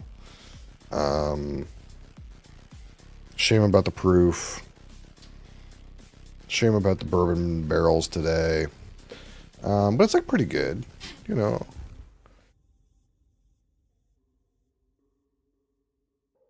Pretty good. It's missing just a little bit to really be on that next level, you know. And some of what I've heard about Ben Roma is like the 10 is pretty good, but the 15 is where it's at. Like that's what I've heard is the, you know, the 15, that's really the good expression, the best expression that they give you. So we'll have to try the 15 at some point. Thank you for choosing Ben Roma. Well, I didn't choose it, but I'm glad it was chosen. It's still pretty good. Like, again, like it's kind of nice to have a whiskey that doesn't overwhelm you with the peat complex, but still has those elements. And this is obviously a great distillery for that option. It's kind of similar to Springbank in that way. And some people, like, I think, kind of equate Ben Roma as like a poor man's Springbank. It's a Springbank that you can get. But it doesn't quite have, again, I've never had like a Springbank proper, but I imagine it doesn't really have the same funk. I got owned. You got owned. So you're saying a Japanese man owned you. You got owned. It was a Chinaman. That's what you get. You don't mess with the. You don't mess with the people's. What is it? The Chinese People's Party or whatever it's called. You don't fucking mess with them. They'll get you. Reasonable. A reasonable whiskey. Ben Roma, 10-year-old. Boom. That was a pretty succinct review, actually. I'm getting better. I think I'm getting better at, like, getting these out, like, lower than 20 minutes. How long was that before I make that comment?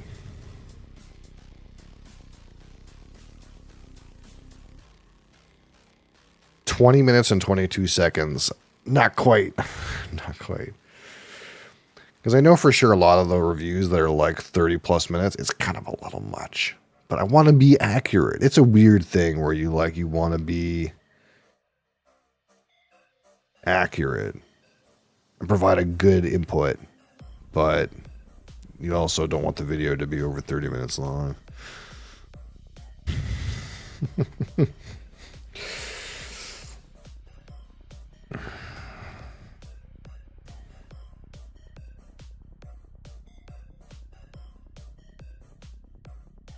But I guess it also depends sometimes on like how much chatter there happens to be. If there's random chatter, I'll answer chat in the middle of a recording.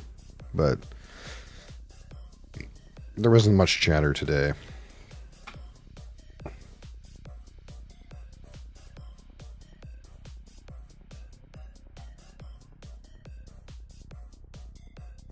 I've started yapping less during these. I don't mind. You can yap. Off topic. Again, ultimately it's a live experience. I want it to be a live experience. I'm not trying to do like a fucking edited review. I'm just never going to compete on that level. I want to do a live review, and I want hopefully someone to see those live reviews and be like, I want to be here live. Get the other lads in here to ask good questions, yeah. Are you saying you're incapable of asking good questions about single malt Scotch whiskey? Is that the issue?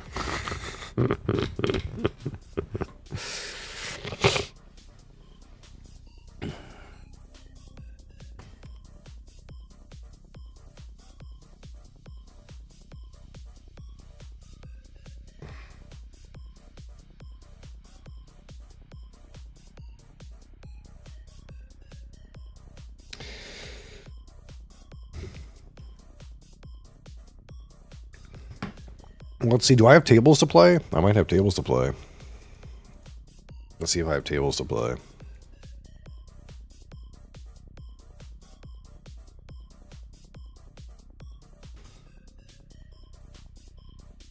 I have one table to play. And it's terraforming. I need to draft a card.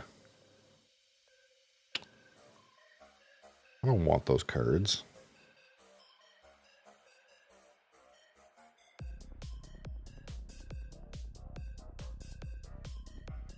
I'll take the most powerful card.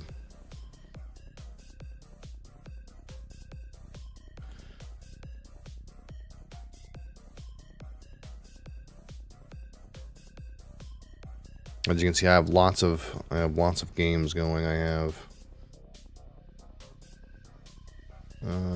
how many? 5? I think 5.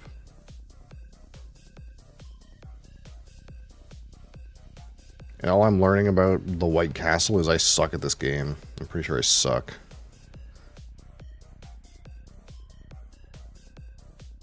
I'm theoretically winning, though. I do have the most points. But these guys got way more friggin'... Look at this guy, dude. This guy's got all his shit off his board. Holy...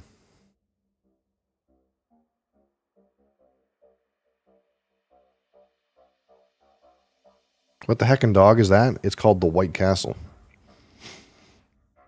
It's one of the games. That looks insane. What if I told you... What if I told you you only get 9 turns for the whole game?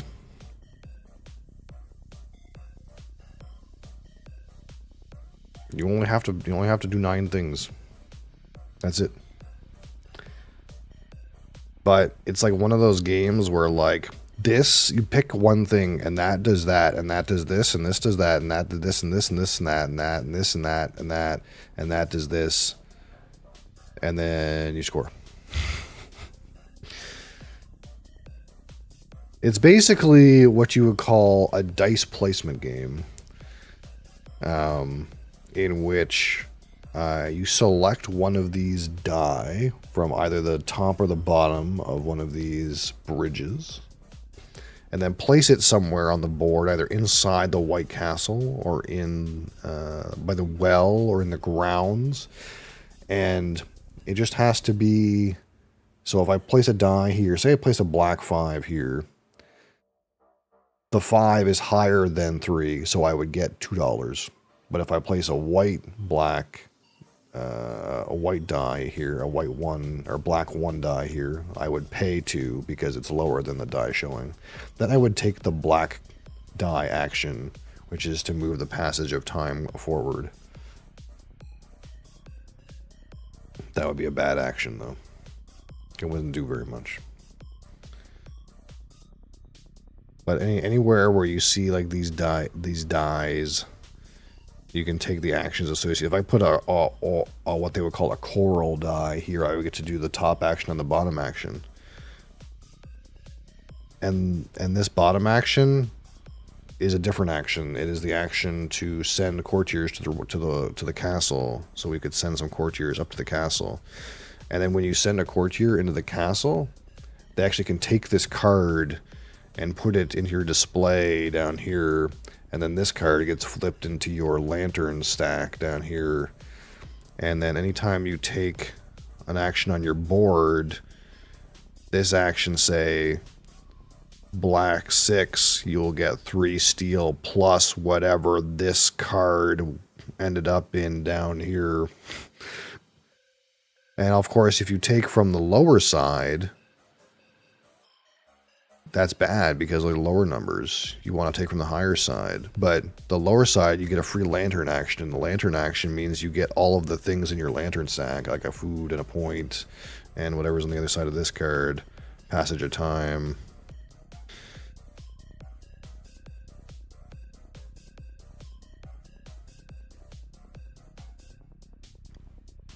And sometimes things like just get ahead of themselves, you know. Right now, I'd be interested in new board games that could potentially show my wife. I tried showing her Ark Nova, we didn't make much progress. Is it because she found the game too complicated, or is it because like she wasn't like grokking it, like she, you know what I mean?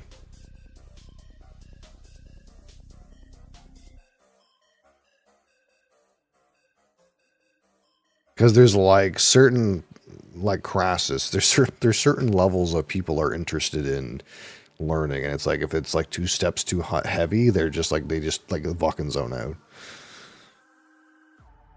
This would literally be an instant turn off. Yeah, sometimes people like they also want to have they have to want to learn the game. So like for example, you could take this game and retheme it her favorite thing, and all of a sudden it might motivate her more, right? But this is like some fucking Chinese fucking daimyo shit, so nobody cares. You know what I mean?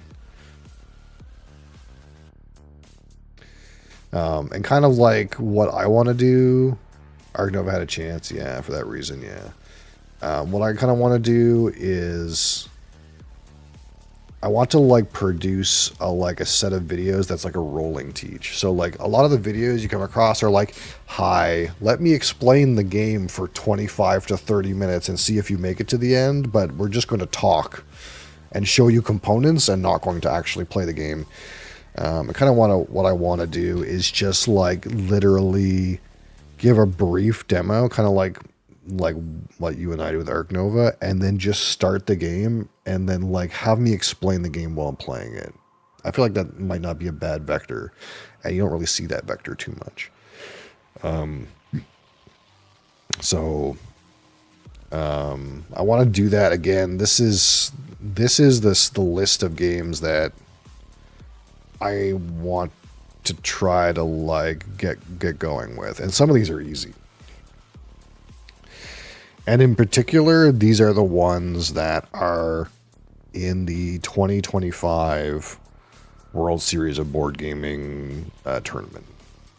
These are all like in official competition, 4 players, most of the time no expansions.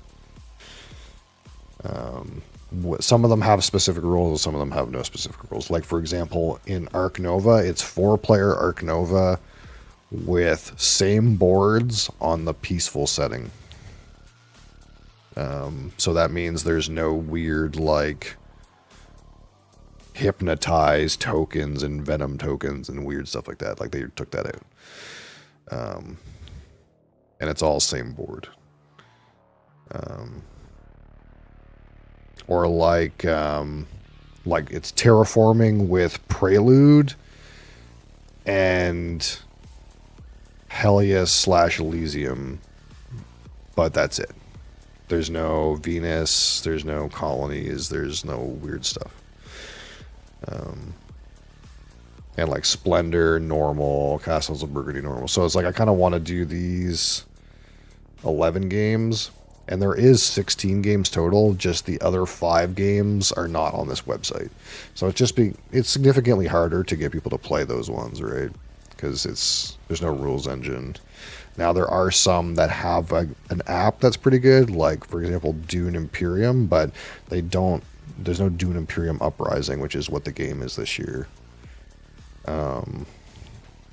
There's Cascadia has an app too, but no one really plays on that. The big one that's missing here is Brass.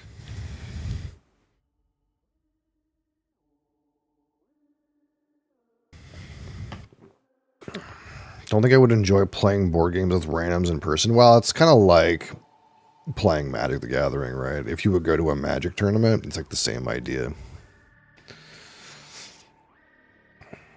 But there's definitely like a period in time where you're like not interested in that anymore. Yeah, I hate that too, yeah.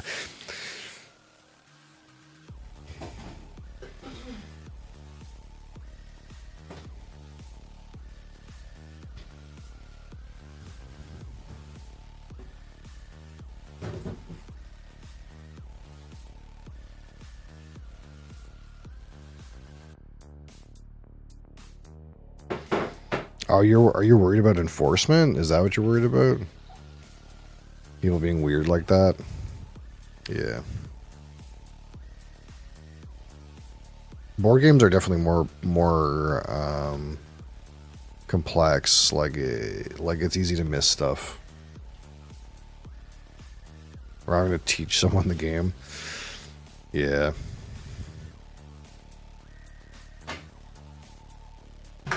I don't think I don't think I've ever gone to like a meetup with random people for board games ever. I've done plenty of teaching people, but not like a random meetup. There's groups that are around here that I've looked at, but one of them was like mostly for war games, and that's like some of those are my thing, but not quite. And like the other ones were like at a dude's house. So it's like, yeah, there's 20 guys going to this guy's house. And I'm sure it's a nice guy, but going to some random guy's house I don't know, is kind of weird like the first time. So it's like hard to like get in there, But clearly the guy's like been doing it for long enough that he's got a bunch of people come over all the time, and probably once you know the guy it's fine, right? But it's like, yeah, just come over to my house,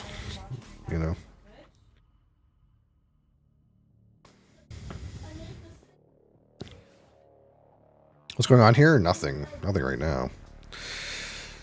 I did a lightning speed Benromach review, and now we're looking at the games I want to play on Board Game Arena. That's what's happening.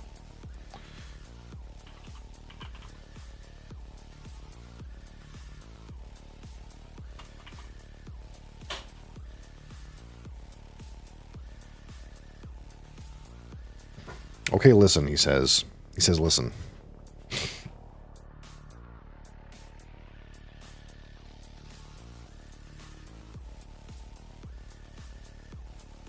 It's a health potion. That's a good way to swing it. It is a health potion. He adds water to it because he's like mixed, and he just drinks the medicine. Yeah, whatever it takes.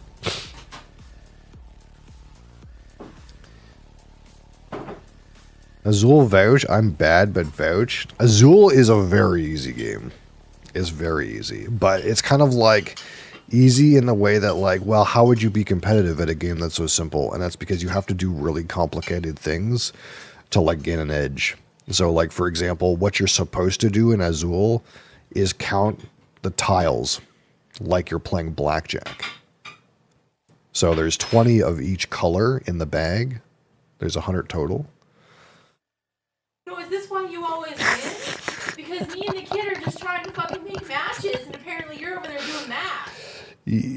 So there's roughly in a 4-player game, you get roughly 3 rounds before you have to refresh the bag. So for example, if you're in the first round and you count, like, say there's 9 black tiles in the game, then that's half of the ones that are going to exist for the next 3 rounds. Therefore, you should probably, if you're looking at playing a row that has black tiles at the bottom, you need to get those done in the first round. Otherwise, you're not going to have a very good chance of getting those done in the subsequent rounds because there's going to be significantly less black tiles coming out of the bag in the next 2 rounds. And there's other things too that like I haven't like mastered yet, but I know exist. Like, for example, you can, from the start of the game, you can mentally calculate who's going to have the last pick. I'm not playing with you anymore. I haven't practiced it yet, but like, for example, if you're playing a 4-player game and there's 9 coasters and there's 5 different colors, that means that there's 14 picks in a round. And that means that the person who goes third is going to have the last pick if everyone picked a coaster and then picked the 5 colors out of the middle. But but every time someone picks from the middle, you have to add +1 to that, so you can kind of mentally keep track of who has the last pick and how many picks are left. until a color gets removed completely, in which case you also have to add +1.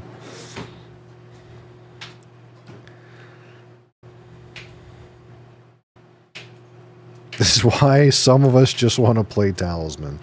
Yeah, well, yeah. But that's the thing is, like, again, Azul is a competitive game. So it's like one of those things where if a game is really simple, in order for you to gain an advantage, you have to do something, like, more complicated. You have to think about it in some kind of complicated way. So you could learn Azul and Splendor in, like, 5 minutes. But then, like, in order for you to, like, feel like you're really playing in a competitive way, you'd have to learn how to think about it in a certain way that's competitive. Let's get Arc Nova game going so Chris can see how basic it is. Arc Nova is not that basic.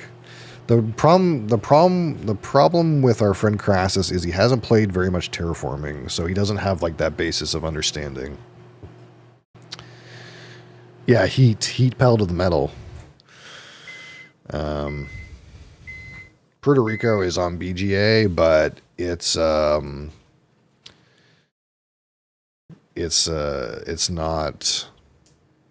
on the WSBG.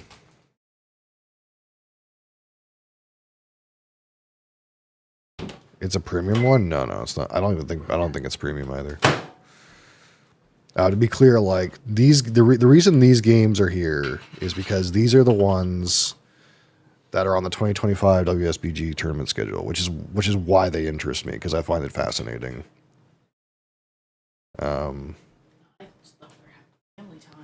So this is a tournament in Vegas, kind of like a similar to like a World Series of Poker thing, and these are the games that are in it. Yeah. So Brass, these are all on BGA, but Brass isn't, and Brass is. There's no way they couldn't have a tournament like this without Brass. Entry fee, yeah, I think you just pay to go. I don't know what the price is. Buy tickets. Let's click buy tickets and see what happens. It's $300 to enter a ring tournament. And I think you win $10,000 if you win, and you get a ring. And if you get a ring, then you're entered into the bracelet tournament, which I think is $25K.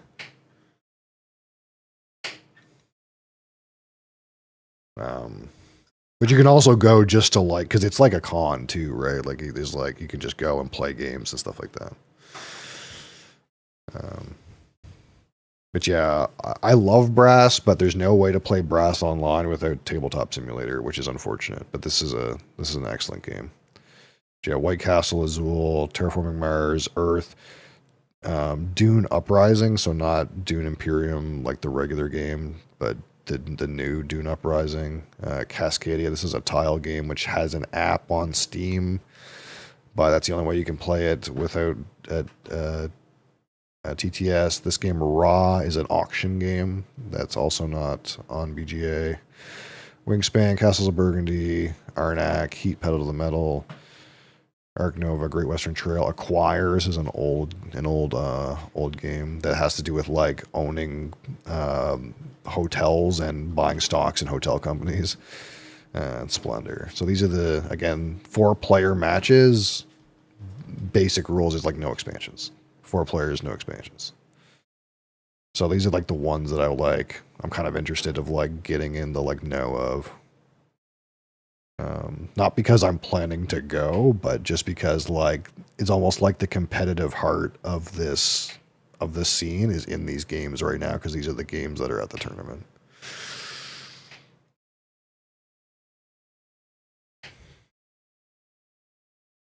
Which is like a mix of old classics, I suppose, and newer games.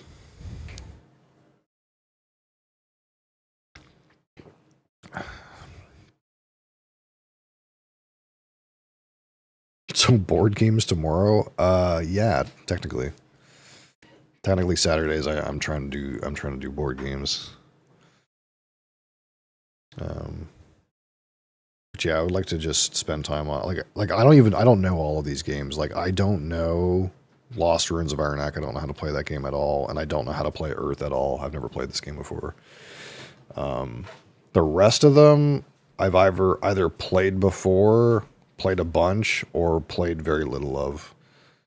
Like I learned this game White Castle, and I'm in a async for it, but that's all I know about it. And I own these. This is the second edition of Great Western Trail, but we've played the first edition a few times. I know how to play Wingspan, but like I've never really played a game. But because it's kind of like one of those games everyone knows how to play because it's so popular. But I looked at it and learned it, but I never played it because we never bought a copy. And I never bothered to play it on here. But this is a classic game, for example, and this is these three are like just classic, you know. When you play async, how long do people take between goes? Usually it depends on who you're playing with. Like, if Brian and I create an Arc Nova game, like, sometimes the turns go quick and sometimes the turns go long. Like, it just depends if we're both, like, playing at the same time or not. But these async games, the way I set it up is roughly have about 8 hours to take a turn. So that means that you take a turn a couple times a day usually, because I would prefer to play 4-player, but it ends up being like you can't really make it too quick because then you know if you got to fucking go to work or do something, then you run out of time. But 8 hours I feel like is a good window, or like so long as you make a play like once a day, like you're okay. But if sleep, yeah, exactly, right? So how it works is you have 8 hours to take your turn, and you have a 24-hour bank. So every time it's your turn, you gain 8 hours with a bank of a whole day.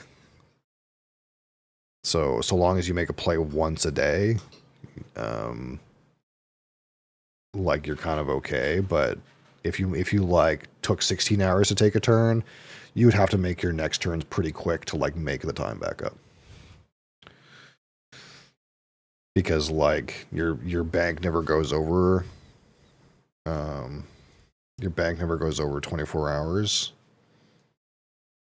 but every time it's your turn you get 8 more hours into it. Like this guy, like we're waiting on this fucker, he's got 6 hours left to take his turn before like he forfeits the game.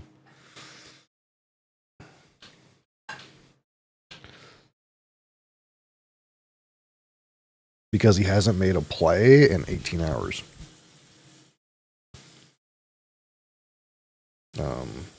So.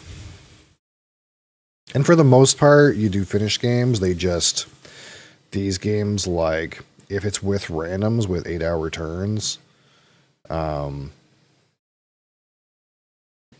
depending on how long the game is,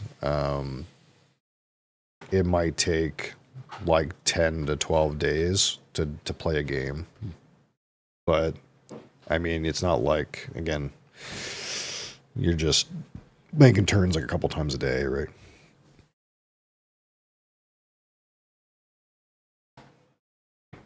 And if you're someone like me who like doesn't, yeah, there's an Android app. If you're someone like me that doesn't like have time to sit down to play all these games all the time, then you still get to play them somewhat every day, a little bit.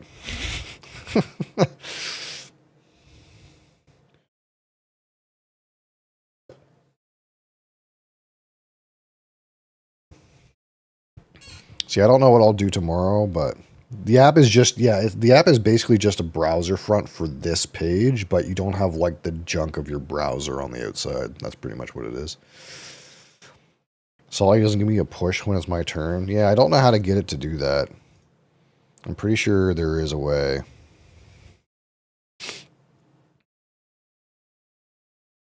Let me see if I can find it. Because I used to get push notifications for it, but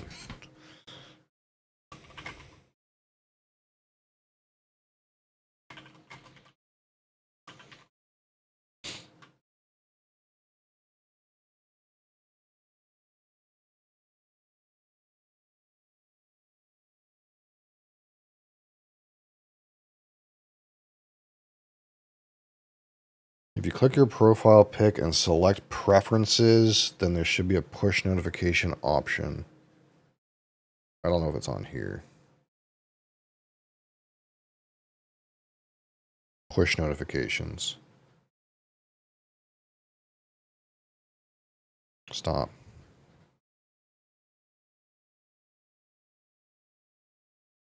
Oh, that's what it's trying to do when I said stop. Allow.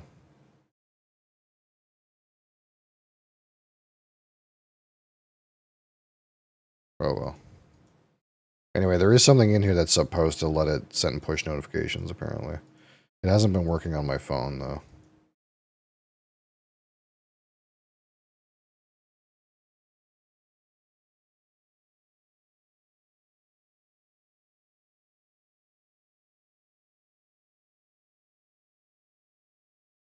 Yeah, but with my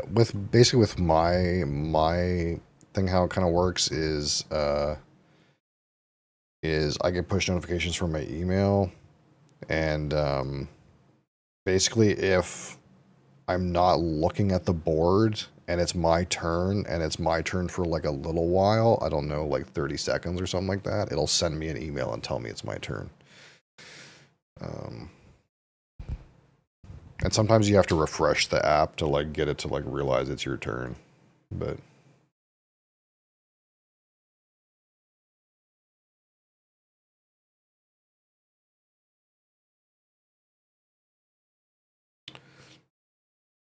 what are we playing? I don't know. I don't have a whole lot of time. I still have to work tonight. So I could play like one quick game, but I can't play a game of Ark Nova like live. I can't play a live Ark Nova right now. If you guys want to start Ark Nova async, and then I'll get off of here, that's one thing. But I can't play live right now.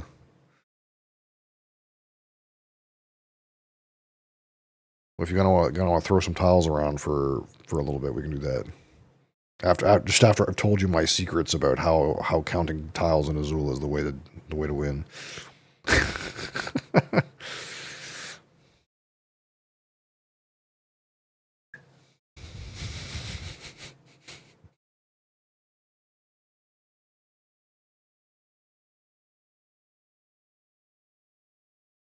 I'll score lower.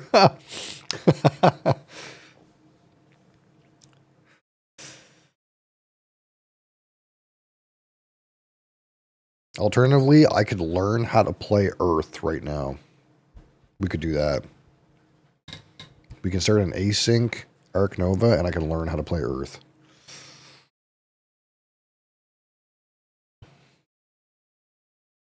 Or we could start Ark Nova and like play a couple turns. But it'll be an async game. Who's logged in right now? Do you have an account on here? Nilo. Is this you? Nilo from France? Are you Nilos97 Sweden?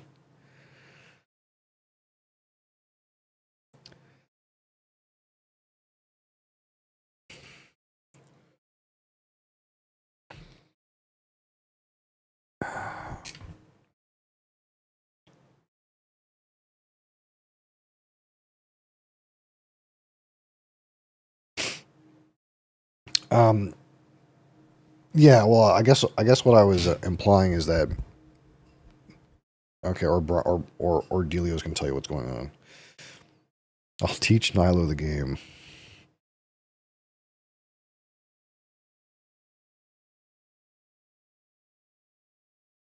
Okay, I mean that works for me. If you want to do that.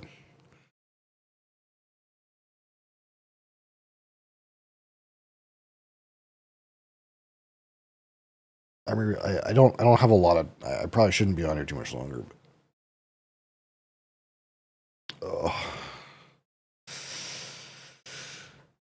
But I'll have a good chunk of time tomorrow.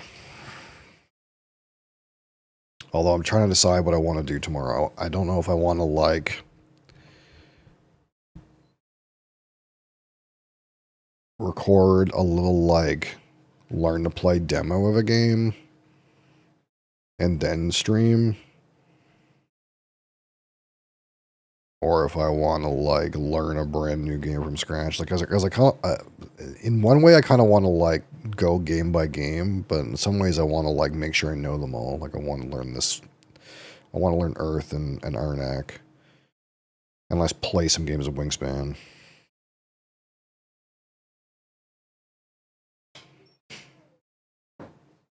Is anyone playing? Oh no, I don't want to. No, I don't want to play a game right now. Sorry, I'm sorry. Sorry, decline. Decline. I'm trying to not. I don't want to play this right now. I'm sorry. I didn't mean to press play. I meant to press something else.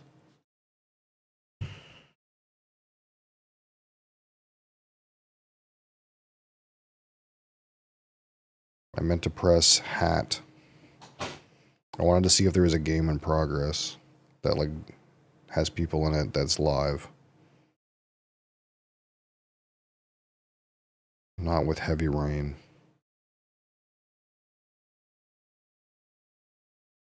Why are we playing with heavy rain? Stop. Weird.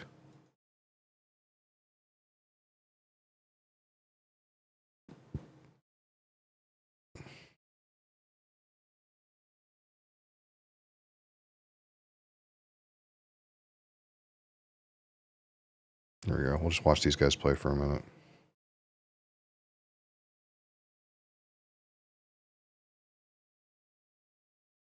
Oh,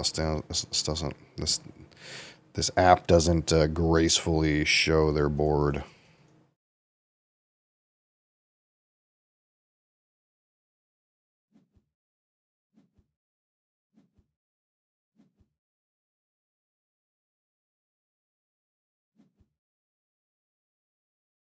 Guys, zoom in.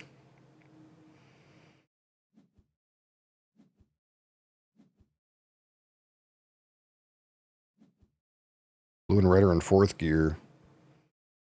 Black's in first gear. What happened? Guy fucked up.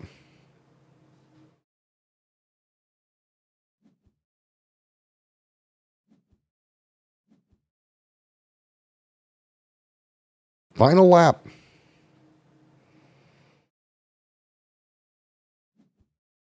It's all their first game, yeah. I just picked a random one to join.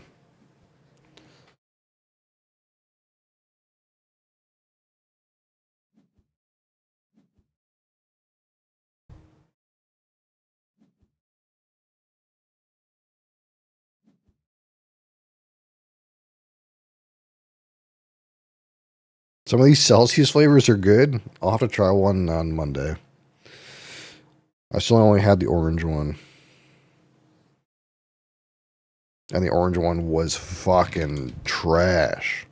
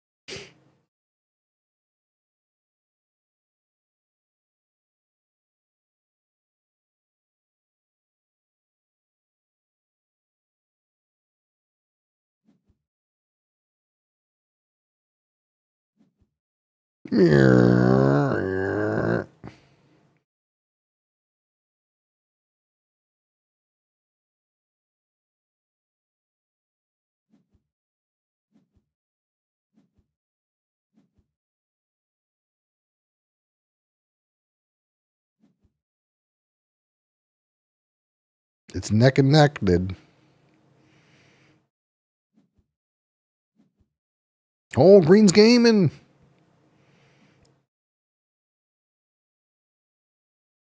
Come on, black player. How are you in fucking gear 2, buddy? It's no good. Too slow, bud. This is a fucking straightaway. Womp womp.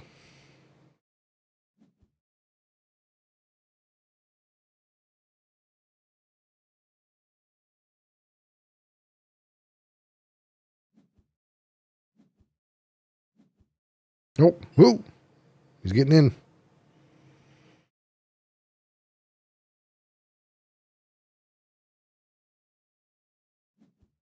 Ooh!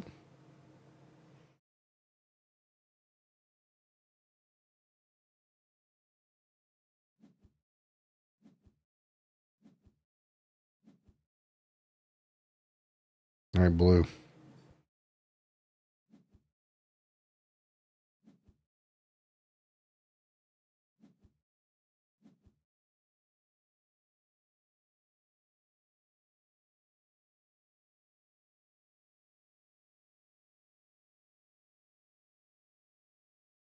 Come on, blue, get him.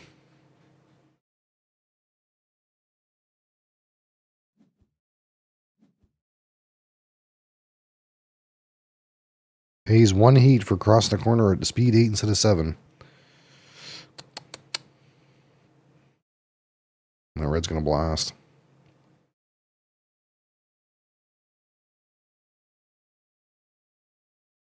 Although green's still in gear 4.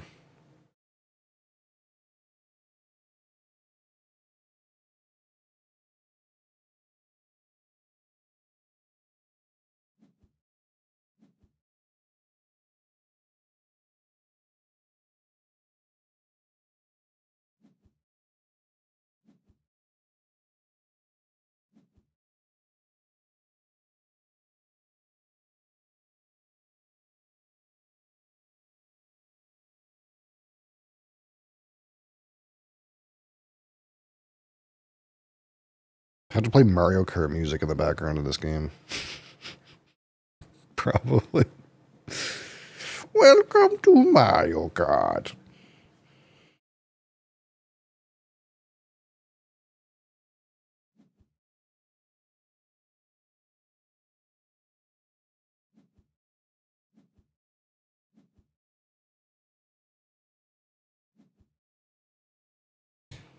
Ooh. Blasting.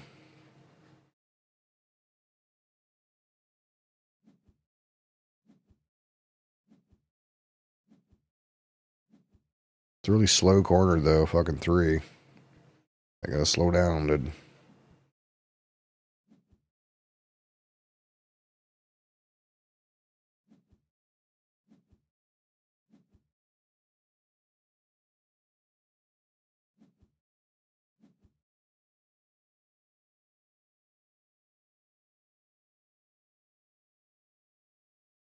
Alright, what's going on?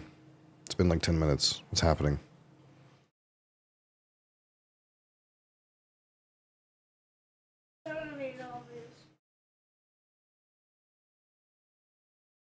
Discord has apparently given me 1 month subscription to Exit Lag. Isn't that a scam? Anyone want some Exit Lag? What's happening? I don't know. I'm not sure.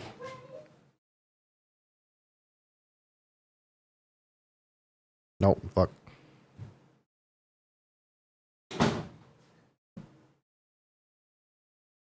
What is the rules?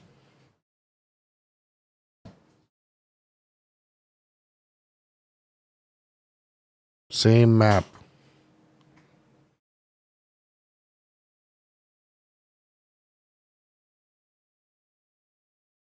Do they use map pack? Do they use map pack?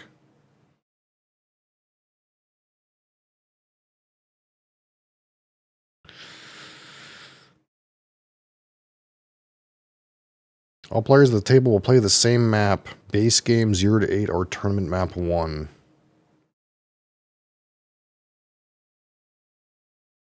Yeah, same map.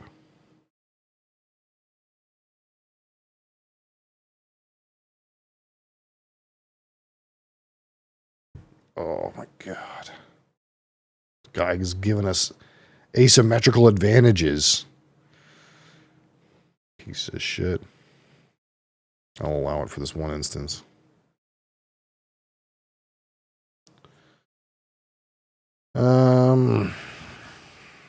Park restaurant. Well, I'm not going to play a map outside the base game. I will play a map that's in the base game.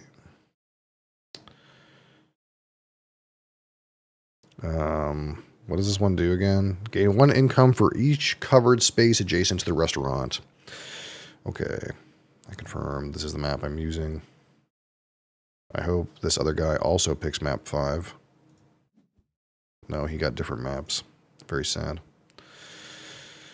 Okay, so we draw 8 cards, and we get 2 endgame scoring cards, rock icons, supporting conservation projects. We need to pick 4 of our 8 cards to keep. Anatomy of a card. Are you in Discord talking to him, or I'm talking to myself? Okay, yeah. So, anatomy of a card. 5 is the size of enclosure this animal requires. Rock means it needs to be an enclosure beside a rock. Water means it needs to be an enclosure beside water. 17 is the price that it costs to play. This is a tag. So for Terraforming Mars, this is the same as a Terraforming Mars tag. This is a predator from Australia. And it has a requirement. These are the requirements. It requires level 2 animals action to play. Similar to this one, this buzzard requires a science tag to play. It has different tags. It also has a second enclosure type. So that second enclosure type is this takes up 1 space in a, what do they call that? An aviary enclosure. Aviaries can have multiple different types of birds in the same enclosure. Yeah, it's very Terraforming Mars-esque, except you kind of like play on your own little board instead of playing on a communal board.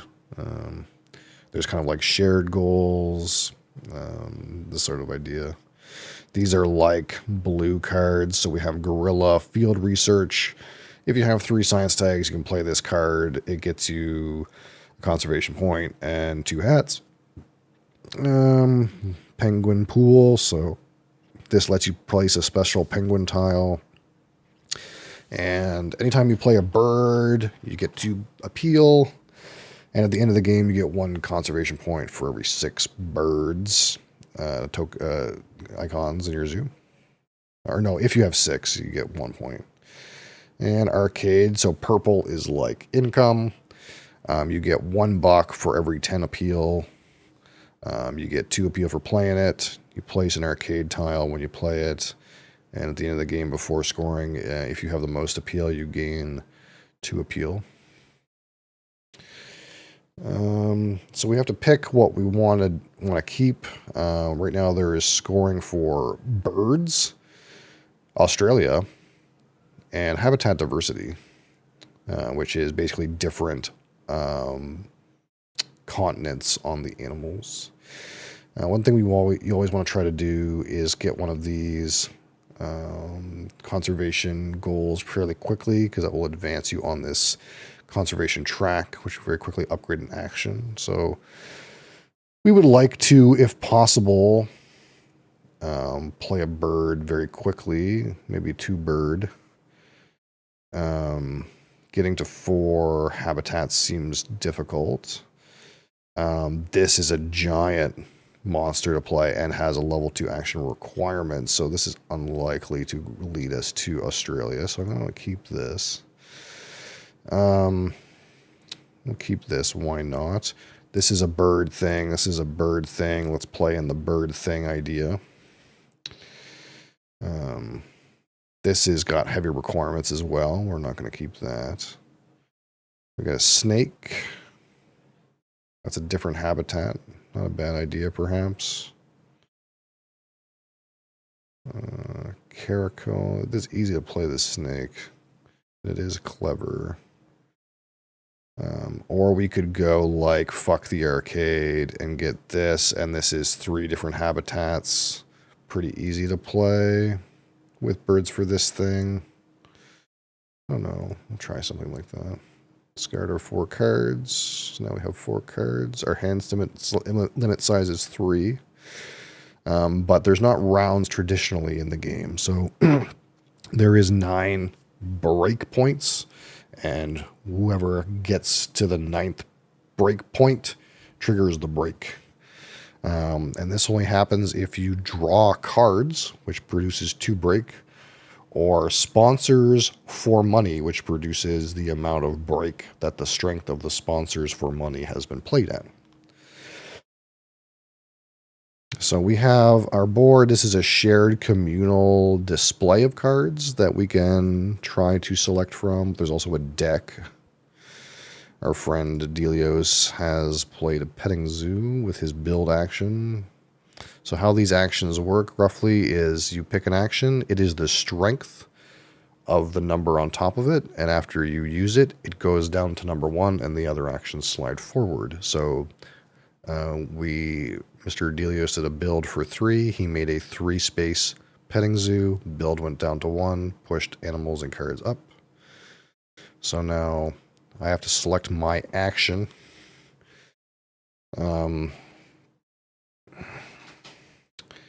Now, in order to play my vulture, I will need a science tag. And we can get one through our university. Although partnerships are all the rage on this board.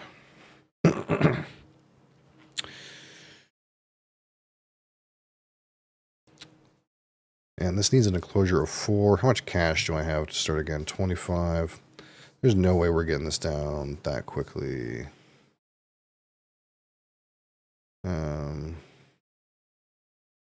So what we're going to do, I think, just to start, I cannot easily, let's see what's here. There's a shoe bill. Make another bird. I think what easily we'll do is we'll just go for the associate action. We'll perform 1 associate action. And basically that means place your associate on the board, and this is the cost. So associate 4 means I could play I could take a university, take a partner zoo, gain 2 hats on the hat track. And this I can't do unless I have a leveled up associate action. So we'll take our associate action, and we'll take a university, and we'll take the university of 2 symbols, 2 tech symbols. It goes here. We get 2 of these tech tags, which will allow us to potentially play shoe bill if we get to that point. And this will make 2 birds, and we could claim this early sort of thingamabob here. So now we've used our associate. Our friend Delios has not used his associate. Sometimes it's good to keep track of whether people have used their associate.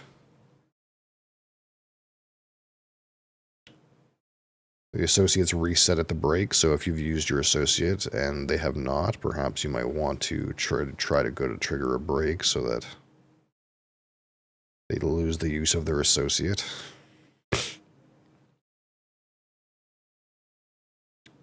So our friend Delios has played sponsors. He has played this sponsor card.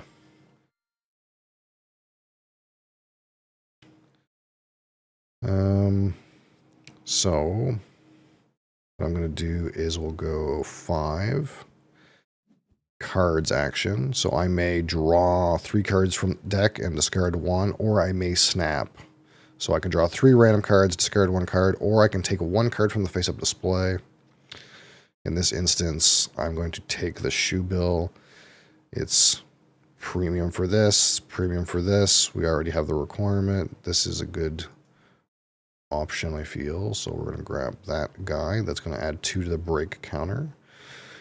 Cards go back to 1. Press confirm. We now refill the display. There's an alpaca that goes in a petting zoo. And next we can consider building our vulture enclosure. Now both these birds could also go on in a level 2 large bird aviary, but when we level up our build action to level 2 and purchase a large bird aviary, we can then relocate these birds into the aviary, so we don't have to hold them. So Delios will associate. He will take a university. He took one of the other Ramon's remaining. So he's used his associate. So now we'll build. Build enclosure of size 4. Where should we go? We need to be touching a rock for this bird. So since it's our first build, it has to be on the outer edge. We could go here, but again, we want to be close to this so that we gain, I think it's income for each space adjacent. So we kind of want to try to move towards the restaurant. But also placement bonuses are kind of nice to have. So this is going to cost us 8. So we'll be down to 17. So if we actually take this 5 bonus money, we could actually play the vulture in this round. Which might be a good idea. So we can make that work by doing... Oh, I didn't mean to do that. That's why we have the handy dandy undo last step button. We need to spin this around. Boom. Take 5 money. Confirm.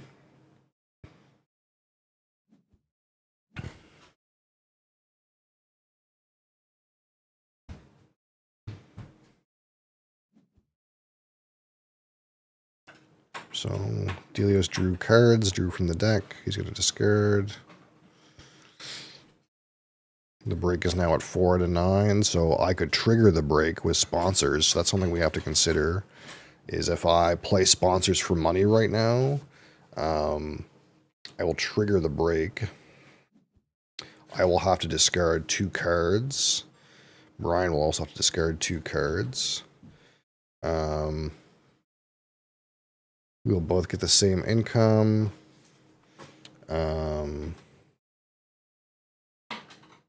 We've both used our associate. So I'm trying to decide, like, does it make sense to trigger this break right now? And I don't feel like I gained too much. We both used our associate. We're both making the same income. We both would have to discard 2 cards. So I'm going to not worry about that. Instead, we will play an animal. We will play our long-billed vulture into our, again, enclosure of size 4 with a adjacent rock. 4 with adjacent rock. So we'll play him into this enclosure, and we will gain 1 hat, 1 conservation point, 5 appeal, and we get to shuffle the discard pile and draw 3 cards from it. Keep 1 and discard the others.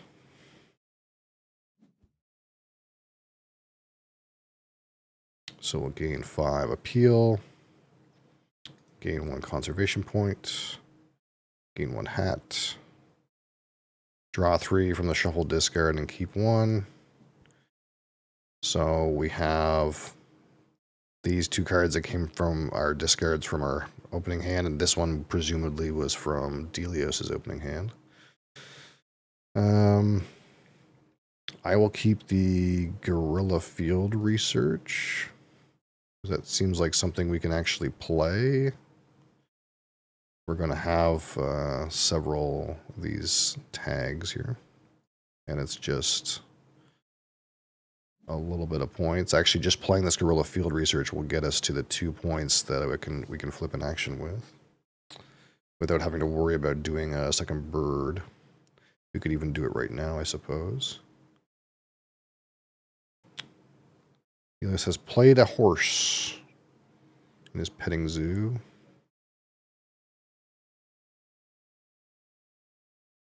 Gains 1 hat for horse, so his hats are all the way up here, so he gets to flip an action. He's gained hats from horse, from taking 2 in his university, and I presume he's probably also covered 1 here somewhere. Because that's 2, 3.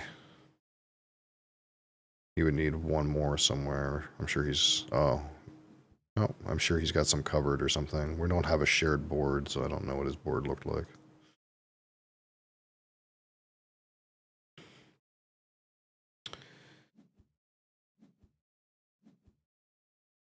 So I consider the current situation, it's not a great break for me. But association I can't do anything with. I can sponsor for my penguin pool. I can't play the guerrilla field research. And Delios cannot trigger the break. I actually don't have enough hats to play the penguin pool. I need one more. So that's kind of awkward. So what kind of situation do we find ourselves in then? We can't play this. I can't play this. I guess I could draw cards. That's an option.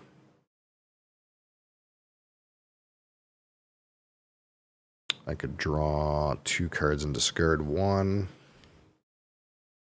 Doesn't seem great.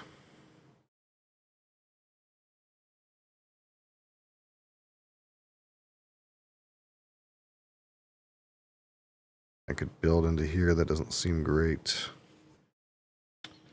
I guess. Yeah, it's kind of unfortunate. Guess we don't have a lot of options, do we? In that case, sometimes it's better to just hit.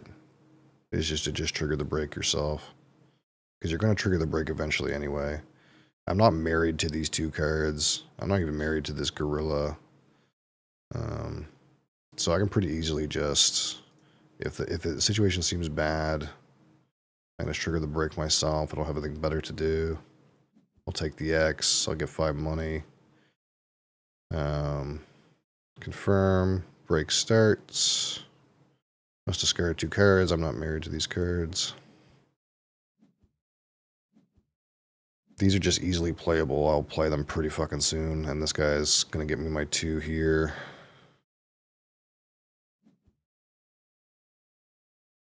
His income was higher than mine, but sometimes it is what it is.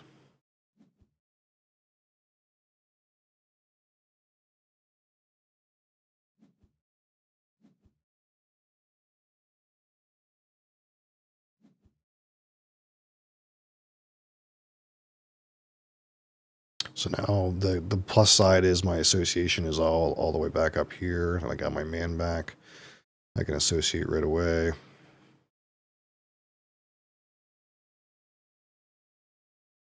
It would be premium to like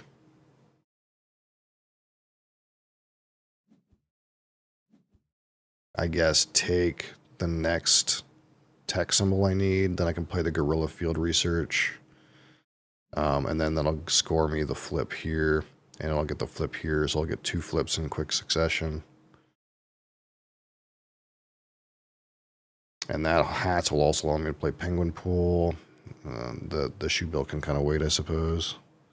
I can flip the build and build something for the shoe bill.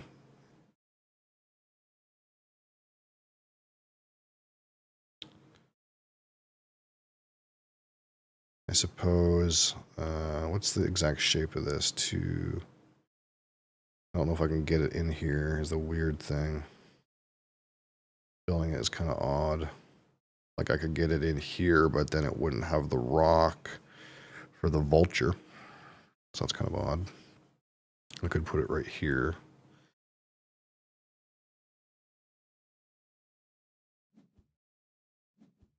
So the situation is kind of not optimal.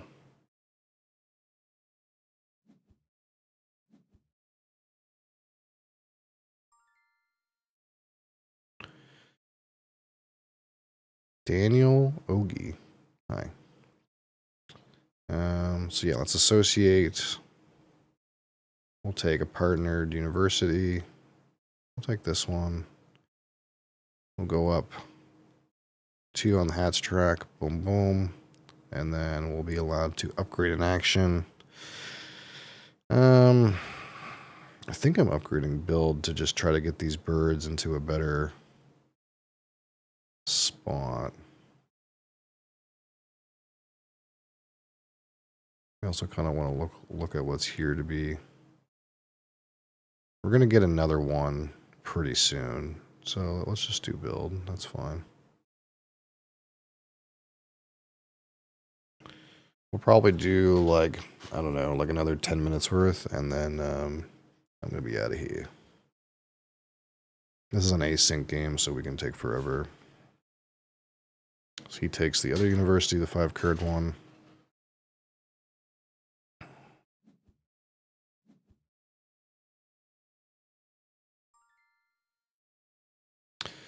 So, what can we do? I guess there's a world where maybe... How many X's do I have? I have one. We can maybe get this penguin pool to fish me out of here. Like maybe like this. And then I'll play my aviary.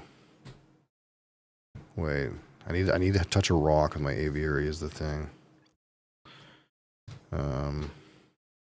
I guess I could play the aviary here, for example. And then the penguin pool can what? Be here, aviary here. But I need my sponsors up to 5 for that. So, in the meantime, what do we do?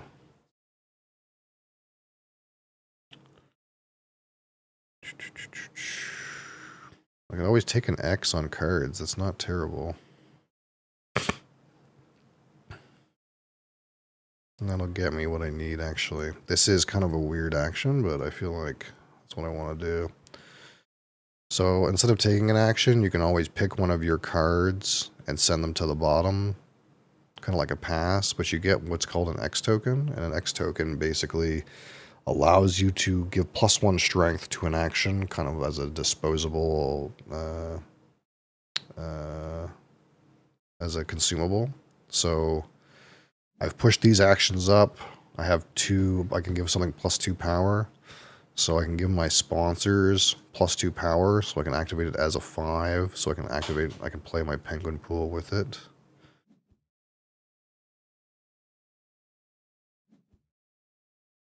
And then what we'll do is we'll gain 2, because I already have a bird. Or I'm playing a bird. And I'll just use this to dig me out of the situation I'm in down here. How do I want to do that? I gotta like swing this a different way. Like this. Boom. And that'll allow me to, when I take my build action, I can build the aviary up here beside the restaurant. I can even sponsor play my guerrilla field research for 3. That's not bad.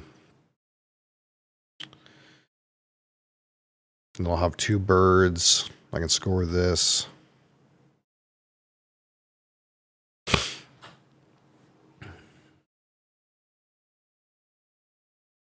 What's he doing over here? He's got his petting zoo. He's got 5 cards. He's still got this guy. He's flipped 2 things. He's got 2 universities. His board is called Silver Lake. Where he has this lake where as long as he places buildings around it, he gets a bunch of free money. He's been building a little nest over here. This thing is called a pavilion. It just gives you +1 appeal. And appeal is like points, but it's also income. And this is a kiosk which makes money for each thing connected to it, as long as it's a filled enclosure.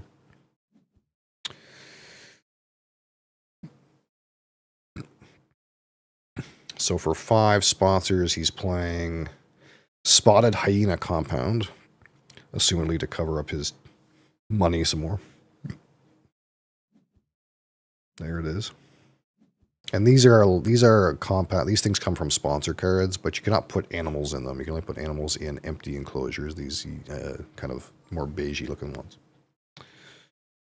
All right, so we're going to build. Again, we're building a large bird aviary, which can support 5 birds in it.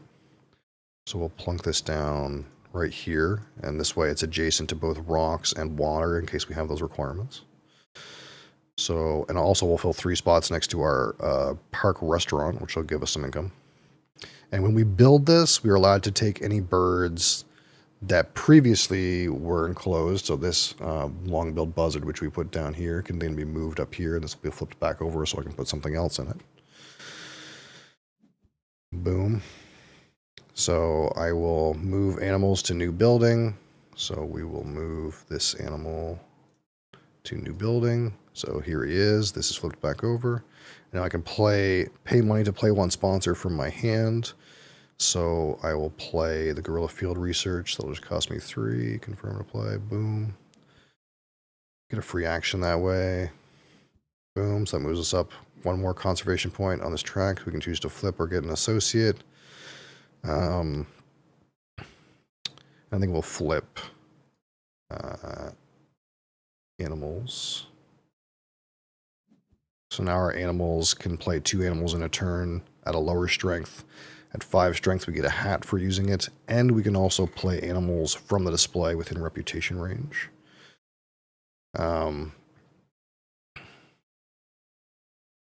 What else happened? Oh, we also gained hats, which pushed us up to get another upgrade. So let's go for cards. Make our cards action better. Boom. Confirm.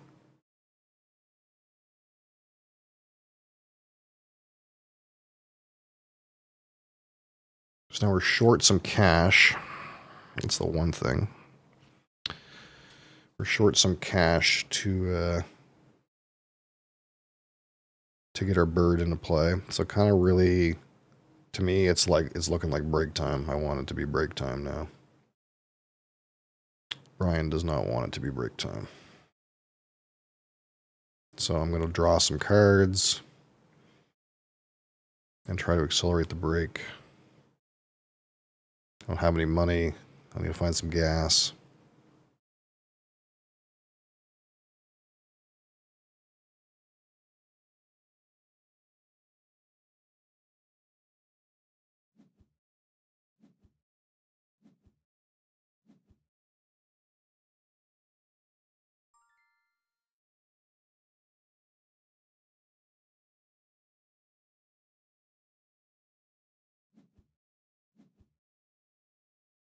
So I'll draw 2.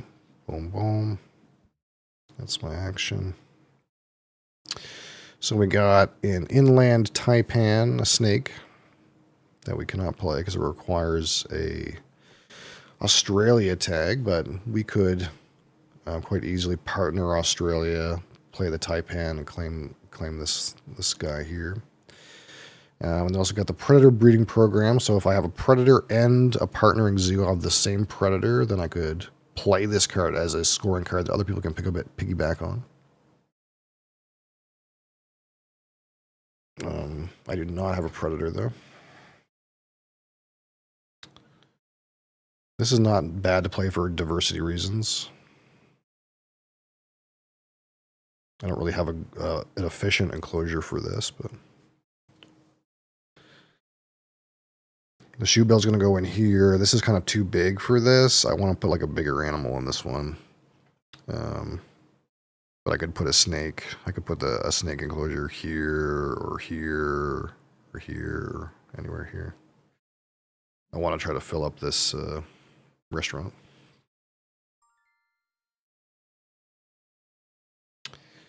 So 3.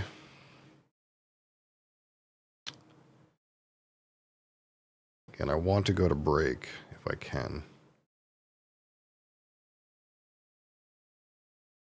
I could build a snake enclosure, but I'm trying to go to break if I can.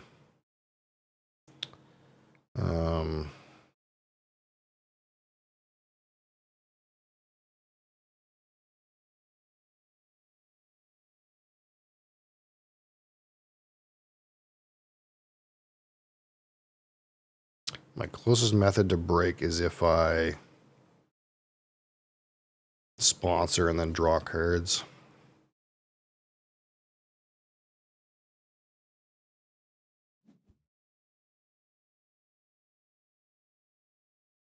kind of want to keep my animals where they are.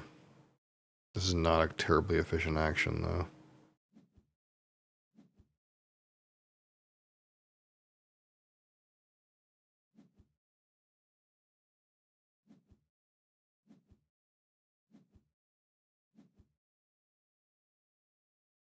Alright, so Brian triggered the break. That's fine.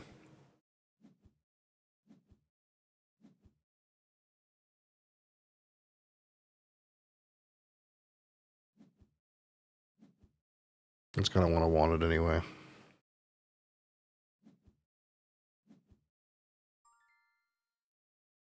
Alright. So again, what we want to do, we want to play animals. But first I need to build. But in order to play this, I need to associate with an Australian zoo. So, what else could we do?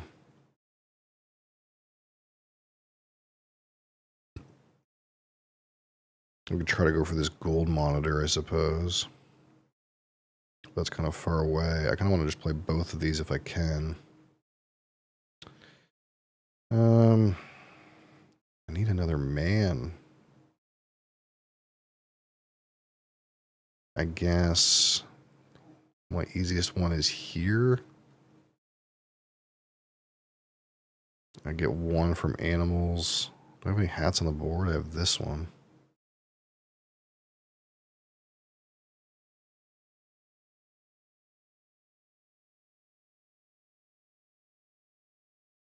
It's kind of rough to get a hat.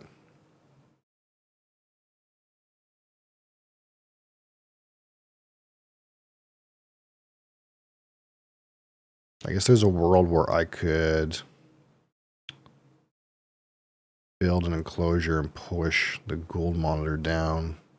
I'd buy it for this enclosure. But I'm still not quite in range. Oh, I would get in range from playing my animals. Was that 15? I don't quite have the money to do it well.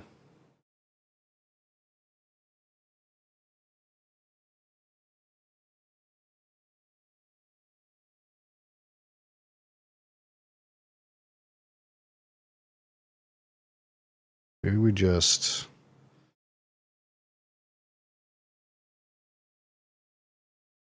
Man. I'm kind of poor is the issue. Kind of poor and I need another worker.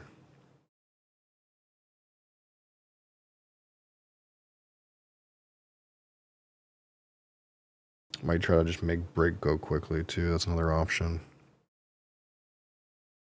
So pay 2.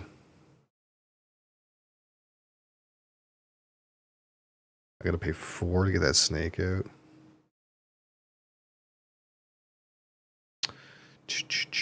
I'm like short $2 to play both of these. That's like part of the problem. Unless I just play it in here. I could bite the bullet and play it in here. And then maybe like consider later putting it in a reptile house. Maybe just not giving a shit. I think that's kind of what I might do. Even though it's too big.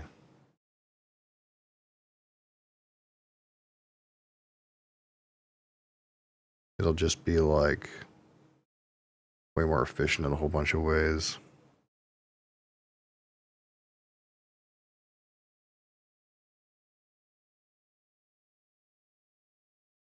Either way, I have to take this to get it done. So we're going to do that.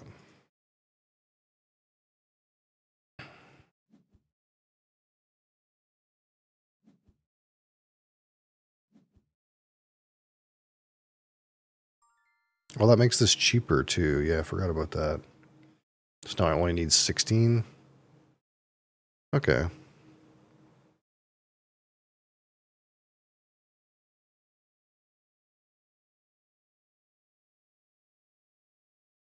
So I can build, and I want to build what? A 2, that will put me down to what? 17.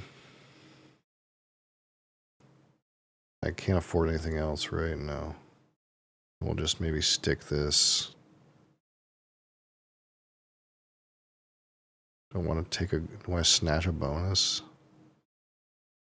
What does he want? That petting zoo thing? Is his petting zoo full? No. Let's just, I don't know if he even cares, but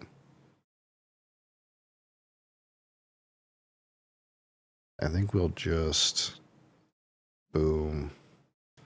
And then we'll take this alpaca because he may want it. I don't know. He might want it. And then we'll pass on that. Confirm. Now we can play both the shoe bill and the taipan at the same time.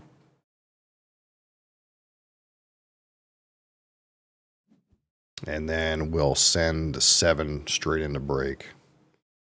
So if he draws cards at all, we'll be right in break. It's pretty, I just want to go break again. Right after I play these animals, I just want to go right back into break.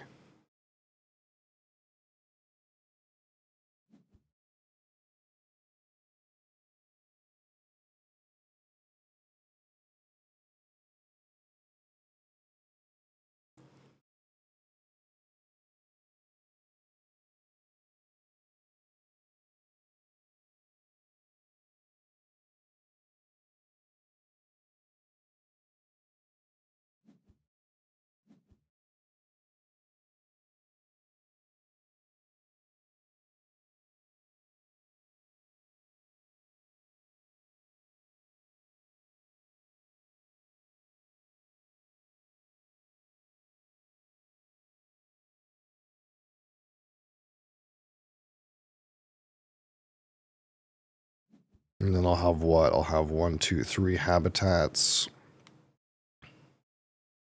I'll have 2 birds. I can claim that. I'll have 2 Australia. I could claim that. So I need 1 more habitat to claim this. I could go for like, I already have 2 birds actually. I just realized this was a bird too. I could go for 4 birds. I would just need 1 more bird, I suppose. And maybe just go light on the Australia. He drew cards. So I think our game plan here is, again, we're gonna drop our 2 animals. And then we're gonna draw cards and then we're gonna sponsor. Aquarium. Water icons, eh? We're kind of on rock icons. That's kind of what we're doing. Alright, play 2 animals. We'll send 1 into the aviary. Boom. Gain 3 points from being for the card. 1 conservation for the card. 2 points from the penguin pool. And then the taipan can go on the smaller one. Boom. Gain 2x.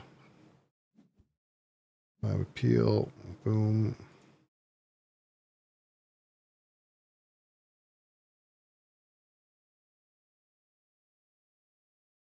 All right. So I gotta get out of here. But that was a good start. It was a good start. Thank you guys for watching. Thank you guys for being here. I gotta go to bed, realistically. I probably should put some music on the background. It's kind of like quiet, I just realized. But yeah, well, I'm gonna keep playing that off and on. That's basically the game, though. Simple enough, but there's a lot going on. There's a lot of cards, and there's a lot of big text. So that's the one thing to learn. But it's not that bad. It's probably maybe slightly more complicated than terraforming, but that's about it. All right. Till next time. Board games tomorrow afternoon, and be there, be square. Peace.